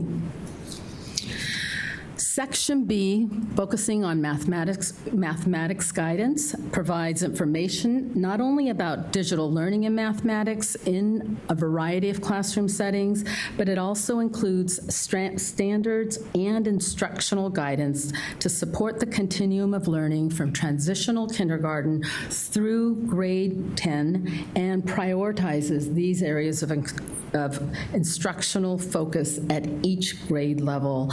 And as Dr. Torres shared with you, this is now aligned with the 2023 mathematical frameworks. This section is organized into 6 chapters. The first chapter focuses on digital learning and the use of technology to teach mathematics. Chapter 5 focuses on standards guidance for teaching mathematics through the big ideas and the connections. And the last chapters, chapters 6 through 9, prioritize critical areas of instructional focus by grade levels to support teachers to develop lessons that enable students to develop an interconnected understanding of different mathematical concepts through the big ideas. These chapters also include vignettes and voices from the field that really provide those illustrative examples from classroom teachers as well as administrators. And I will share with you that on the website where this document is posted, we have also included videos of teachers and administrators and others who really bring this document to life. I will now turn it over to Van Lay, our curriculum specialist for mathematics, who will describe the revision process and highlight some of the key revisions. Thank you, Dr. Hirota. After a thorough review of the 2023 mathematics framework, the team analyzed the 2021 DLISG for any inconsistencies, insufficient guidance requiring revision, or need for removal in order to align to the 2023 mathematics framework. The SCOE team consulted this and shared proposed changes with our CDE colleagues throughout the revision process. Many of the updates fall into 4 major categories. The first category is high school pathways.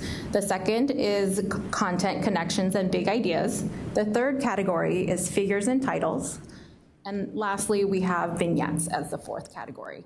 I will go into more detail for each category and give examples on the upcoming slides. Outside of those 4 categories, the additional edits throughout Section B, mathematics section, were primarily technical in nature. Technical edits included adding elements for accessibility, including long descriptions for figures and alternative text to describe images. In reviewing the 2023 mathematics framework, the first 2 courses in the high school integrated pathway was renamed Mathematics 1 and 2. Consequently, this led to an update of all text figures titles and table headings in the DLISG. This includes an update to the high school pathways figure so that the 2 documents, the 2023 mathematics framework and the DLISG section B, would align. So in this example, figure 9.1 in the DLISG was replaced with the high school pathways figure, which is figure 8.4 in the 2023 California Math Framework. This example also illustrates how the mathematics framework figure and the table titles are included in the corresponding DLISG figure and the table titles.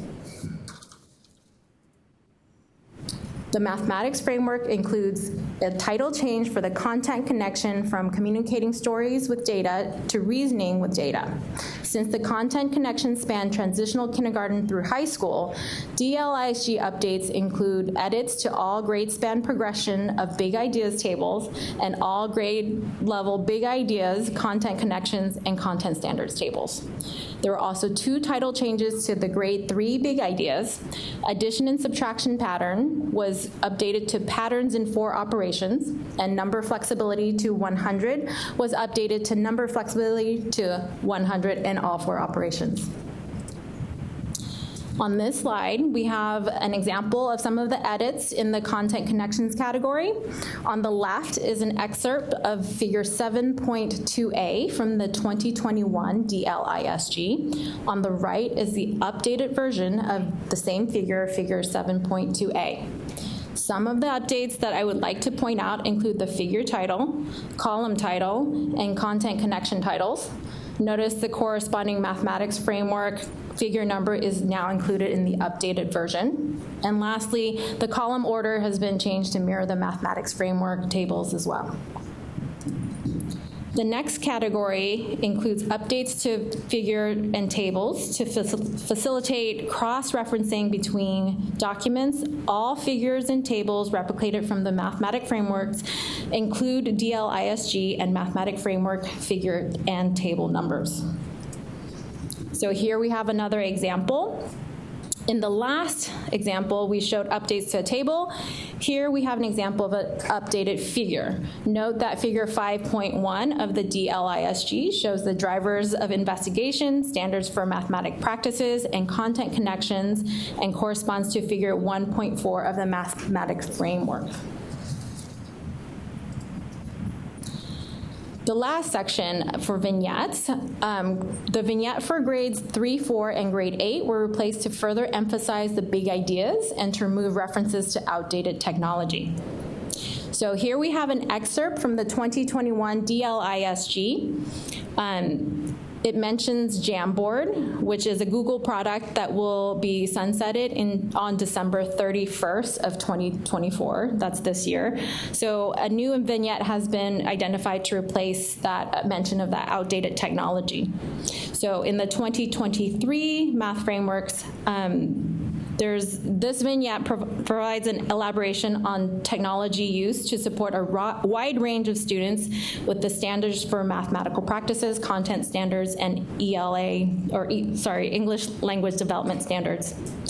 This concludes the overview of the edits for the DLISG. Dr. Hirota will now explain what our next steps will be.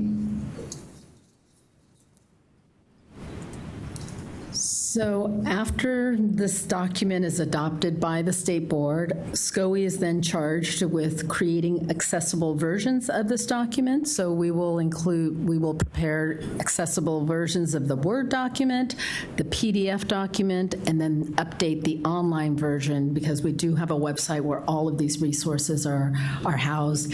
It does indicate that our timeline is by May 31st, but I will share with you, we are far ahead of the initial timeline, even in terms of presenting this to the board, so I do not anticipate that it will take as long as it's stated on this slide. We do want to get this out to the field as soon as we can, so we will certainly keep the board posted on the progress. So at this time, I think this is the opportunity to answer any questions you may have. Terrific. We're going to go ahead and put the public comments slide up, and then if we have clarifying questions, we will ask them while people are queuing up for public comment. And we will first start. I'm going to just make a couple of comments to frame it up. There we go. There's the public comment slide. So those who would like to call in for public comment can use that number and the access codes shown on the slide. I just want to say I've been enthusiastic about this document from the beginning. As you know, I continue to be very enthusiastic about it. I'm wondering, as my clarifying question, what you'll be doing to get it out to the field and to get people really engaged with it. I also am curious whether we'll have ELA and math published separately so people have a document that is manageable if they're a math teacher or an ELA teacher to use. Do you want to clarify that for me? Start with your last question, and then I can share with you how we plan to disseminate this information. So the way I actually have a hard copy. This document is about a little over 600 pages, so it is very comprehensive. And so to ensure that the teachers and educators have easy access to this document, we created a website. The website includes all 3 sections in different links so that teachers can easily go to the grade level that's relevant for their teaching and learning. So it is organized in a way that's very accessible, and when we update this, we will do the same for the math section. So they are organized around all of the different content areas. Before I share with you what we plan to do, I do want to share with you that when we initially released this document, we went through a very extensive process to disseminate this information. We created 3 different webinars with the CDE to roll this information out. A letter was sent to all LEA superintendents about this document, and the links were provided. We shared information at statewide conferences, and through the California County Superintendents Committee, we conducted numerous sessions to highlight this document. And the math subcommittee in particular took great ownership of Section B, and they went on to develop additional resources that math experts and county offices throughout the state were able to utilize to share this document.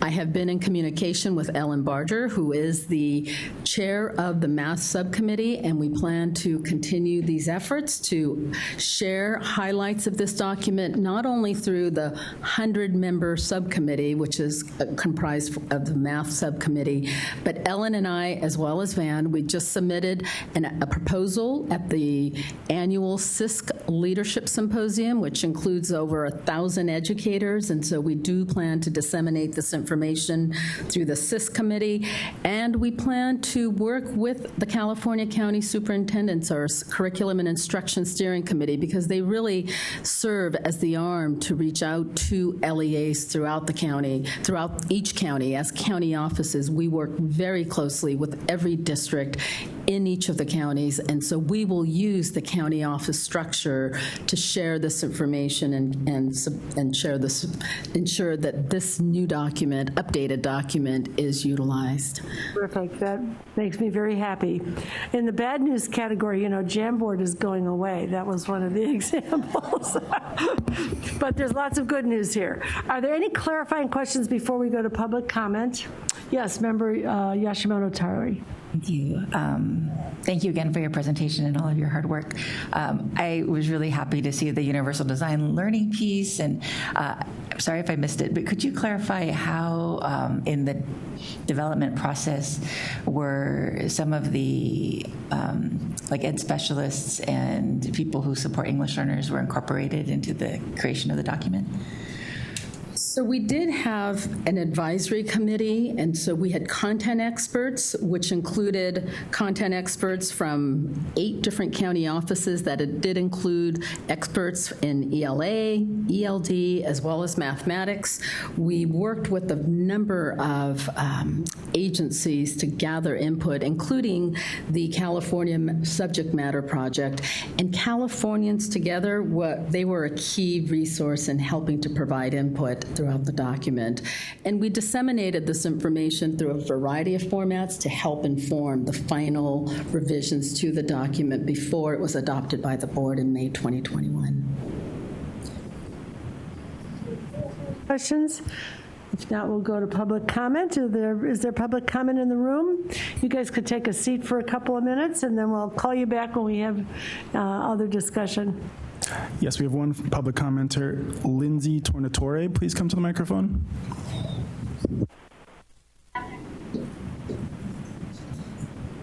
Sorry. Okay, here we go. Good afternoon, President Darling Hammond, Vice President Glover Woods, and members of the board. Lindsay Tornatore on behalf of the California County Superintendents. I would like to express our association's strong support to approve the updates to this document. We applaud our colleagues at the Sacramento County Office of Education. They've done it again. They've paved the way for our pathway towards future innovation for our teachers and schools. Also, much appreciation to our partners at CDE, Dr. Torres, Deputy Superintendent Cotton, we appreciate your support.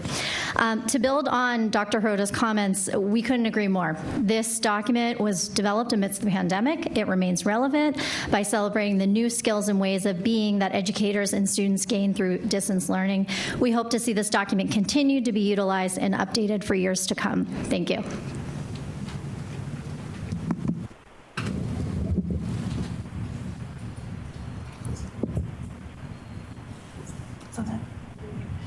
Any other comment? There are no callers in the queue. That concludes public comment for item number 15. Any questions or discussion before we get a motion? All right, everybody loves it. It's all good. Do I have a motion? Yes, Member Rodriguez, thank you. Thank you very much. Any further discussion? All right, show hands in favor. Aye. All right. Any opposed? Any abstentions? Motion carries. Thank you. Mike, Nancy, Van, that was a wonderful presentation.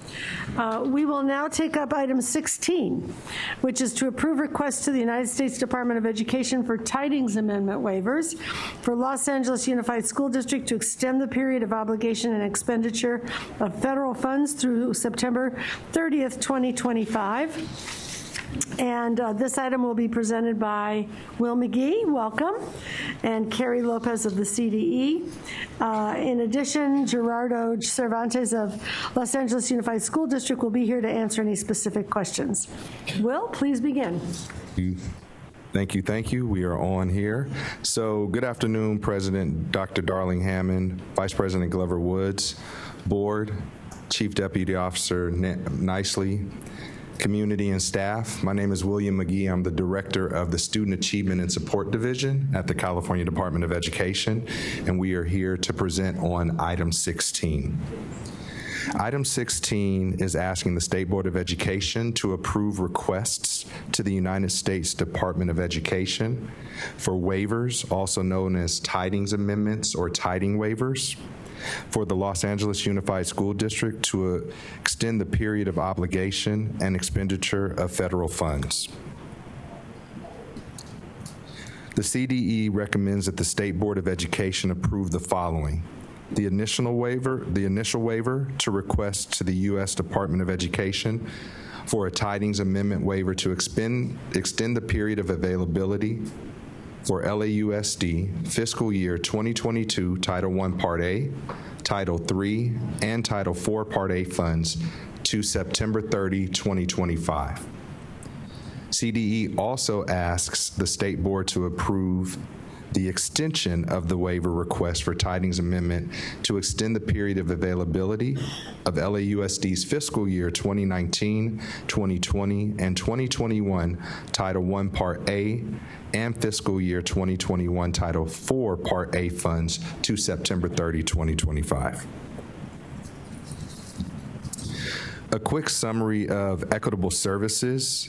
The Elementary and Secondary Education Act of 1965 requires a local educational agency which receives Title I Part A, Part III, and Title IV Part A funds to provide equitable services to private school children. Before making any decisions about the funding, there needs to be meaningful consultation that happens, which our state ombudsman supports the field by providing technical assistance and webinars to both private schools and LEAs. We were at the Title II Professional Development Conference, and the state ombudsman was there providing technical assistance to districts that were there in regard to this provision of the Act. Pertaining to the complaint process, a private school official may file a complaint directly with the state educational agency, which we will then process, and the CDE processes these complaints using the state investigation process in the Uniform Complaint Procedures. From 2016 to 2023, CDE received a total of 10 complaints against LAUSD relating to timely and meaningful consultation. To date, we're happy to state that 5 of the complaints have been resolved, including implementation of corrective actions, and so that's a very good thing. What I would like to do now is turn it over to Carrie Lopes. She is our educational administrator of one of our Title I offices, and she'll talk about the complaints, give an update, as well as a great collaboration that's happened between the Student Achievement Support Division, our legal division, as well as our categorical programs and complaint management system. Carrie?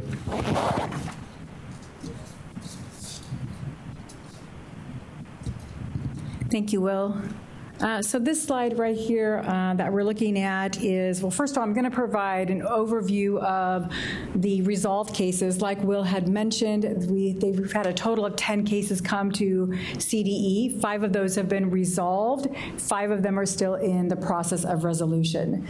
So for the resolved cases, just a high-level overview, you do have more in-depth information that starts on page 4 of the item. But as an overview for the resolved cases, these complaints were either resolved by LAUSD through completing corrective actions and or resolved through a mutual agreement between LAUSD and the private school consortium.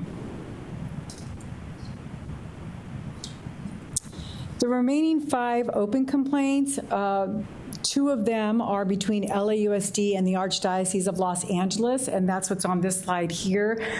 We refer to one of the complaints as ADLA 2, and that involves fiscal years 2018, 2000, and 2019. The process of this complaint is that the U.S. Department of Education has issued an appeal decision with corrective actions regarding the proportional share calculation, provision of those services, and the recalculated amounts and pooling of funds. So right now, currently, there are settlement negotiations happening between LAUSD and the Archdiocese of Los Angeles. I'm not sure what I did here.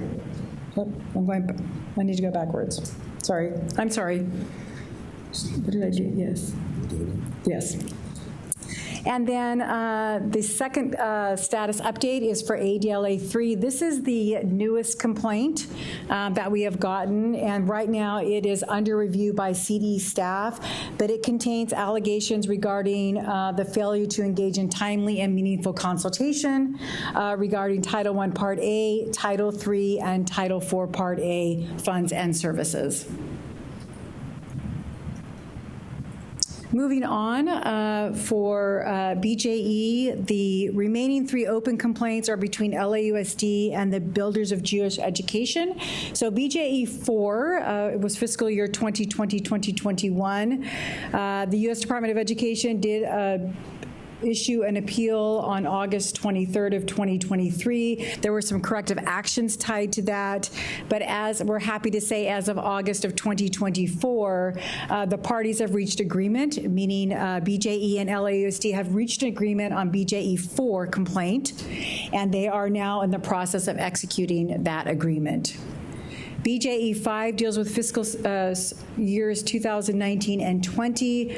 Resolution of this complaint has been deferred based on previous complaints being resolved first. So as we stated, BJE 1, 2, 3, and 4 are in the process or have either been resolved or in the process of being resolved. And we're hoping that with those resolutions, we can resolve BJE 5, and then BJE 6 is the last open complaint, which is dealing with 2021, 2022, and that right now is under review from the U.S. or from the CDE staff. So one of the things I really wanted to highlight today was I wanted to take a few minutes to really highlight the efforts made by all parties concerning the complaints and the actions taken to not only resolve those complaints, but really also to try to rebuild those relationships.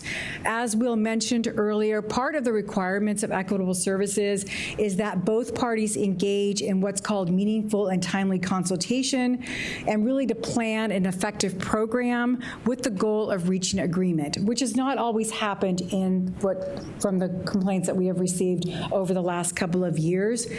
But in order to kind of resolve those complaints and provide support, in October of 2021, the CDE established an internal work group to find a resolution to the equitable service complaints brought against LAUSD, and really to support those mediation efforts to be able to ensure that fair and timely settlements are reached.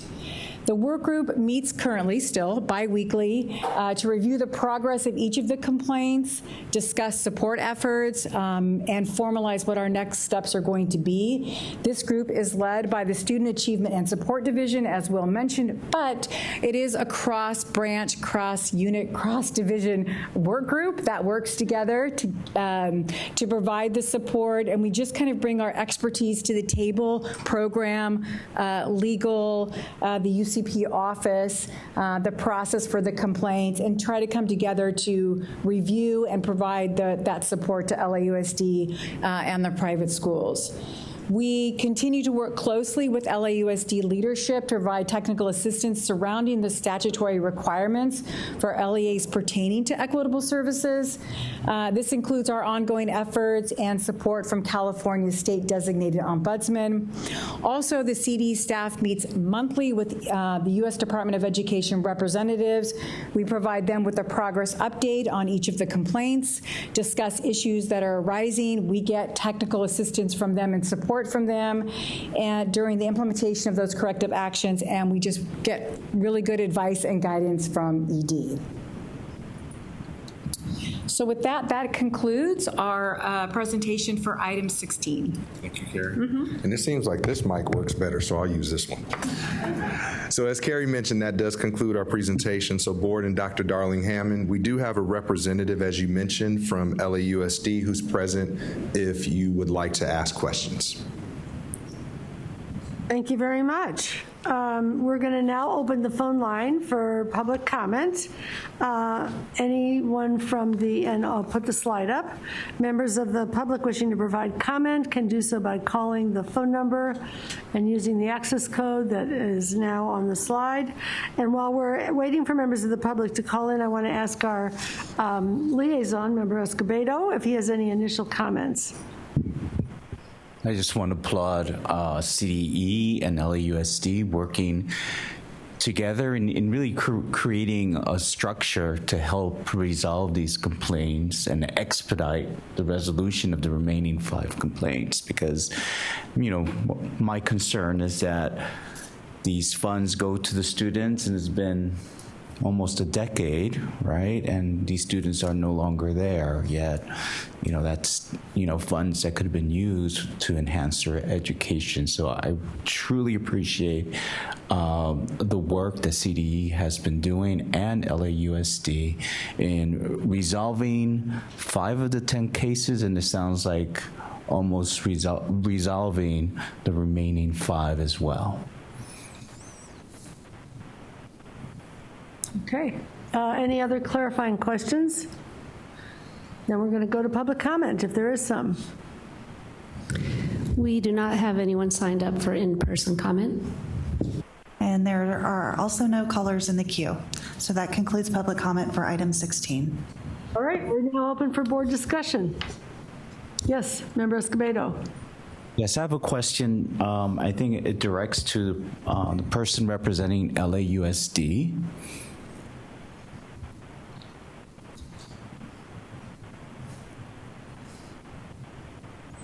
Welcome. Gerardo Cervantes. Mr. Cervantes, how are you? Okay, great. The question I have is, what are you doing internally to mitigate any future complaints so that, you know, we don't have this continuance? So I just wonder what type of internal structures have LAUSD created? That's a great question. One of the things that we've been doing is we've been also meeting with, virtually, with our ombudsman from CDE to just revisit some of our practices, some of our protocols, to make sure that we can definitely tighten up some of those procedures so that moving forward, we won't run into these particular issues.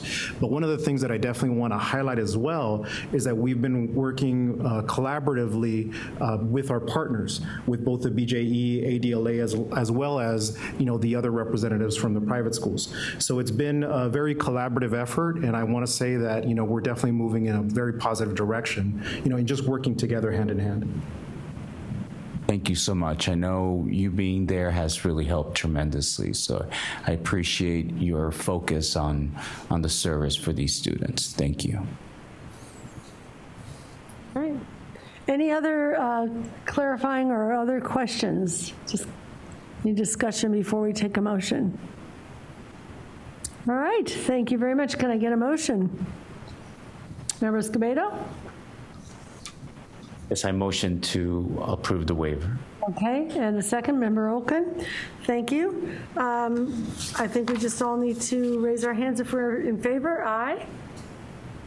Any opposed? Any abstentions? The motion carries. Thank you very much. Oh yeah, let's get Allison before we go on to item 17.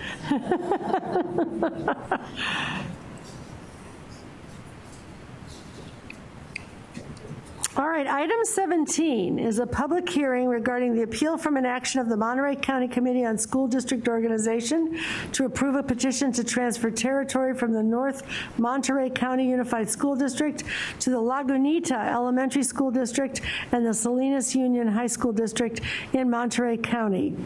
And the California Department of Education recommends that we affirm the action of the county committee. The item will be presented by Juan Morales and Christopher Miracle of the CDE. Juan, please begin. Good afternoon, President Hammond, Chief Deputy Nicely. Again, my name is Juan Mireles. I'm the Director of the School Facilities and Transportation Services Division here at CDE.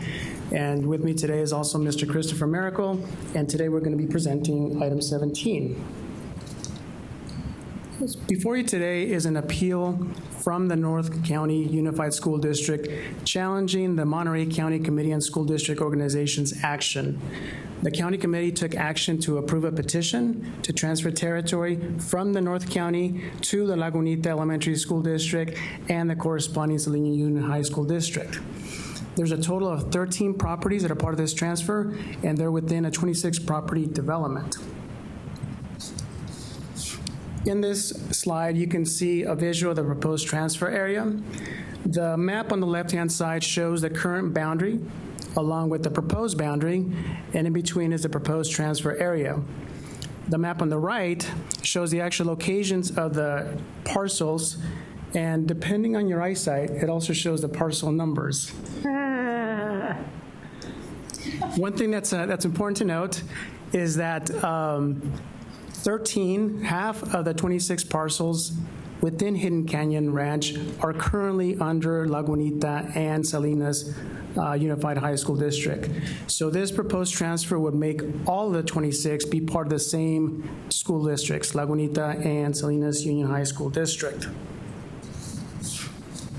Now the petitioners state three overarching reasons for the petition. One is to provide the divided Hidden Canyon Ranch development a cohesive community identity by consolidating all of the Hidden Canyon Ranch parcels within Lagunita and Salinas. Two, is to provide shorter and safer transportation routes to the portion of the Hidden Canyon Ranch that are currently within North County U.S.C. And then three, to ensure that all of the residents in Hidden Canyon Ranch community have equal board governance and input. Now, each petition is unique because each community is unique, but there are four factors that we think make this somewhat unique and form a compelling rationale for our recommendation. Number one, there are no students in the proposed transfer area that currently attend North Monterey County or Lagunita Elementary School District. Two, and just as important, there are no school facilities that are part of this proposed transfer area. So because of these two main factors, there is no significant fiscal impact. And then lastly, the community is isolated. So based on our review of the public record, we are recommending that the board affirm the county committee's action to approve the transfer, as we found no compelling reason to overturn the local decision. Now, please note that by affirming the county committee's action, you, in essence, will be denying North Monterey County's appeal before you today. Now, to provide more details on this item, I'm going to hand it over to Mr. Christopher Miracle. Good afternoon. Let me, for this next slide, you can see I'm going to walk you through just a little bit of information about these two districts. You can see here that both North Monterey County and Salinas Union High School District have very large populations, and they're overwhelmingly Hispanic and or Latino. Lagunita Elementary School District is a small one-school district. It serves 61 students this year, and you can see the disparity there in the percentages. Percentages can be a little deceiving when you're dealing with very small numbers. Because they only have 61 students, this apparent 10% gap literally accounts for about 6 students in the distribution. This slide demonstrates the enrollment of Lagunita Elementary School District over the last 4 years. You can see that the number of children who attend, who actually live within the attendance area, is very small. The overwhelming majority of students are from interdistrict transfers. About half of those transfers have come from North Monterey County Unified School District, ranging between 23 and 29 over a 4-year period. After receiving this petition, the county committee held the necessary hearings required in the education code in both districts. They found that all of the conditions of Education Code 35753 were met, and they approved the petition and ultimately set the transfer area as the election area. Obviously, Lagunita supports that. Salinas has remained neutral on this issue, and North Monterey County is, of course, the appellant in this matter. The appeal can be divided into 2 overarching groups. The first is they contend that North Monterey County suggests that 7 of the 9 conditions were not substantially met. And then a second set of concerns that are outside Ed Code 35753 regarding issues, local issues of alleging due process violation, conflicts of interest, of that nature. So let me walk you through the conditions quickly. As Juan introduced them, we believe that essentially 3 facts are the basis for our recommendation to you that the conditions are substantially met. I want to draw your attention to the bottom line first, the 2 conditions that were not appealed. The 3rd condition, which deals with the equitable division of property, and the 6th condition, which deals with a district's ability to maintain a quality educational program. The county committee found those conditions met. The appellants did not appeal these conditions, and we only are responsive to the appeal, so we don't address them directly. However, we do concur with the county committee that they are substantially met. Let's go to the issue that Juan raised earlier, so I can kind of help you map out the connection between the presence of students or the lack of students or facilities and how it applies to these 9 criteria. So you can see that in the first condition, it is the intent, based in Ed Code, it is the intent of the state board that new direct service districts not be created that become more dependent on the county and or the state. It's been suggested in the appeal that they don't, Lagunita does not meet those minimum enrollment standards. But those enrollment standards are minimum thresholds when new districts are created. That this is a territory transfer, and so no new district is being created. And so it won't affect the enrollment of North Monterey or Salinas Union High School District. They have plenty of students and will for the foreseeable future. And Education Code does not require existing districts to meet those thresholds. In fact, Monterey County there's more than, I think, close to 100 small schools in California that have, or districts that have less than 100 students. 5 of them are in Monterey County, and 1 of them has fewer students than Lagunita. The fourth condition in Ed Code 35753 is that the reorganization should preserve the ability of all the impacted districts to preserve an integrated educational environment and not promote segregation. So it doesn't, the difference between the districts with their relative student populations is not the issue. It is that the transfer, because there are no students, will not change the distribution of those students in any of the districts. And so we recommend that condition be substantially met. The fifth condition states that the reorganization should trigger, if it triggers any increase in state costs, that those should be minimal. That since there are no changes in students and therefore no changes in per pupil funding or in transportation costs, we find those won't be impacted, and we recommend that condition be substantially met. And then finally, the seventh condition, that the reorganization should not increase facility costs significantly, but all the districts involved have enough capacity to currently house all of their students, and there are no students in the transfer area, therefore no new facilities are necessary, and therefore we find this condition to be substantially met. The second argument that we've put forth is that the proposed transfer just doesn't have a large fiscal impact. This involves two conditions. And the eighth condition, as you can see, is that the motivation for pursuing the transfer should be for a purpose other than to raise property taxes. The county committee didn't find any price advantage between the districts in their study, and the appellants didn't submit any evidence to support the claim. So we find that condition substantially met. Finally, the ninth condition requires sound fiscal management for the future. Both districts, all districts involved, have their second positive certification for their second interim fiscal report. And since no students are involved in the transfer, there will be no changes in the per pupil state funding. And finally, the 13 parcels involved here constitute 1/4 of 1% of North Monterey County's Unified School District's assessed evaluation, and I apologize for the typo in Monterey there on the last line. I did see that.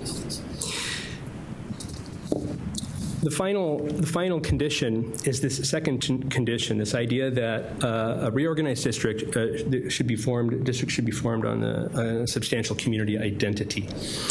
And so the three issues that we keyed in on are these, which make this a kind of a unique situation. The locked fire gates, its impact on transportation, and the residents' own feelings about their social ties being closer to Salinas and not in Prunedale or in North Monterey County Unified School District. So a picture paints 1,000 words, or in this case, a map.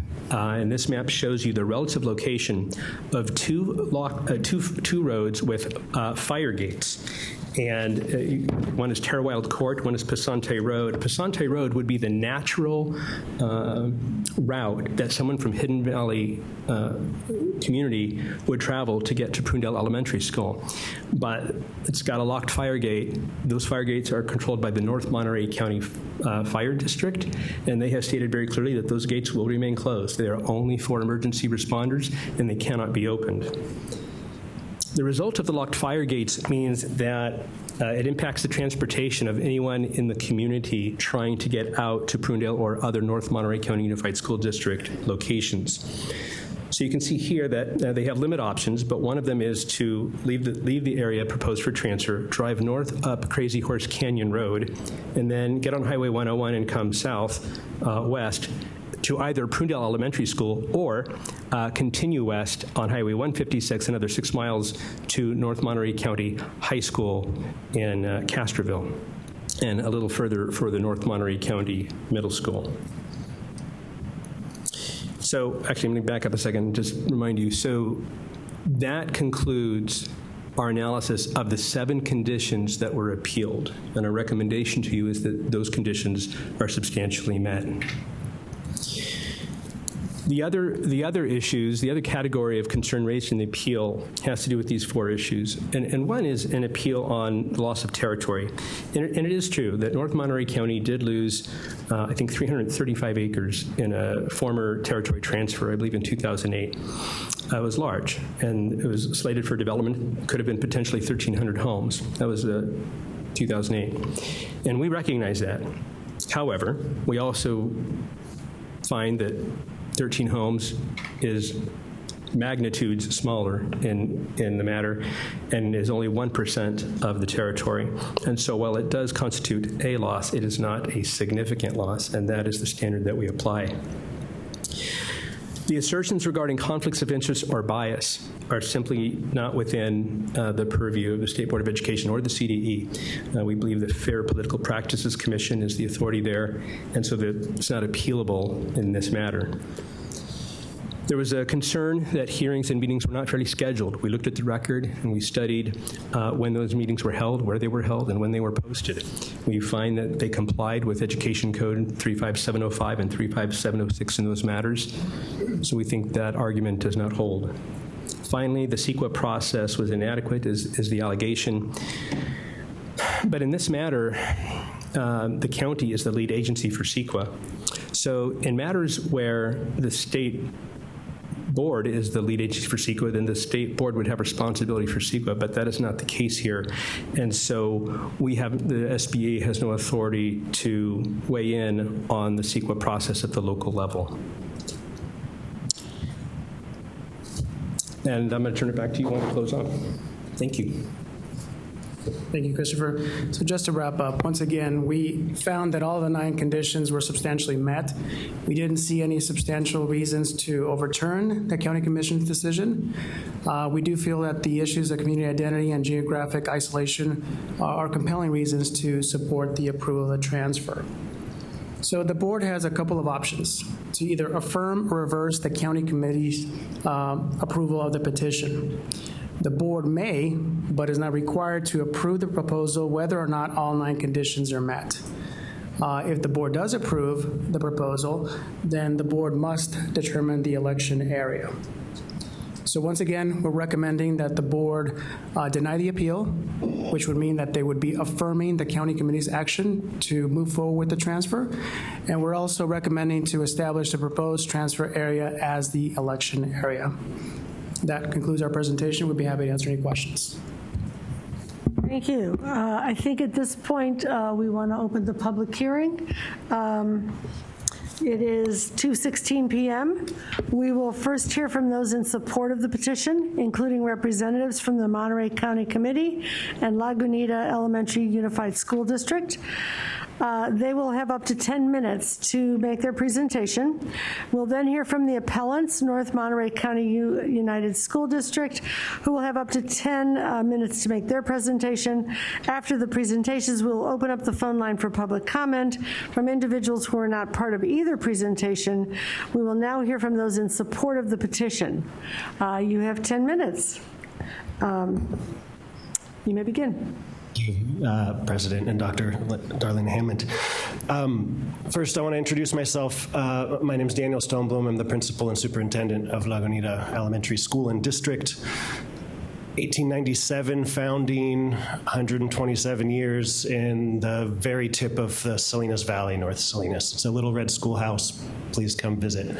I want to thank you for your time in considering this. I want to thank you for the staff report that was just given, and want to speak to the petition briefly, but more my interest, the district's interest, in why this is compelling for us to send me up here today. The substantial petition item had to do with community identity. When I've talked to the petitioners, this is what they talk about. They talk about students potential students, families on one side of a street going to a different school than the opposite side of the street. But this is a very small development, and everyone goes out through the same road, which goes through my district. I am not a district resident. I'm a commuter, so I can speak to the safety issues here, and that is what I've talked about for the last, this was pre-COVID hearing, so we're talking about 5 years back here.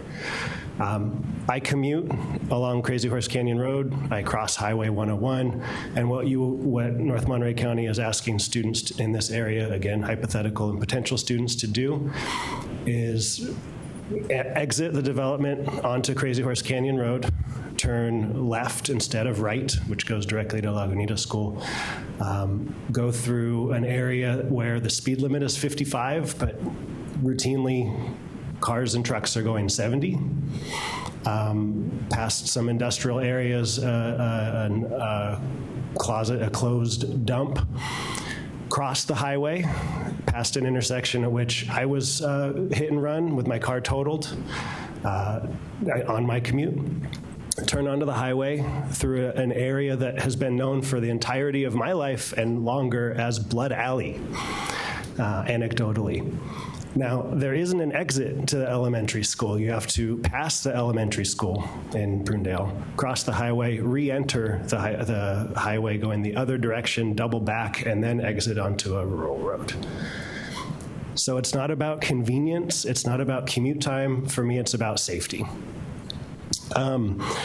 The path of travel, to the two schools. The time difference doesn't matter. For me, it's a safety issue for people who are right on the fringes of my district. And that's the district interest. When development is happening on the fringes of a small like mine, then those are potential students, those are potential board members, those are potential residents who would have a say in the governance as well as the functioning of the school district. So it makes sense to me that this ridgeline 1897 boundary made sense, but if there are houses on both sides of it, it's time to revisit the boundary and to see where the cohesive community interest is and to see where the safety interest is of children who would be getting to their elementary school as young as TK. Finally, I want to speak to the process, and your staff just did a wonderful job, and Mr. McPherson will do the same. It was robust. We covered these 9 criteria. It wasn't unanimous. There was discussion, there was debate, there was dissent about this. And finally, the word I would use is the nicest word I can come up with. There were some misrepresentations of the district also in this process. And so in public comment, in hearing testimony, and some of the records that you likely reviewed, there were misstatements in the written record. So I want to make myself available to correct any if further misstatements are made.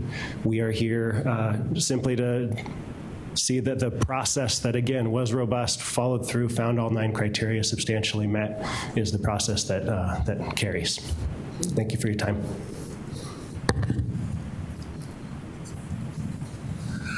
Good afternoon. I am John McPherson. I am currently the chair of the Monterey County Committee on School Reorganization. I've been on the committee and on the county board for 12 years, and we have dealt with many large and complex petitions. But I have to say that this one for the committee and for me as a member was the most contentious and difficult. And that was not anticipated, and it was not anticipated due to the facts that you've already heard. And the one that stand out is that we're talking about literally 1% of the community or of the district, North Monterey County District, as well as the cohesion where you have this community divided in two. But despite the contention, I am very confident that the county committee went through the process correctly and based on Ed Code came to the only really decision that we could. And that was to approve the petition. So we agree with and support staff's recommendation, and we encourage you to take action as recommended by staff, including the election area being the transfer area. Thank you very much for your time, and I'm also available if there's any questions later.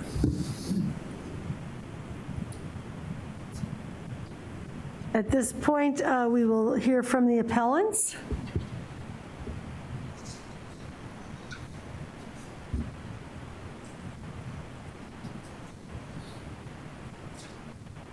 and you have 10 minutes to make your presentation. Thank you. Good afternoon. My name is David Saldani. I'm an attorney with Atkinson Adelson, and I represent the school district. And when we're done here today, I think you will get a better sense as to why this was so hard fought and why we're here still fighting this today. First, I do want to acknowledge and thank this board for the service you provide to California schools and California students.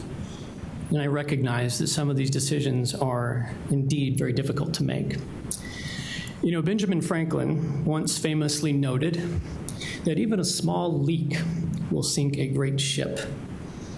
And it's true. The transfer before you is smaller in size, but what it represents and what it could lead to could not only sink our district, but other districts in this state as well.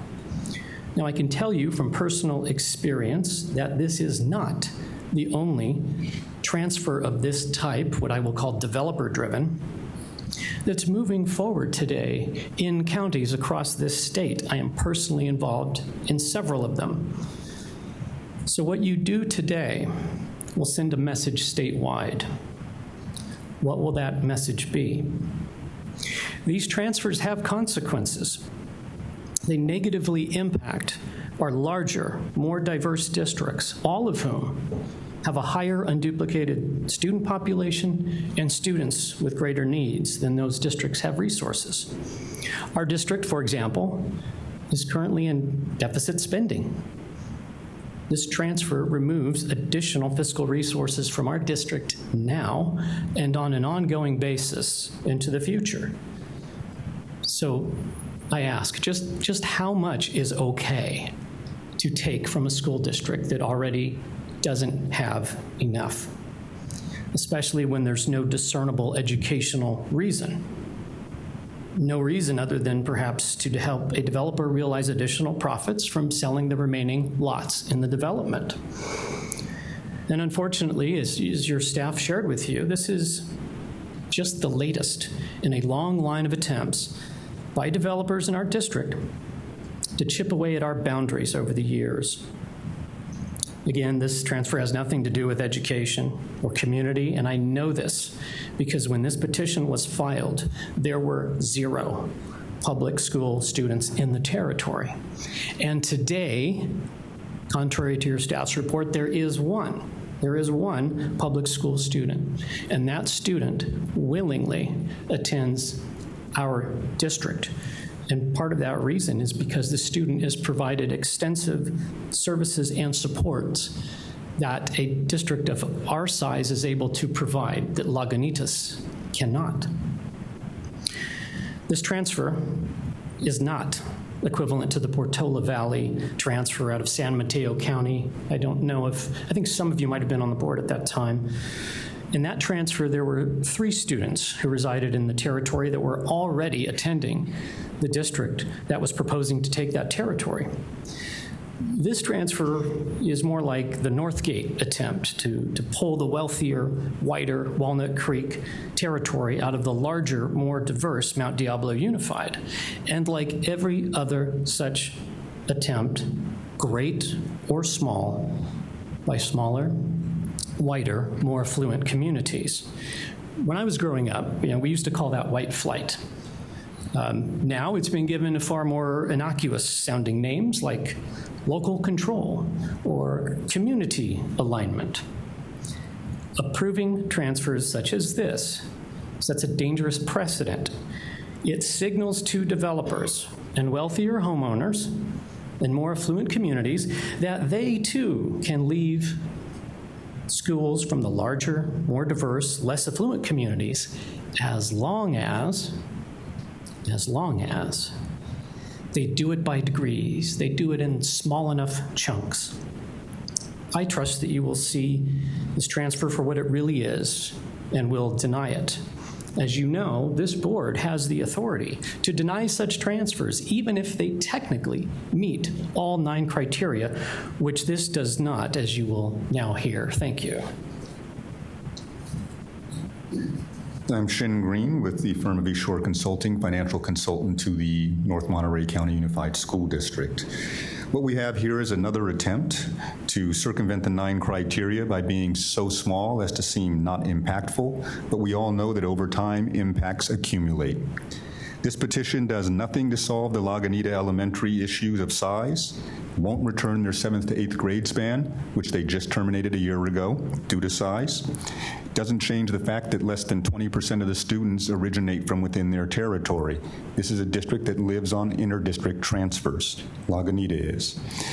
The claims of community identity, they seem to make sense about remoteness, but that's really a choice. That development was designed to have closed gates, but they fail to show you the fact that the main circulation, Hidden Valley Road in that development, will eventually connect to Pasante Road to the south. Those additional units that are split, they're not built yet. The homes that are built are within the North Monterey County Unified School District. Some of those homes have been there for over a decade.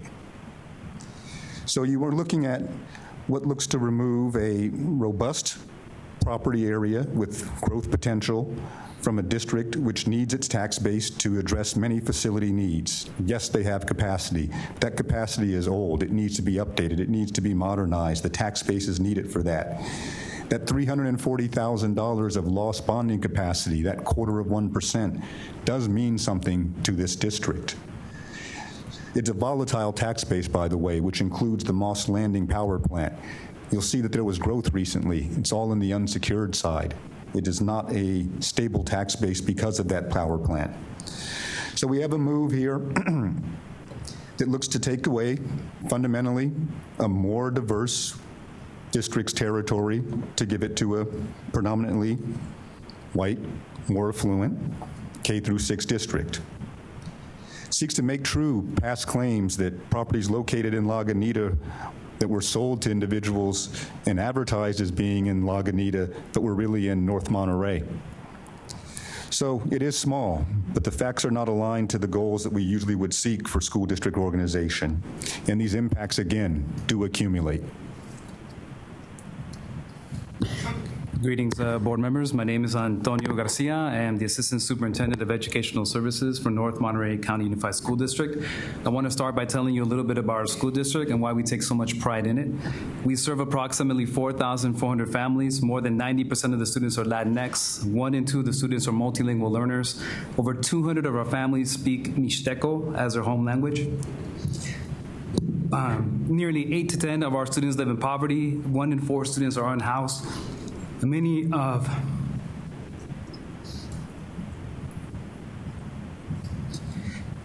our parents are farm workers. Over 600 students have an IEP. The proposed transfer is a social justice issue. A small group of wealthy individuals believe it is not a big deal to secede from our school district. Our staff and families disagree. The proposed transfer could lose more than $140,000 yearly. We could provide more additional mental health support to our uninsured families. We could assist more families to find temporary housing and transportation. We can hire additional ELD teachers, bilingual aides.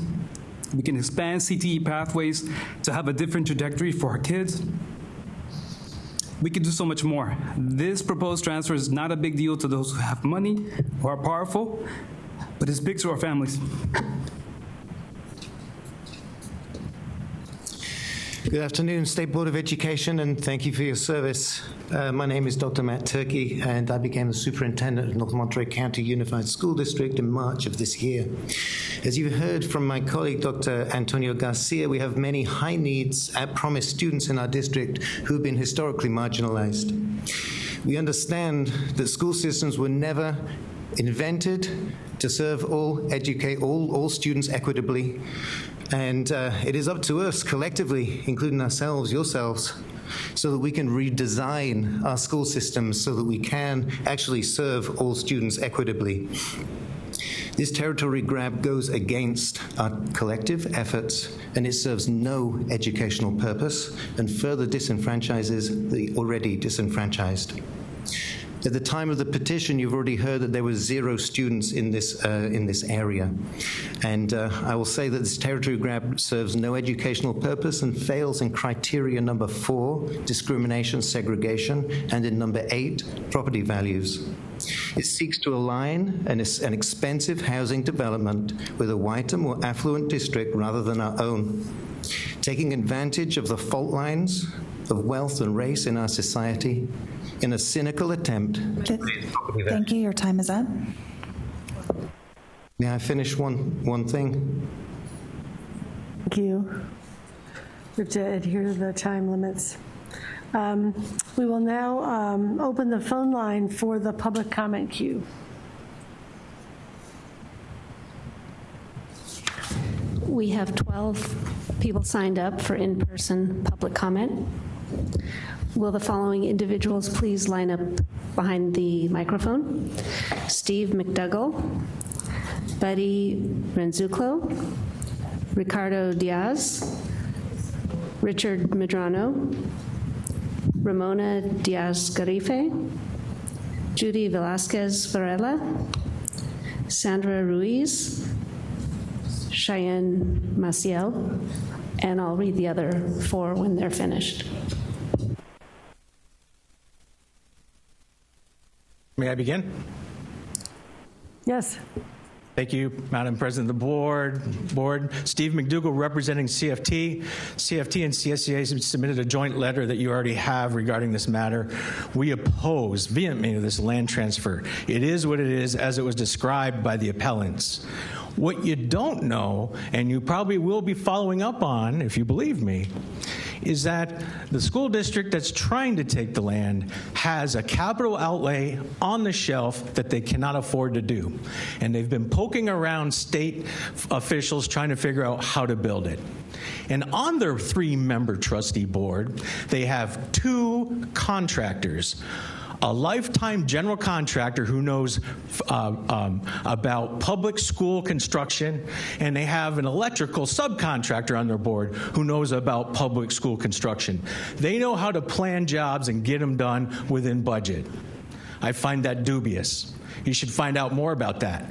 But the president of that board that's grabbing this land is also president of the North Monterey County Fire Protection District, who won't open that gate on Pisani Road. That's a conflict. Thank you.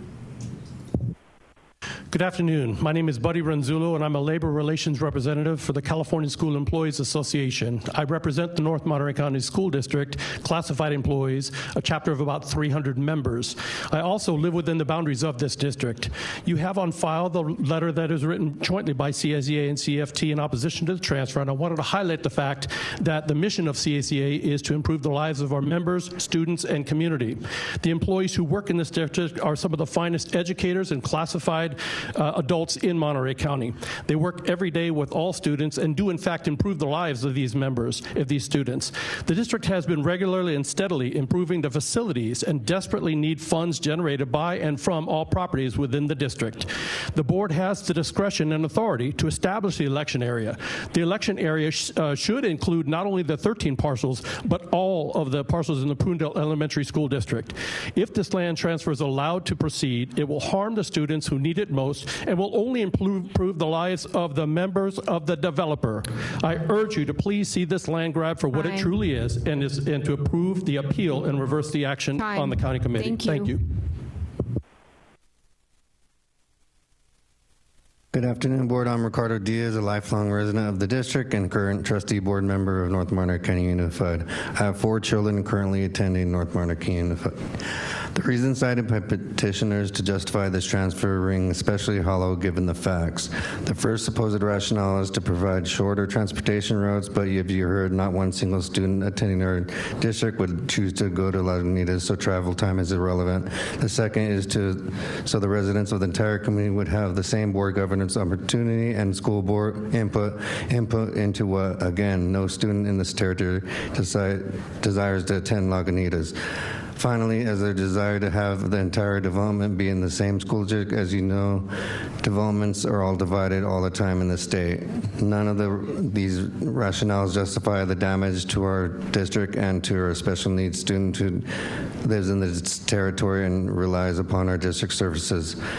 As of this year, there is 1 student within this area who attends public school. She is at kindergarten. My name's Richard Medrano. My oldest son attended Lagunita School grades K through 3rd on an interdistrict transfer from Salinas City Schools. Also, my youngest son at age 5 attended kindergarten year at Lagunita.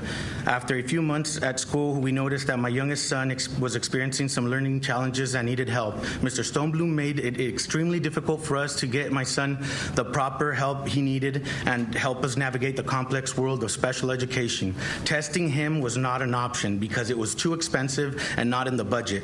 We got some help from Stanford testing my son and got diagnosed with some learning disabilities. My wife and I submitted an interdistrict transfer renewal request for both our sons, the oldest to go to 4th grade and the youngest to go to 1st. The transfers were never processed and ignored. My oldest son attended Lagunita School for 4 years and was not able to return, as well as my youngest son wasn't able to return. We were just ignored by Lagunita School. My sons lost their friends, teachers, and their place in the community. This was devastating for our family. Good afternoon. I'm Ramona Diaz-Gariffi. I am a Monterey County native, a former North Monterey County student, and president of Chapter 6 of Classified School Employees Association. As an alumna, I have witnessed our district at its best, but in recent times we have struggled in maintaining our programs. Over the past 19 years, I have been working at North Monterey County High School and have seen our staff dedication and compassion towards our students. If 13 parcels of land are taken from our district, it will deprive our future students of the educational resources we can offer. Implementing programs requires financial resources, and continued deprivation of our resources will lead to their gradual depletion. I urge the State Board of Education to prioritize our students over the interest of a developer. We view these 13 parcels as part of our educational family, and if you deny our appeal, it would only serve to divide us. We oppose the territory transfer. Thank you. Good afternoon, distinguished board. My name is Judy Vasquez Varela. As a proud product of North Monterey County, I stand before you not just as a member of the community or the president of DLAC, but as a parent. My 2 daughters, Penelope and Valentina, attend this district. And their future, along with the future of so many hardworking families, depend on how you vote today. My daughter, as countless other scholars, depend on vital resources these 13 parcels can offer, like the biliteracy pathway program that my daughter attends. The 13 parcels will also offer integration of English-speaking role models, which are important for the English learners, as it offers enrichment activities, playground, sport, clubs, and academic growth as a whole. By preserving these parcels for homes, we can increase our enrollment, bringing in the ADA funds that are crucial to our district's survival. Without this growth, we risk losing vital programs and opportunities for our children. Our district is not just a place for learning. Thank you. Good afternoon, State Board of Education. Sandra Ruiz, parent, proud parent of North Monterey County and board trustee. This territory grab serves no educational purpose and fails in criteria 6, disruption of educational program. As of this year, there is 1 student within this area who attends public school. She is in kindergarten and she has an IEP. To meet her educational needs, her family has chosen to enroll her in a special day class for students with autism at Elkhorn Elementary, a school within our school district. No such program exists at Lagunita, which does not serve students who have special needs. Switching this territory away from North County means that this student will no longer reside in a school district that can meet her educational needs, ripping away the free and appropriate public education choice of the family. These are not just normal parcels. These are McMansions. This is not just your average community trying to find unity and identity. Thank you. Thank you. Good afternoon, board members. My name is Cheyenne Maciel. I am a CSA Chapter 6 Vice President, but I am also an instructional aide for special education. I work on a caseload in which my students have mild to moderate behavior and have special needs. Some of our students require as little as 60 minutes and as much as 800 minutes of RSP a week. As an educator, I am concerned about any negative effects this territory transfer may have on not just my students, but on every student in our district. At the end of the day, as adults, It is our responsibility to protect our students from any possible threat, even against a developer. Please do not allow this developer to take any more resources from our students. We oppose this territory transfer. Thank you. The final four speakers are Veronica Mercado, Henry Sutton, Dolores Huerta, and Chris Myers. Hello, my name is Veronica Mercado. I'm an employee of North Monterey County Unified. I work in the Transportation Department alongside the Facilities and Maintenance Department. I have had the opportunity to watch the bonds received by our district has funded significant improvements to our schools. If the territory transfer is approved, it would not only drastically reduce bonding capacity, but also reduce the funding to educational programs and our students. Salinas Union is neutral in this matter, which means 4,435 North Monterey County students are affected with losing educational programs and improvements to facilities. North County will also lose developer fee revenue and operational income. Residents will also lose. The remaining residents will have an increase in property taxes, the residents that could never afford to buy in said territory. There is no need for the territory transfer since no students in that area have ever been denied interdistrict transfers to go to their school of choice. It was reported that the travel time would be longer, but if the gates were removed on Pasante Road, which is where Prunedale is, it's just literally down the street, and so is the bus yard. I'm a dispatcher for the Transportation Department, so it would make faster bus routes. Time. Thank you. Good afternoon. As a proud member of the Prunedale community, I'm here to voice the concerns of my neighbors. The proposed land transfer may seem small, but its impact will be significant, especially on our children in schools. The transfer isn't about serving the community. It's driven by greed. They strip away vital resources that our children, teachers, and schools depend on every day, causing lasting negative impact to our district. This is about more than just numbers. It's about protecting the education opportunities that our community needs. The petition may benefit a few landowners, but it disregards the broader needs of our community. I ask you to carefully consider the human impact of your decision. By rejecting this petition, you will stand with us on the right side of history, putting education and our children first.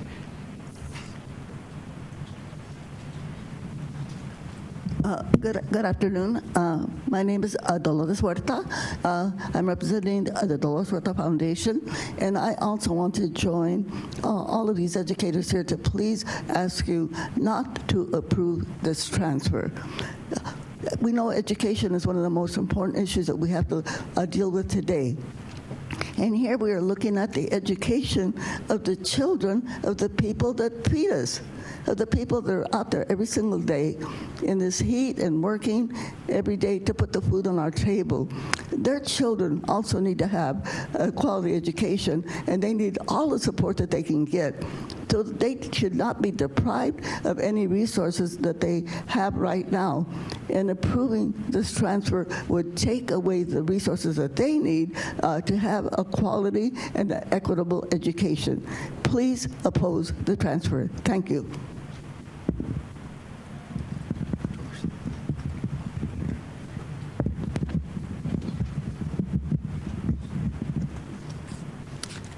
Good afternoon. Chris Myers with the California School Employees Association.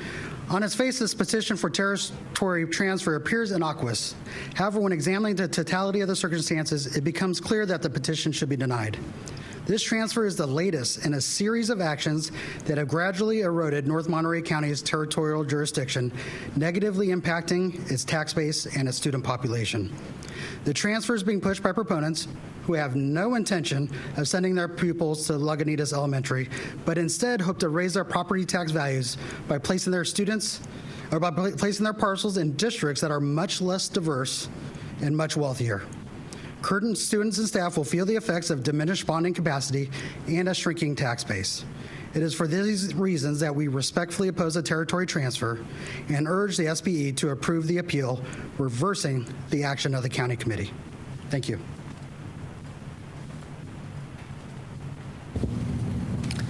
And there are no callers in the queue, so that concludes public comment for item number 17.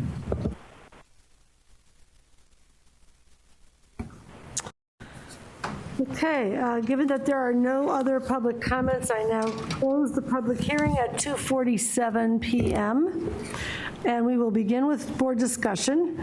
First, I'd like to ask our liaison, Member Escobedo, if he would like to make some initial comments. As always, it's a difficult situation because we do affect communities, and in this case, probably that not many students, but potential students as well. And I just want to reiterate, our choices if we affirm the approval, and again, we're not required to agree with all 9. We can just agree with several. But if we approve the proposal, we must determine the election area. If reverse it, then that is all. I'm just really curious, though, for CDE to recap. I really want to know their decisions in recommending and their recommendations. So if we can have CDE kind of share why are you affirming the approval of the petition? Great question. As you noted, there's strong feelings on both sides of this matter. Our job at CDE is to provide you with analysis, and that analysis is guided by education code. So our job is to apply the facts as we have them, which apparently shift quite often. We learned about a new student today. So our job is always to apply the code to provide you with a recommendation based on our analysis of those conditions. You're right in saying that you can disapprove something even if it meets all 9 conditions, and you can approve something even if it doesn't meet all 9 conditions. You have much more broad authority than they do at the county level. I think in this case, the compelling argument is, it's a judgment call as to whether the amount of property tax revenue is significant enough to justify, keeping the territory in North Monterey County. But, earlier when we were talking about the conditions, like this district, I think the assertion is it's only got 61 kids, right? If Lagunita had never existed and was now appealing or was now petitioning to separate away from a larger district, then we would have found condition 1 not met because there's not enough kids. But we're not creating a new district. And so I think, the compelling argument for us was always there's no students involved at the time that we knew it. There's no facilities involved. And the relative impact financially, given the size of North Monterey County, was a compelling argument for us. And I'll step in. I think Christopher summarized it really well. Again, and we had no compelling reason to overturn the local county's commission as well. So what is the potential bonding? When you look at the plans for that community, are we looking at a significant extra property tax increase? So it's our understanding that there's a total assessed valuation in the district, North County District, of about $3.5 billion. Total assessed valuation. Now, each district in California is capped in terms of the bonding capacity, which is 2.5% of that total assessed value. In this case, it equates to about $87 million in bonding capacity. It's understanding that they stand to lose about $340,000 from that total of about $87 million in bonding capacity from these 13 parcels. And they already have issued about 40% of that capacity, and North Monterey County could raise an additional $45 million in general obligation bonds. Okay. So we don't know if they have that one student that's going on special ed. You did verify that? That's new information. So one of the challenges is when we bring these to you, we started this many months ago, and keeping track of all the information as it's updated is difficult. So I would defer to the districts in that matter.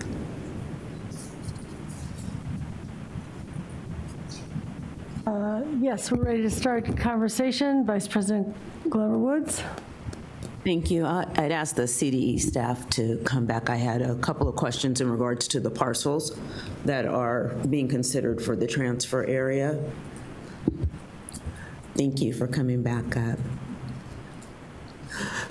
So my understanding is that there are 13 parcels that are a part of this, that are the transfer area.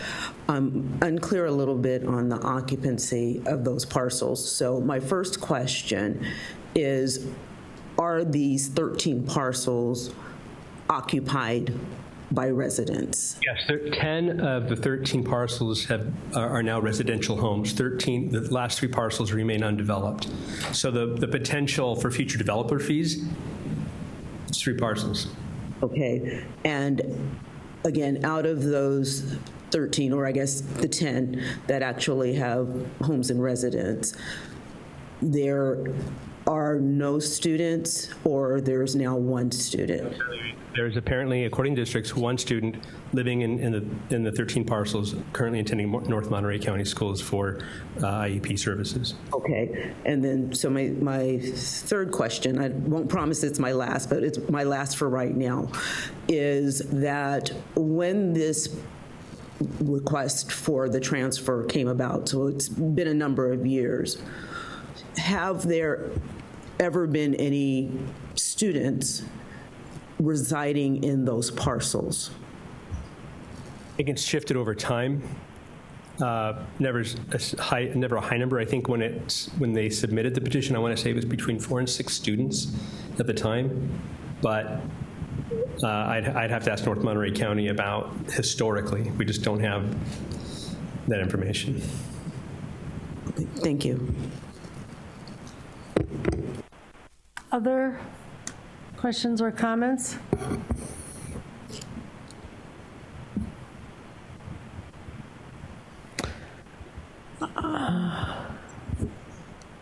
Yeah, Member Roscoe Gonzalez. I'm just, I think I need a moment to kind of construct my comment. Okay. It's because you answered some of the questions. Your guiding questions actually were very helpful in asking, because I'm thinking of the 13 parcels and 10 have been developed. Potential revenue, I think of ADA, right, for the school district is considerable, since maybe they're new families. I don't know.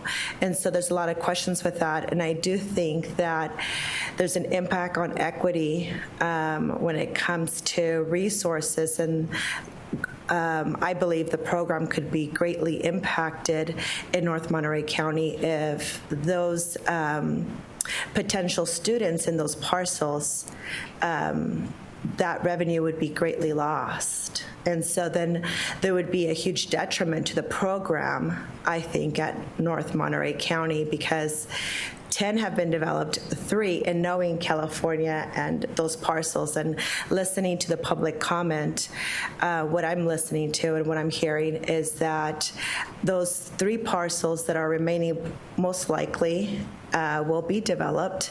There will be families there, and students will be born or moved to that territory, and that will impact North Monterey County and their educational programs. I know that any loss of ADA, right? Any loss of students attending your school district impacts your educational programs and the teachers that you hire for that area, and the programs that you're able, specifically to one of the parents who mentioned SPED programs. So those are all kind of questions that I have, and I think that Vice President Glover Woods had really good guiding questions for me too, because I think that was part of the thought process that I had. So thank you for those questions. I'll just add to that as I go back to Member Escobedo. The other fiscal aspect is the real estate property values and the bonding capacity. Member Escobedo. I'm just really curious with CDE, knowing that we have 1 student that is going to North Monterey, would that have changed your analysis? And I'm just thinking of the future special ed students with a district with 66 ADA. What type of capacity do they have for special ed services? We've heard there may be very little. To answer your first question, I don't know if it would, because as we've demonstrated here, each year North Monterey County approves between 23 and 29 interdistrict transfers back to Lagunita. And since money follows students, it was hard for us to understand the argument about the loss of per pupil funding. What was the second question? Capacity to serve special ed students for Lagunitas. You know, the condition that's applied here is whether they continue to, can either district continue to provide the services it provides. It doesn't require that they provide services they don't currently provide. So our application of the Ed Code is, as a result of the transfer, both districts would continue to provide the services they have been providing. And that's the standard that we had to follow in our analysis. And yet there's federal law that requires you to provide special education services to students who need them. I understand that might not be in your criteria, but that is in the criteria that we need to consider since it is part of our legal framework. Are there other comments, Vice President Glover Woods? And let me just, and then Member Yashimoto Tauri, were you about to say something? You have your mouth pursed up, so I think you're ready to say something. Reading my mind. Could you state or restate the median home cost in the territory transfer area in question versus the average median housing? So in response to this, the question of home value, I think this is a difficult issue. It's a costly area. I did some digging. I'm sorry? Could you clarify which is a costly area? The territory transfer? The entire county is a costly area, right? So you can find a 2.2 acre parcel with 3 bedrooms and 2 bathrooms that cost $1 million in the Hidden Ranch community, and you can also find a house of the exact same size and acreage along Highway 156. So I spent some time there. There's so many things that impact property value. I think it's difficult to determine without more research in real estate whether there's a difference that's significant enough for us to demonstrate that the motive. Right, that's the issue. It doesn't really matter, I think, in our analysis, it is not whether there's a price difference. The matter is whether or not it is the primary reason for the petition. And we did not find evidence that that was true. We didn't have enough information to say, yeah, they're clearly trying to do that because they didn't provide it. Thank you. Vice President Glover Woods, and then Member Patillo Brownson. I just wanted to lift back up and reaffirm something that was in the item that wasn't in your presentation slides, and this is around the percentage of students that are eligible for free and reduced price meals in the 2 districts. And I'm to help you if you needed to see, I'm looking on page 14 of the item itself. In looking at this, if I'm reading it correctly, as when we are looking at students that are eligible for free and reduced price meals, Lagunita has about at 14.8%, which I would guess works out to maybe about 6 or 7 students. I don't know. I didn't do the math directly. And North Monterey County has 87.5% of the students eligible for this. I think I can answer my own question, but I'm going to ask this just the same. As I got ready to ask the question, I'm thinking, I think I already know the answer to this. If this transfer were to occur, would that increase the percentage of students eligible for free and reduced price meals in North Monterey County? So that was my question, but I'm going to say probably not, because again, you're saying there are no students that are in these parcels. for the transfer. Right, and free and reduced price meals eligibility is based on income regardless of where you live. So a student who's eligible will be eligible wherever they go. Exactly.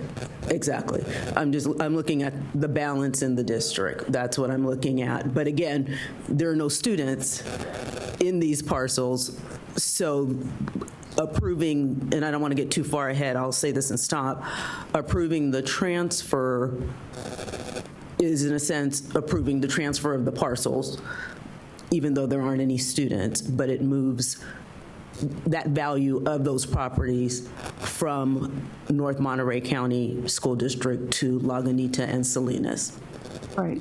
Correct. Thank you. So I would like to, yeah, by all means. I'm maybe a little slow here, but I'm confused on the number of students in the proposed transfer area. In one part of the agenda item, it said there were 4 to 6 school-aged children in the proposed transfer district at the time that this appeal was filed. Yes. And then in another part, it says, I guess they all attended private school, correct? Or, I mean, and now we're saying there are no students in the proposed attendance area. So, I mean, I'm No, it's a good, it deserves clarification, so thank you for the question. When it was submitted, according to the county the actions of the county committee and the administrative record that we received, that was the number that was in there. It was 4 to 6 students living in the area at the time. When we started this analysis, I want to say, 11 months ago, at one point, I know we concluded there were no students living in the district attending public schools. My school-age students may be in the district currently attending private schools, but they're not in the. So now, as of today, I would say, I would again defer to the districts. There, to the best of our knowledge, unless someone can offer evidence to the contrary, there is a student living in the 13 parcels attending North Monterey County, receiving IEP services. And, okay, so we just don't know where the other students are, whether they're there or they're in private school or there's no students at all. We don't know. Yeah, I would have to defer to the principal superintendent of Lagunita. For that question? We could ask them to. And then I'm going to go to Member Patillo Bronson, who's waiting to ask a question.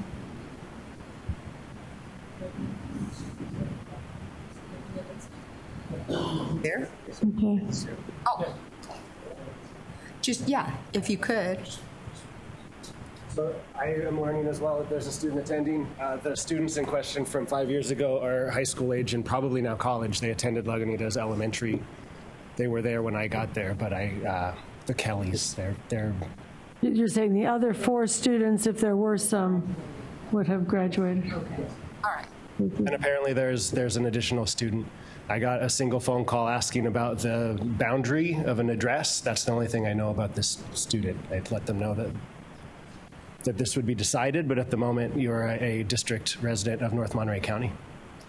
While I'm here, do you have any questions about my special education compliance? No, I think that's. I do want to ask the superintendent of North Monterey County to come up around the enrollment question also, if he has any information on that.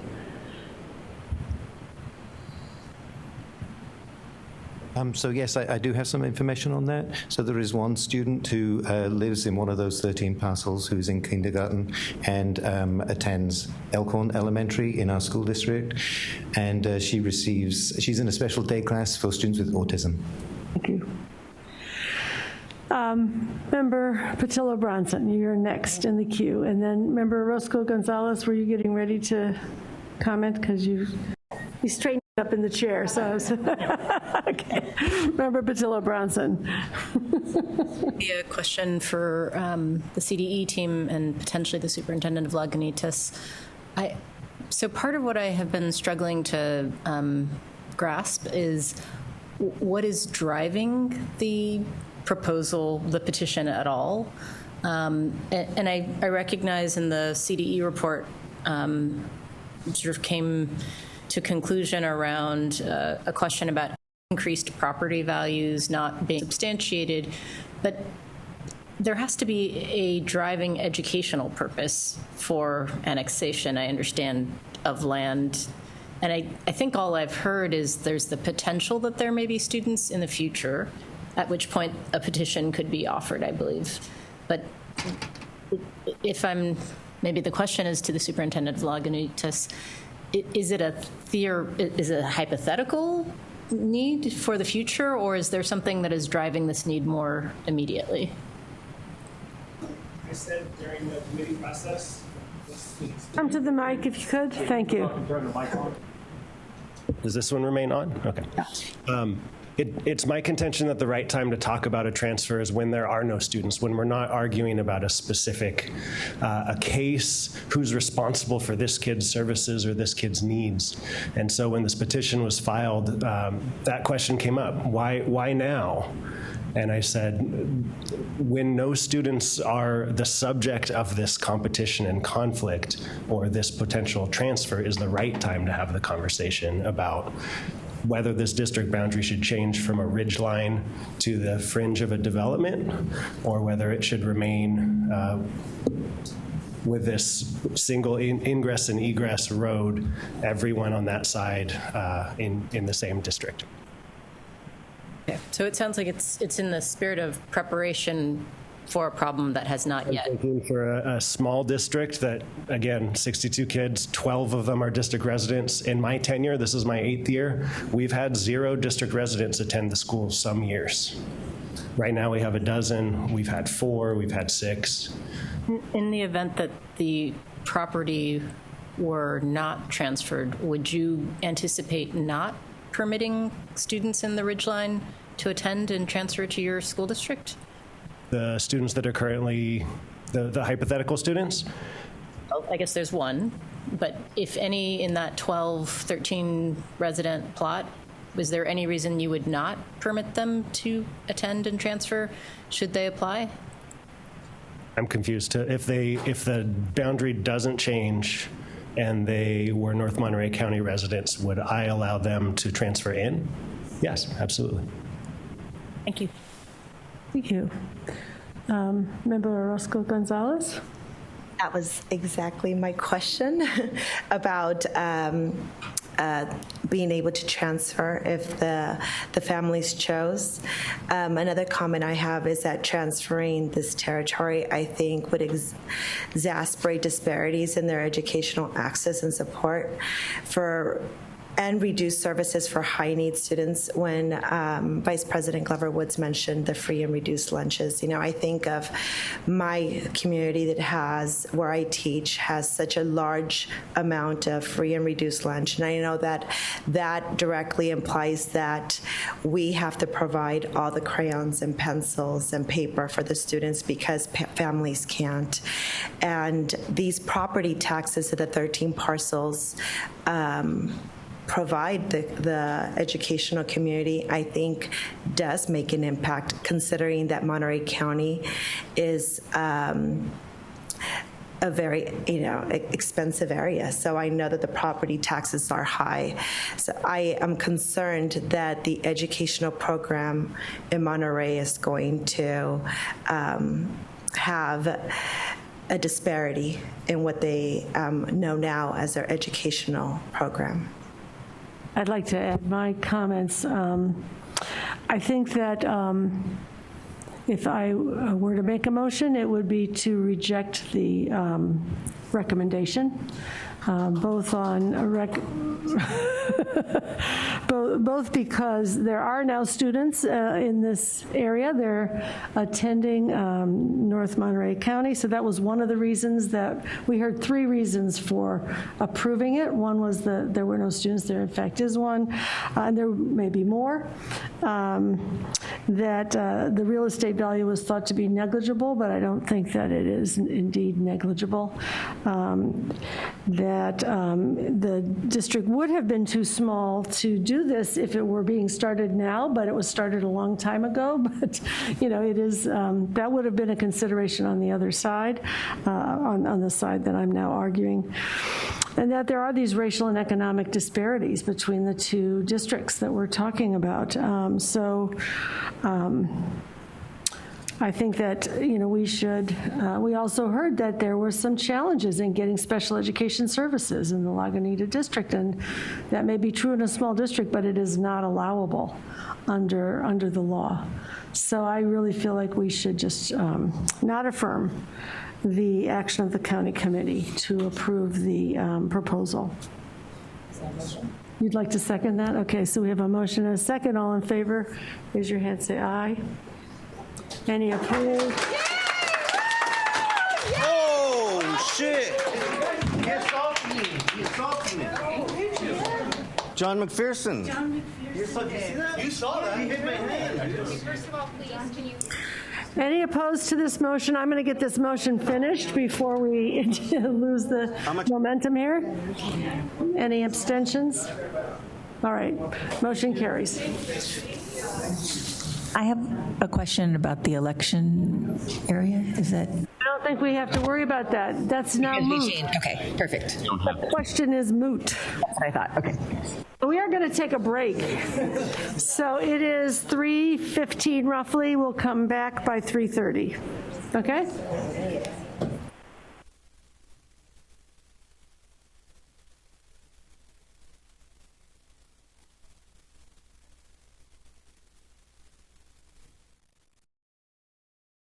All right, thank you. We are reassembled, and we are going to take up the waiver consent items W1 through 14. We will now open the phone line for public comment and display the public comment slide.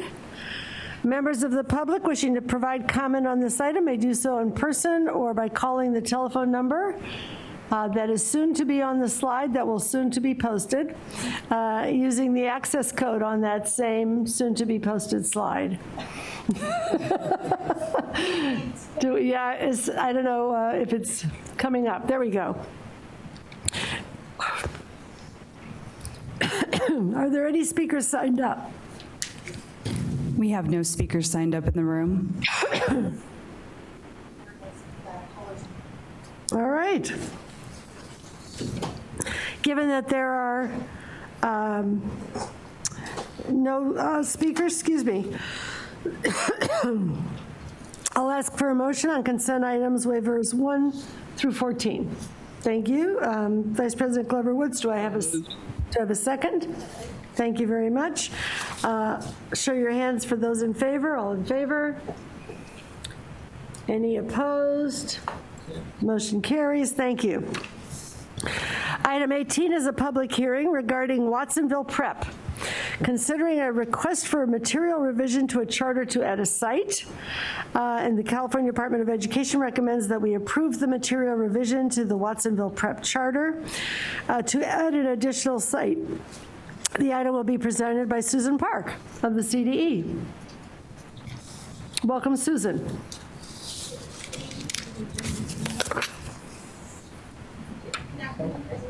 Sorry. We need to get you mic'd up properly. How's that? Yay. Good afternoon, President Darling Hammond, Vice President Glover Woods, Chief Deputy Nicely. Today we have item 18, Watsonville Prep Charter School, a state board authorized charter school seeking a material revision to add a second site to its current operation. And so in May of this year, Watsonville Prep submitted a request for material revision, and it currently operates at 407 Main Street within the boundaries of Pajaro Valley Unified and Santa Cruz County. The charter school is seeking a second site located at 18 West Beach Street, and it's directly adjacent, so they're just a few feet away. And it does not represent an expansion insofar as the original petition that was approved by the State Board Board of Education already included a kindergarten through 8th grade plan. And so to the next slide, California Department of Education does recommend approval of the material revision. And at our August 6th meeting, the ACCS accepted CDE's recommendation and also voted to move forward with it unanimously. The original petition was approved by the state board back in 2019 for a 5-year term, but similar to most charter schools during the COVID era, the renewal term was extended. So the current term extension is all the way to 2027. That's why we're here today for the extension. And as I mentioned earlier, the original petition was approved to become a K-8. So it originally opened as a K-2, added a grade level, so they're presently up to K-6, and then they're adding 7th and 8th grade, but that's all part of the original petition. It's not an expansion. The standard of review for material revision, because I don't think we've seen one in some time before the state board, it's under Education Code 47605, and very just simply, if a charter school proposes to expand to an additional site or an additional grade level, a material revision shall be approved at an open public meeting. So that's the action before you today. In this case, it's an additional site. The grade level's already incorporated in the original petition. CDE staff, in reviewing this, looks at it essentially as a new petition. And so it looks at the original petition, the revision with the new address. It still looks at all the components of budget and financial information. So we want to make sure the charter school can afford the second site. And we also do an in-person walkthrough and inspection to make sure it's safe for students before students are served. So it's not yet open, but we're on track to visit the school before it opens doors to students. And so in conclusions, CDE staff has reviewed the petition in full from soup to nuts, and we have determined that the new site meets the petition's needs to continue its growth into a K-8 school. And the petitioners are here today to provide some academic information and answer questions, as well as I am. And this is the public comment information. Thank you. Very much. We're going to open the public hearing at 3:33 p.m. And I think we're not hearing the public comment yet. We're going to hear from the petitioners first. I open the public hearing at 3:33. We'll now hear from petitioners Caprice Young and Tom Pareik of Navigator Schools, which operates Watsonville Prep. They'll have 10 minutes to make their presentation. Petitioners, you may begin. Thank you very much.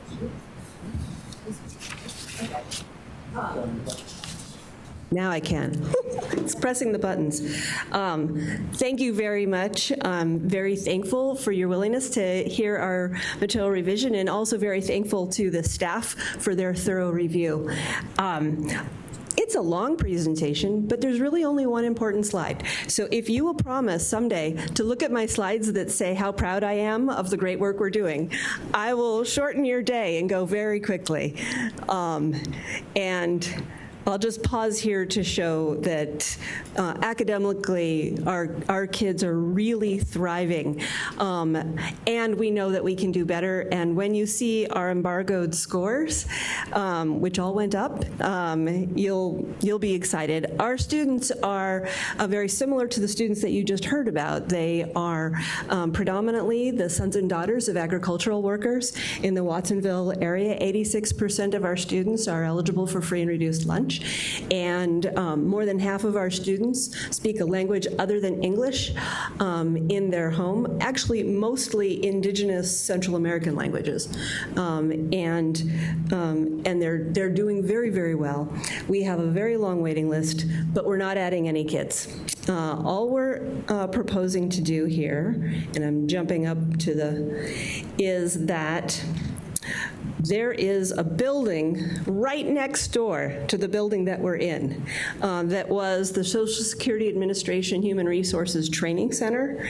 And we are in the second floor of what you see here Oh, it's hard to see from there, isn't it? But what you see is oh, you can see it there. Great. So the blue one is the one we're in. It's an old department store, and we built out the second floor of it. And when the school built out the second floor of it, we didn't have as many grade levels as we have now. And so as we've added the grade levels that were part of our charter petition, we lost our science lab, we lost our staff workroom, we lost our you get what I'm saying here. It's like by the end of next year, when we have all the way TK through 8, there will be no extra rooms for things like science labs or a library or teacher workrooms. And so it just happened that the building across the alleyway became empty and has the same landlord that we have. And because we now have more students than we had when we first went into this building, we can actually afford a little more rent to be able to pay for that space, which is interestingly already built out into classrooms because it was a training center for the Social Security Administration. So it's cheap, it's close, and all our kids have to do is walk across an alleyway, which is gated, so they won't have to go into public spaces at all. And that's our request, is simply that we can spread out a little bit as we get these big, huge teenagers that like to have their own space. Thank you very much. Thank you. We will now open the phone line for public comment. So we'll put the public comment slide up. Members of the public wishing to provide comment may do so in person or by calling the telephone number and using the access code provided on the slide that is shown now. Are there any public commenters here in person? We don't have anyone signed up in the room. All right. Is there anyone waiting on the phone line? We do not have any callers in the queue. All right. Given that there are no other public comments, I will hereby close the public hearing at 3:38 p.m. This may be the fastest public hearing in record. And we will now begin board discussion. First, I'd like to ask our liaisons, Vice President Glover Woods and Member Olken, if they would like to make some initial comments. Thank you.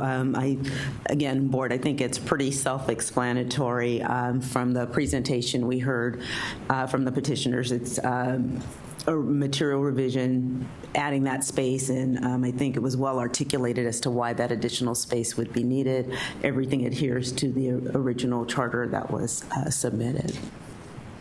Member Olken?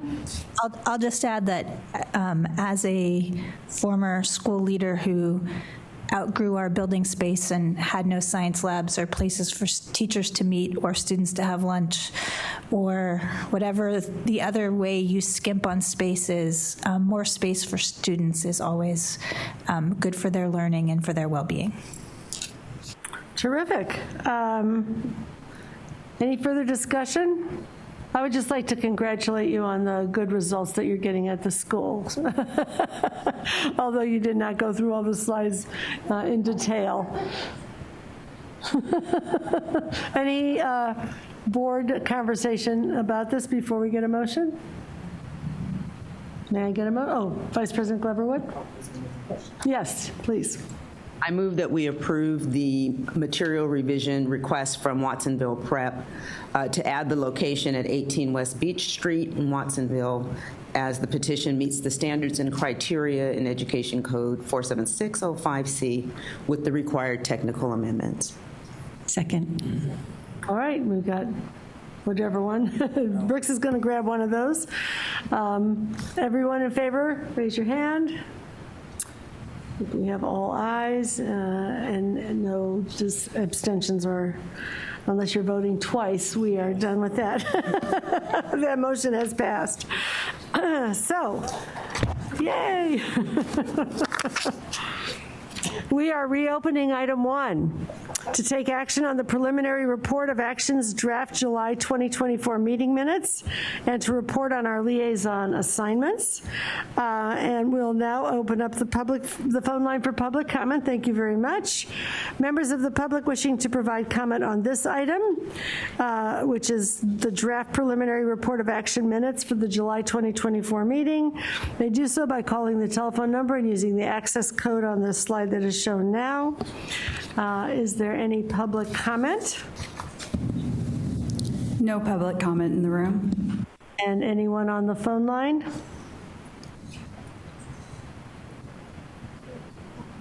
No, I'm sorry. Thank you very much. Any further discussion from members of the board?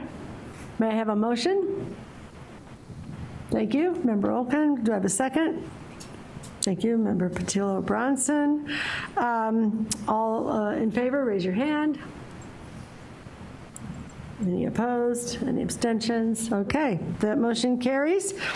And we're going to invite our liaison reports for activities that are not related to any items on the agenda today. And we'll start in reverse alphabetical order with Member Yoshimoto Tauri. Are you ready? I am now.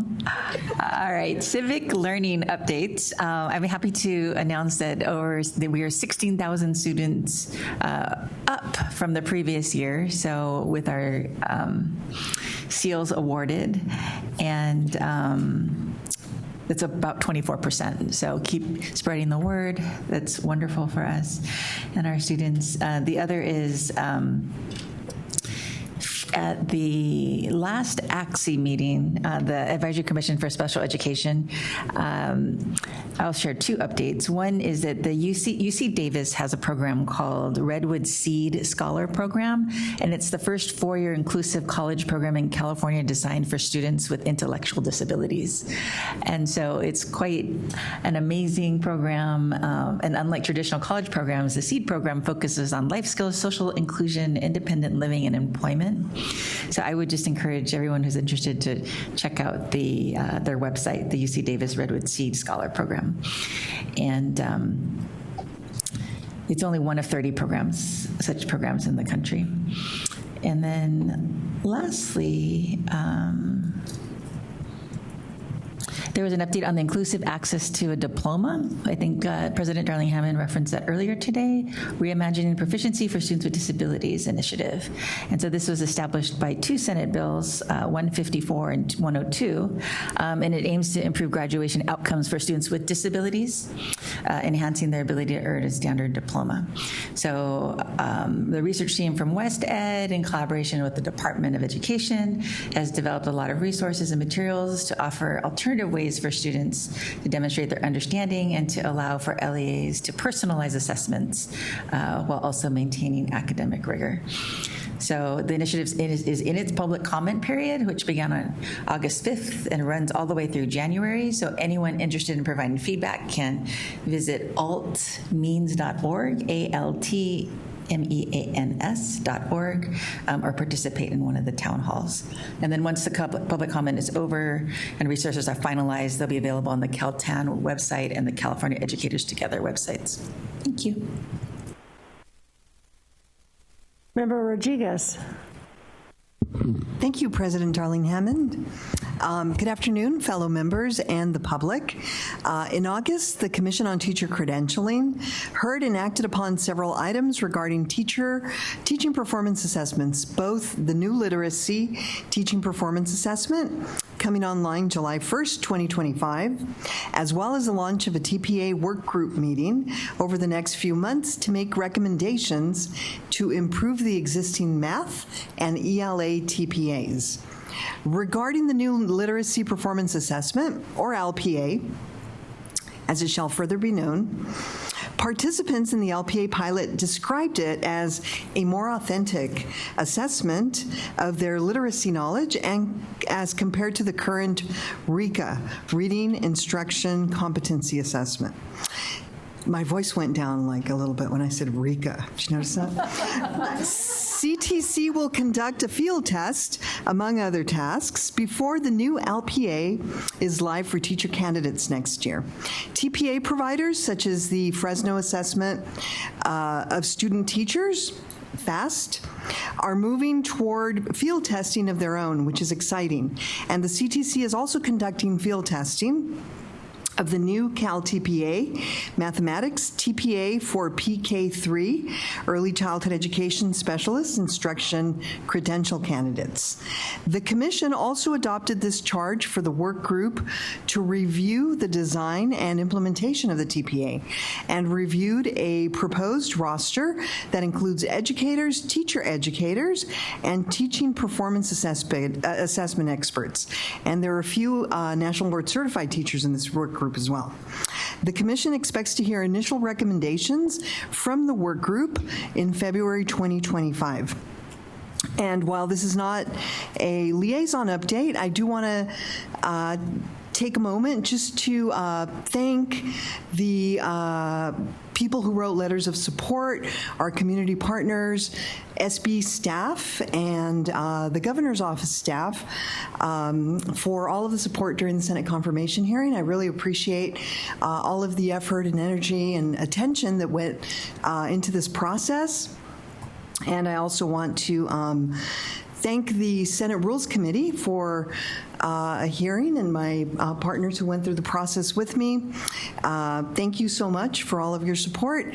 And last but not least, the governor himself for his faith and trust in reappointing me to this position, which is an absolute honor to serve in this capacity. Thank you. Thank you. Member Patillo-Branson.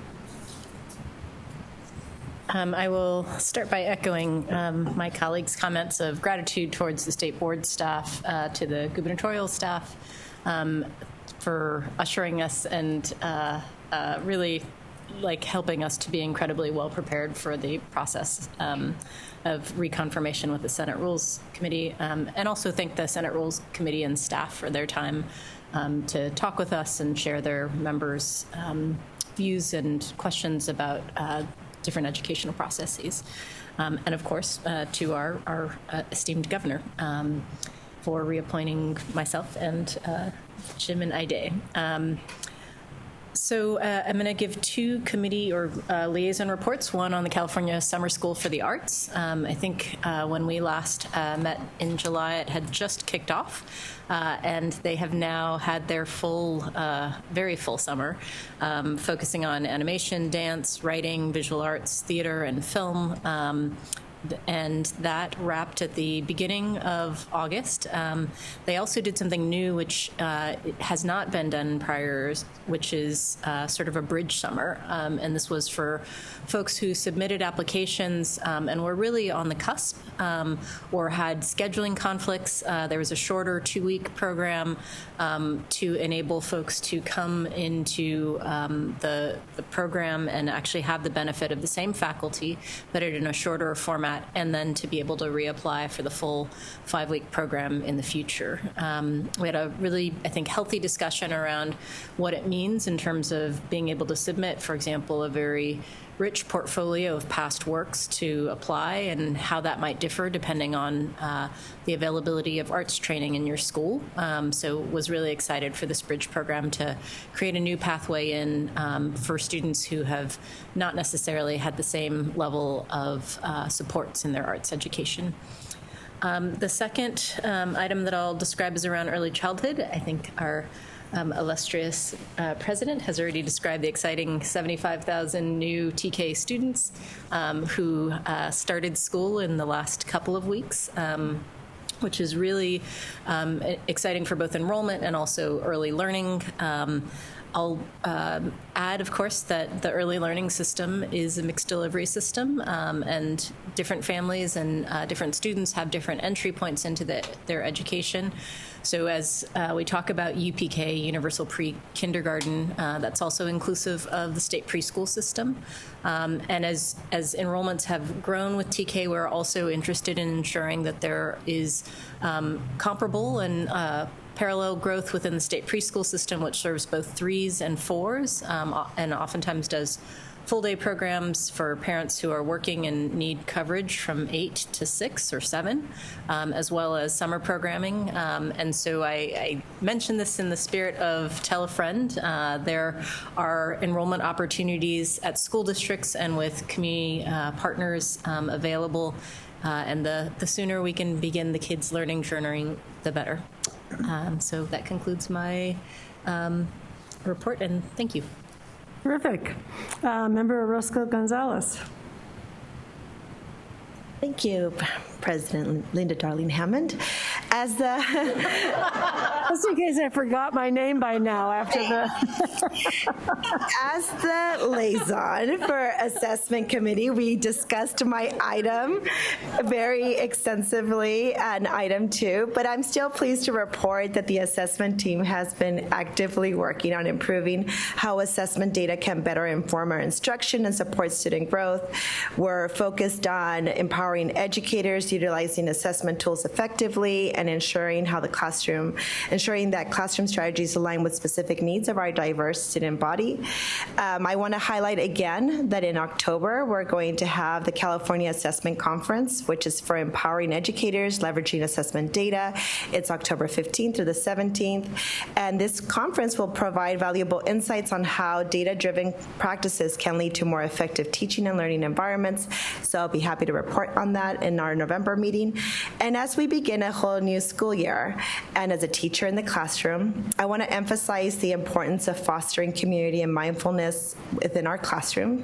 In light of the recent wildfires here in California and commemoration of 9/11 today, which no one mentioned, but I think of when I first started teaching, actually, that was my first year as a teacher in Montebello Unified when it happened, and I remember being very overwhelmed, and just thinking of our students and thinking about how there's needs for compassion, understanding, and connection to our schools, not only amongst our students, but also our educators and staff, creating safe spaces for emotional reflection, and using mindfulness strategies that can significantly support our students in coping with the complex challenges they face outside the classroom, whether they're related to a personal crisis or the broader challenges of our state and country continue to encounter. It's important to remind our teachers how building community and allowing our students to voice how they feel, how they are part of their learning community, I think is important. So all tied into kicking off a positive school year so that students feel that they're part of the classroom and that their voice is being heard. Lovely. Member McQuillan. All right. I, too, want to thank Brooks and the staff for the preparation for the reappointment and working with the Senate subcommittee. We were truly prepared, over-prepared, so it was great. Good experience, and we worked well as a team up there. So I have 2 brief reports. The first is as the liaison to the statewide Model Curriculum Coordinating Council. I have some very good news to share on that, that CDE, in partnership with Orange County Department of Education, announced the completion of the online posting of the Southeast Asian model curriculum that includes the Cambodian American Studies, the Hmong History and Cultural Studies, and the Vietnamese American Experience model curricula that is now posted on a dedicated platform designed and built by the California History Social Science Project at UC Davis. It's worth looking at. It's very well done. It's a collection of lesson plans, primary source documents, instructional planning tools, teaching strategies, and professional development resources there on that platform. It represents 3 years of development by a team of dedicated writers. Oh, my computer just went blank here. And writers from Orange County Department of Education. Really well done in the curriculum. The 4th area curriculum is the Native American Studies model curriculum being developed by Humboldt County Office of Ed and San Diego County Office of Ed. Has 1 more year to develop, and I'm happy to report that Julia Clausen will be joining as our SB CDE student liaison on that committee to assist in giving feedback to that Native American Studies curriculum. The second report I have is on CTE. Given the great interest in the status of the Golden State Pathways program, I'm sharing some updates that CTE has recently provided. The revised grant qualifications results will be announced on September 20th, and then this will be followed by a 3-week appeals process. We hope to have funds distributed out to schools in early November on the Golden State Pathways program. Thank you. Thank you. Member Lewis. Hey, thank you. Today I will share an overview of the agenda for the upcoming IQC meeting, which will be next Thursday on September 19th. Both Vice President Glover Woods and I serve as the liaison, but since we work backwards on the alphabet, I'll give the report today. So just to give you a glance at what the agenda will be for next week, the CDE plans to welcome the new student commissioner, which her name is Catherine Verando, and she will be participating in her first IQC meeting next week. The CDE has also prepared 3 informational presentations to present next week. The first of these presentations is an update on the latest developments relating to the 4 model curriculum projects, the Hmong History and Cultural Studies, Cambodian American History and Heritage, the Vietnamese American Refuge Experience, and the Native American Studies. And Jim has already given us information about the availability of online availability of those model curricula, so I won't repeat that. The commissioners will also hear a presentation on the CDE's recently released preschool transitional kindergarten learning foundations. This important document, it provides early childhood educators, leaders, and families with the most up-to-date research on child development across 9 learning domains to guide curriculum implementation, lesson planning, and individualized support for California's 1.3 million youngest students. And we'll provide further information on what those presentations contain at our meeting in November. And for the final presentation, the commissioners will receive an overview of the 2025 math instructional materials adoption process, which will be a primary charge of the IQC over the next 2 years.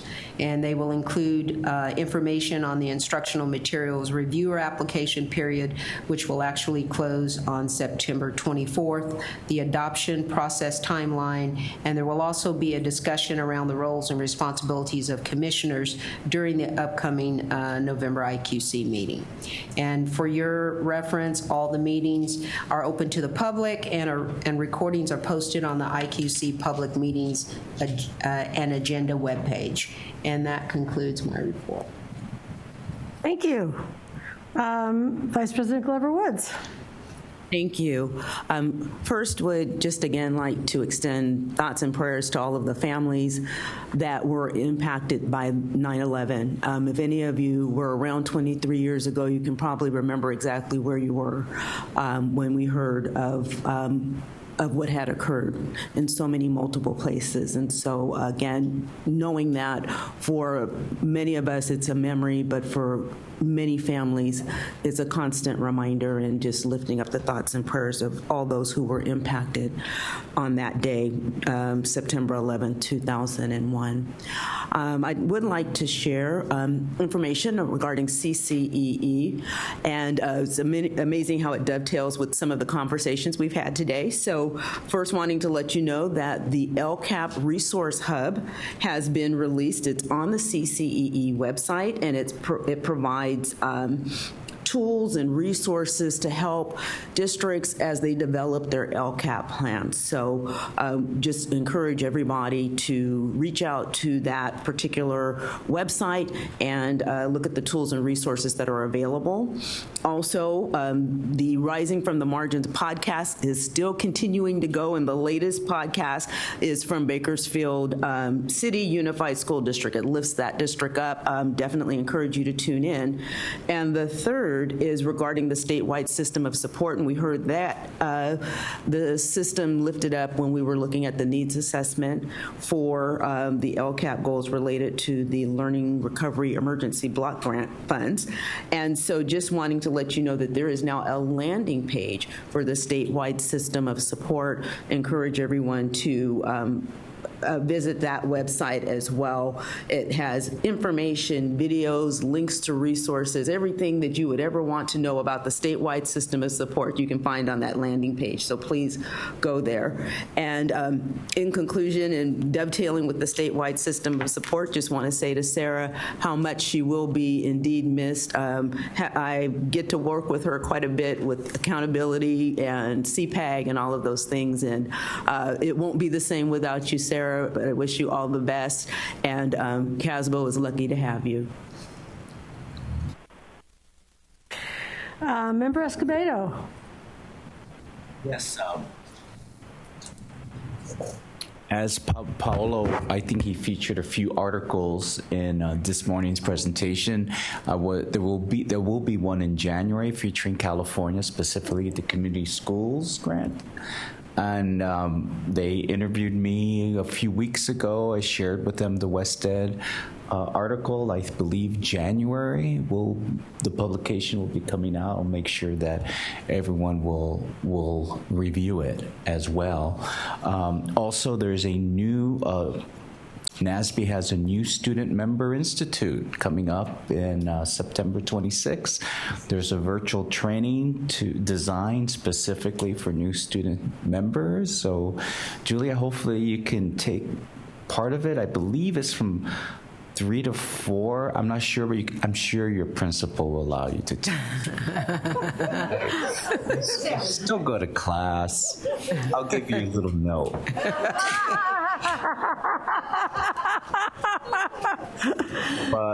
But I'll send Brooks email, and I'm sure you'll register. Okay, awesome. Who's heading it up? Naomi is heading it up, yeah. And she's also helping with the annual conference coming up in October. She's amazing. And she filmed me and everything. She is, yeah, she'll be president one day. Can only hope. Yeah. I also attended the Regional English Learner Specialist meeting. Welcomed everyone for, school year, and throughout the meeting, the focus was on the English Learner Roadmap. Went over each of the 4 principles back in 2017, I believe. Our board passed it, but implementation takes some time. And so wanted to make sure that is deeply embedded in professional development and strategies and priorities. So the whole day was dedicated in ensuring the EL roadmap is well integrated in the schools that we support. That is all. And I'm going to come back and pick up Member Olken. My bad handwriting and glasses are responsible for me to skipping over you.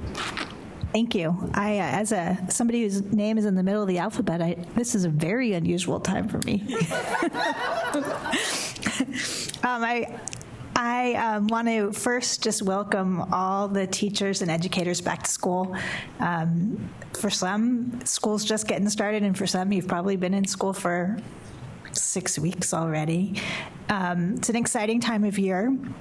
It is also, at least in the Bay Area, been a time of year with, and across the country, with more school violence of one type or another than we would want to see. I'm not sure how you finish that sentence. Than And so I first just want to thank everybody who works in schools who keeps kids safe every day. Such a big part of the job of being in a school. I also we talked earlier about supports for mental health and for the well-being of communities, and I just want to raise up how important when we get back from summer where students haven't had access to so much of the support and routine that they have during the school year. It shows us how important the work of educators is. And so again, I'm just sort of sending out a thank you. And also appreciation of how importantly we take the whole child in the state of California and how that's shown in lots of different ways in our policy and our budget and et cetera. And then sort of to switch for a second, I mentioned earlier, in my mind, one of the most important things we can do is help engage kids and young people in things that they care about. And we are getting close to a big election at the local, state, federal level. And I have seen firsthand the really great work that can be done at all levels, helping kids understand how the government works and how they can make a difference. And regardless of the candidates. It's just, this is, the seal of civic engagement is something that is real. So I just want to pull that up. And then finally, I'll get to what I'm supposed to be talking about, which is my liaison area. I'm going to talk just briefly about environmental literacy. I'm continuing to participate in the meetings of they have a great acronym, I'm sorry. Wow. The group that is making a unit, they're going to kill me right now. The Environmental Literacy and Climate and Justice Project. No, it's partly 10 strands in it. There was 10 strands in the San Mateo County Office of Education are working together to create these curricular units for every grade level in the state related to environmental justice and climate change. And in those leadership meetings that I attend each quarter, I keep learning about all the other work that is going on across the state related to environmental justice, climate change, and schools. And in fact, Linda, you alluded to quite a bit of it in your introductory remarks. Things that are part of the K-12 system, the fact that we have 5.8 million students in 10,000 schools across the state. Think about the impact on the environment that we can have either positively or negatively within that ecosystem. And so there's lots of great work to ensure that we're being part of the solution. And I would love to, in a future meeting, share more about some of that work because I think it's gets to the heart of our future together. So thank you. That's terrific. I'm going to jump off from there because some of that work, we have a lot of emphasis on climate teaching in our various parts of our curriculum, and we are about to begin building our science assessment task bank, which, as I've noted before, in Washington State is climate and environmental focused, in terms of bringing those curriculum and assessment pieces together. So I was going to report on our assessment work, and we do have the performance assessment task bank that we talked about getting going, and it is getting ready to launch. So the funding is about to get to the LA County Office of Education. They've been operating a performance assessment task bank in math and science. They will work with subcontractors who will build a bank of performance tasks for K through 12 in science. so that every teacher can dip in and use assessments, really use curriculum units is what they are, with project-based assessments attached to them that allow kids to engage in inquiry science around environmental issues, among many others.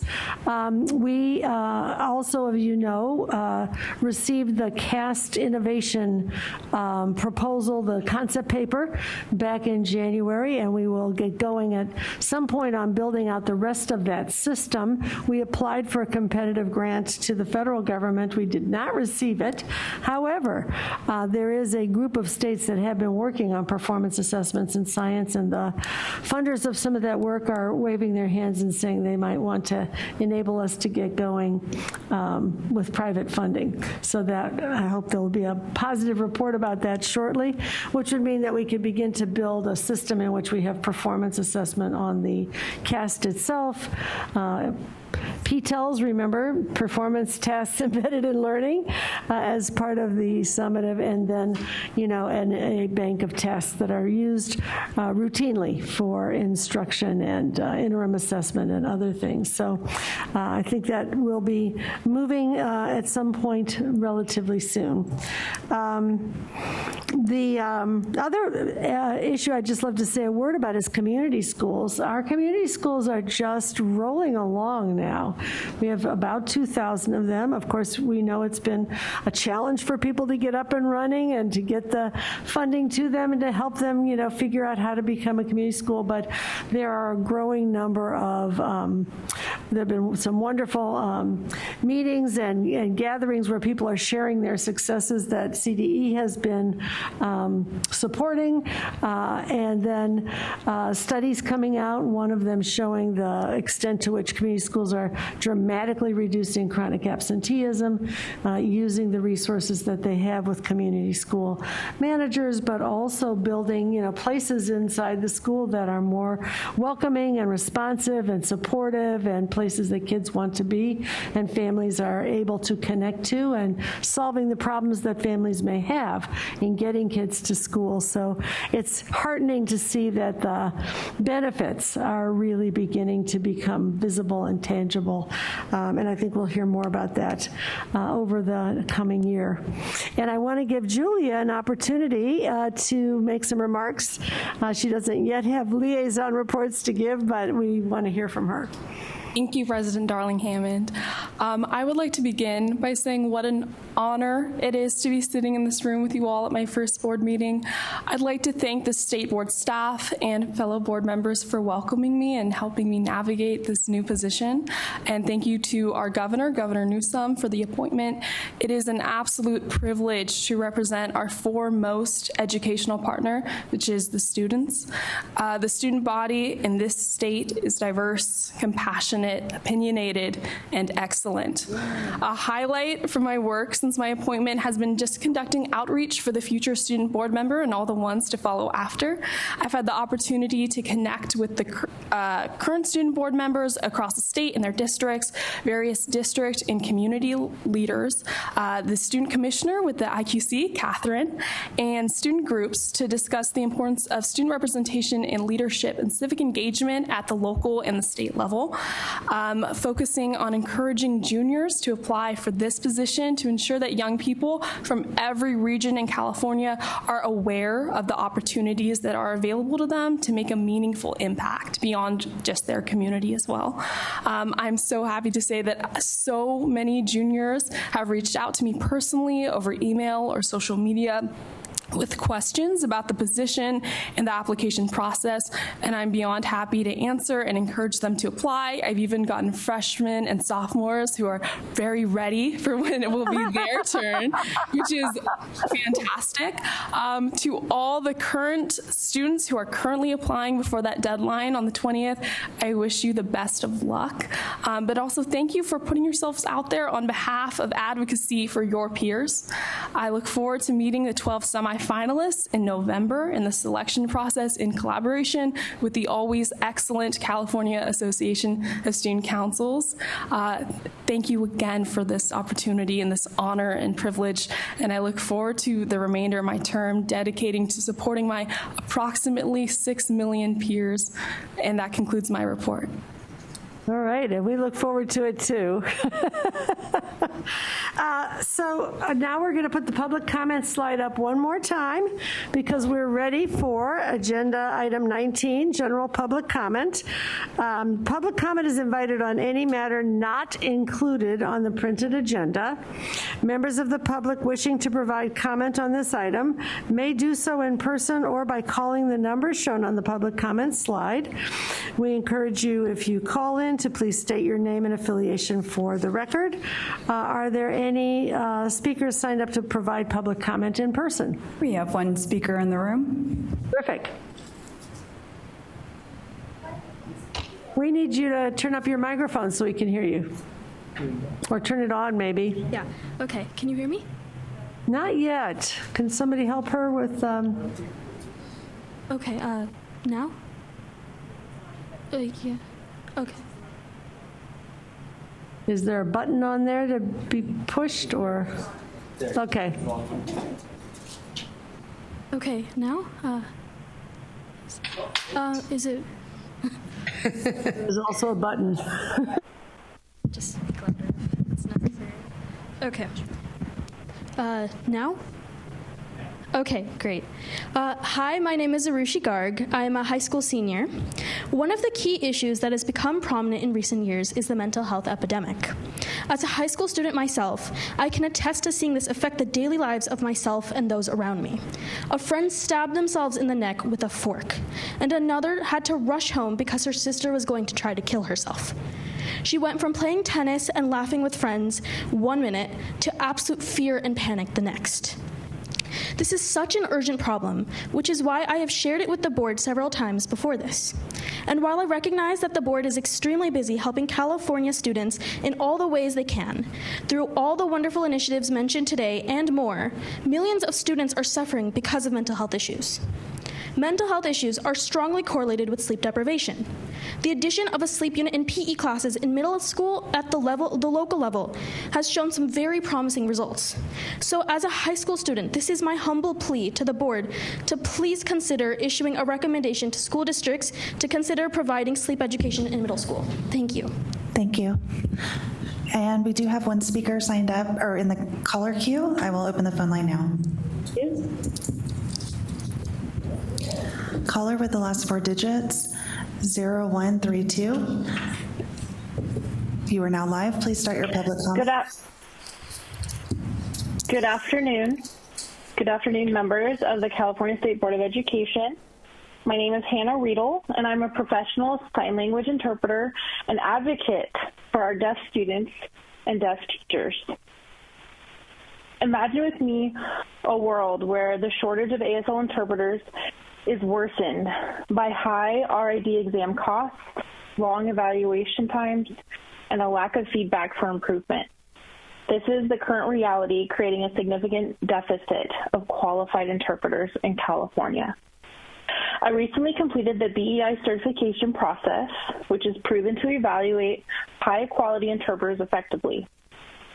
The BEI offers a rigorous assessment providing certification within 90 days at a reduced cost compared to the RID. Despite its thoroughness, the BEI is not currently recognized as equivalent to the RID under California Code of Regulations Title V, Sections 3051.16 and 3065. Thank you. Your time We is urge you to amend. Thank you. That concludes public comment for item number 19. Great. Thank you so much. At this point, we have managed through an entire agenda, and I am hereby ready to adjourn our September 2024 SBE meeting at 4:19 p.m. May the force be with you. I'm going to try to do it myself.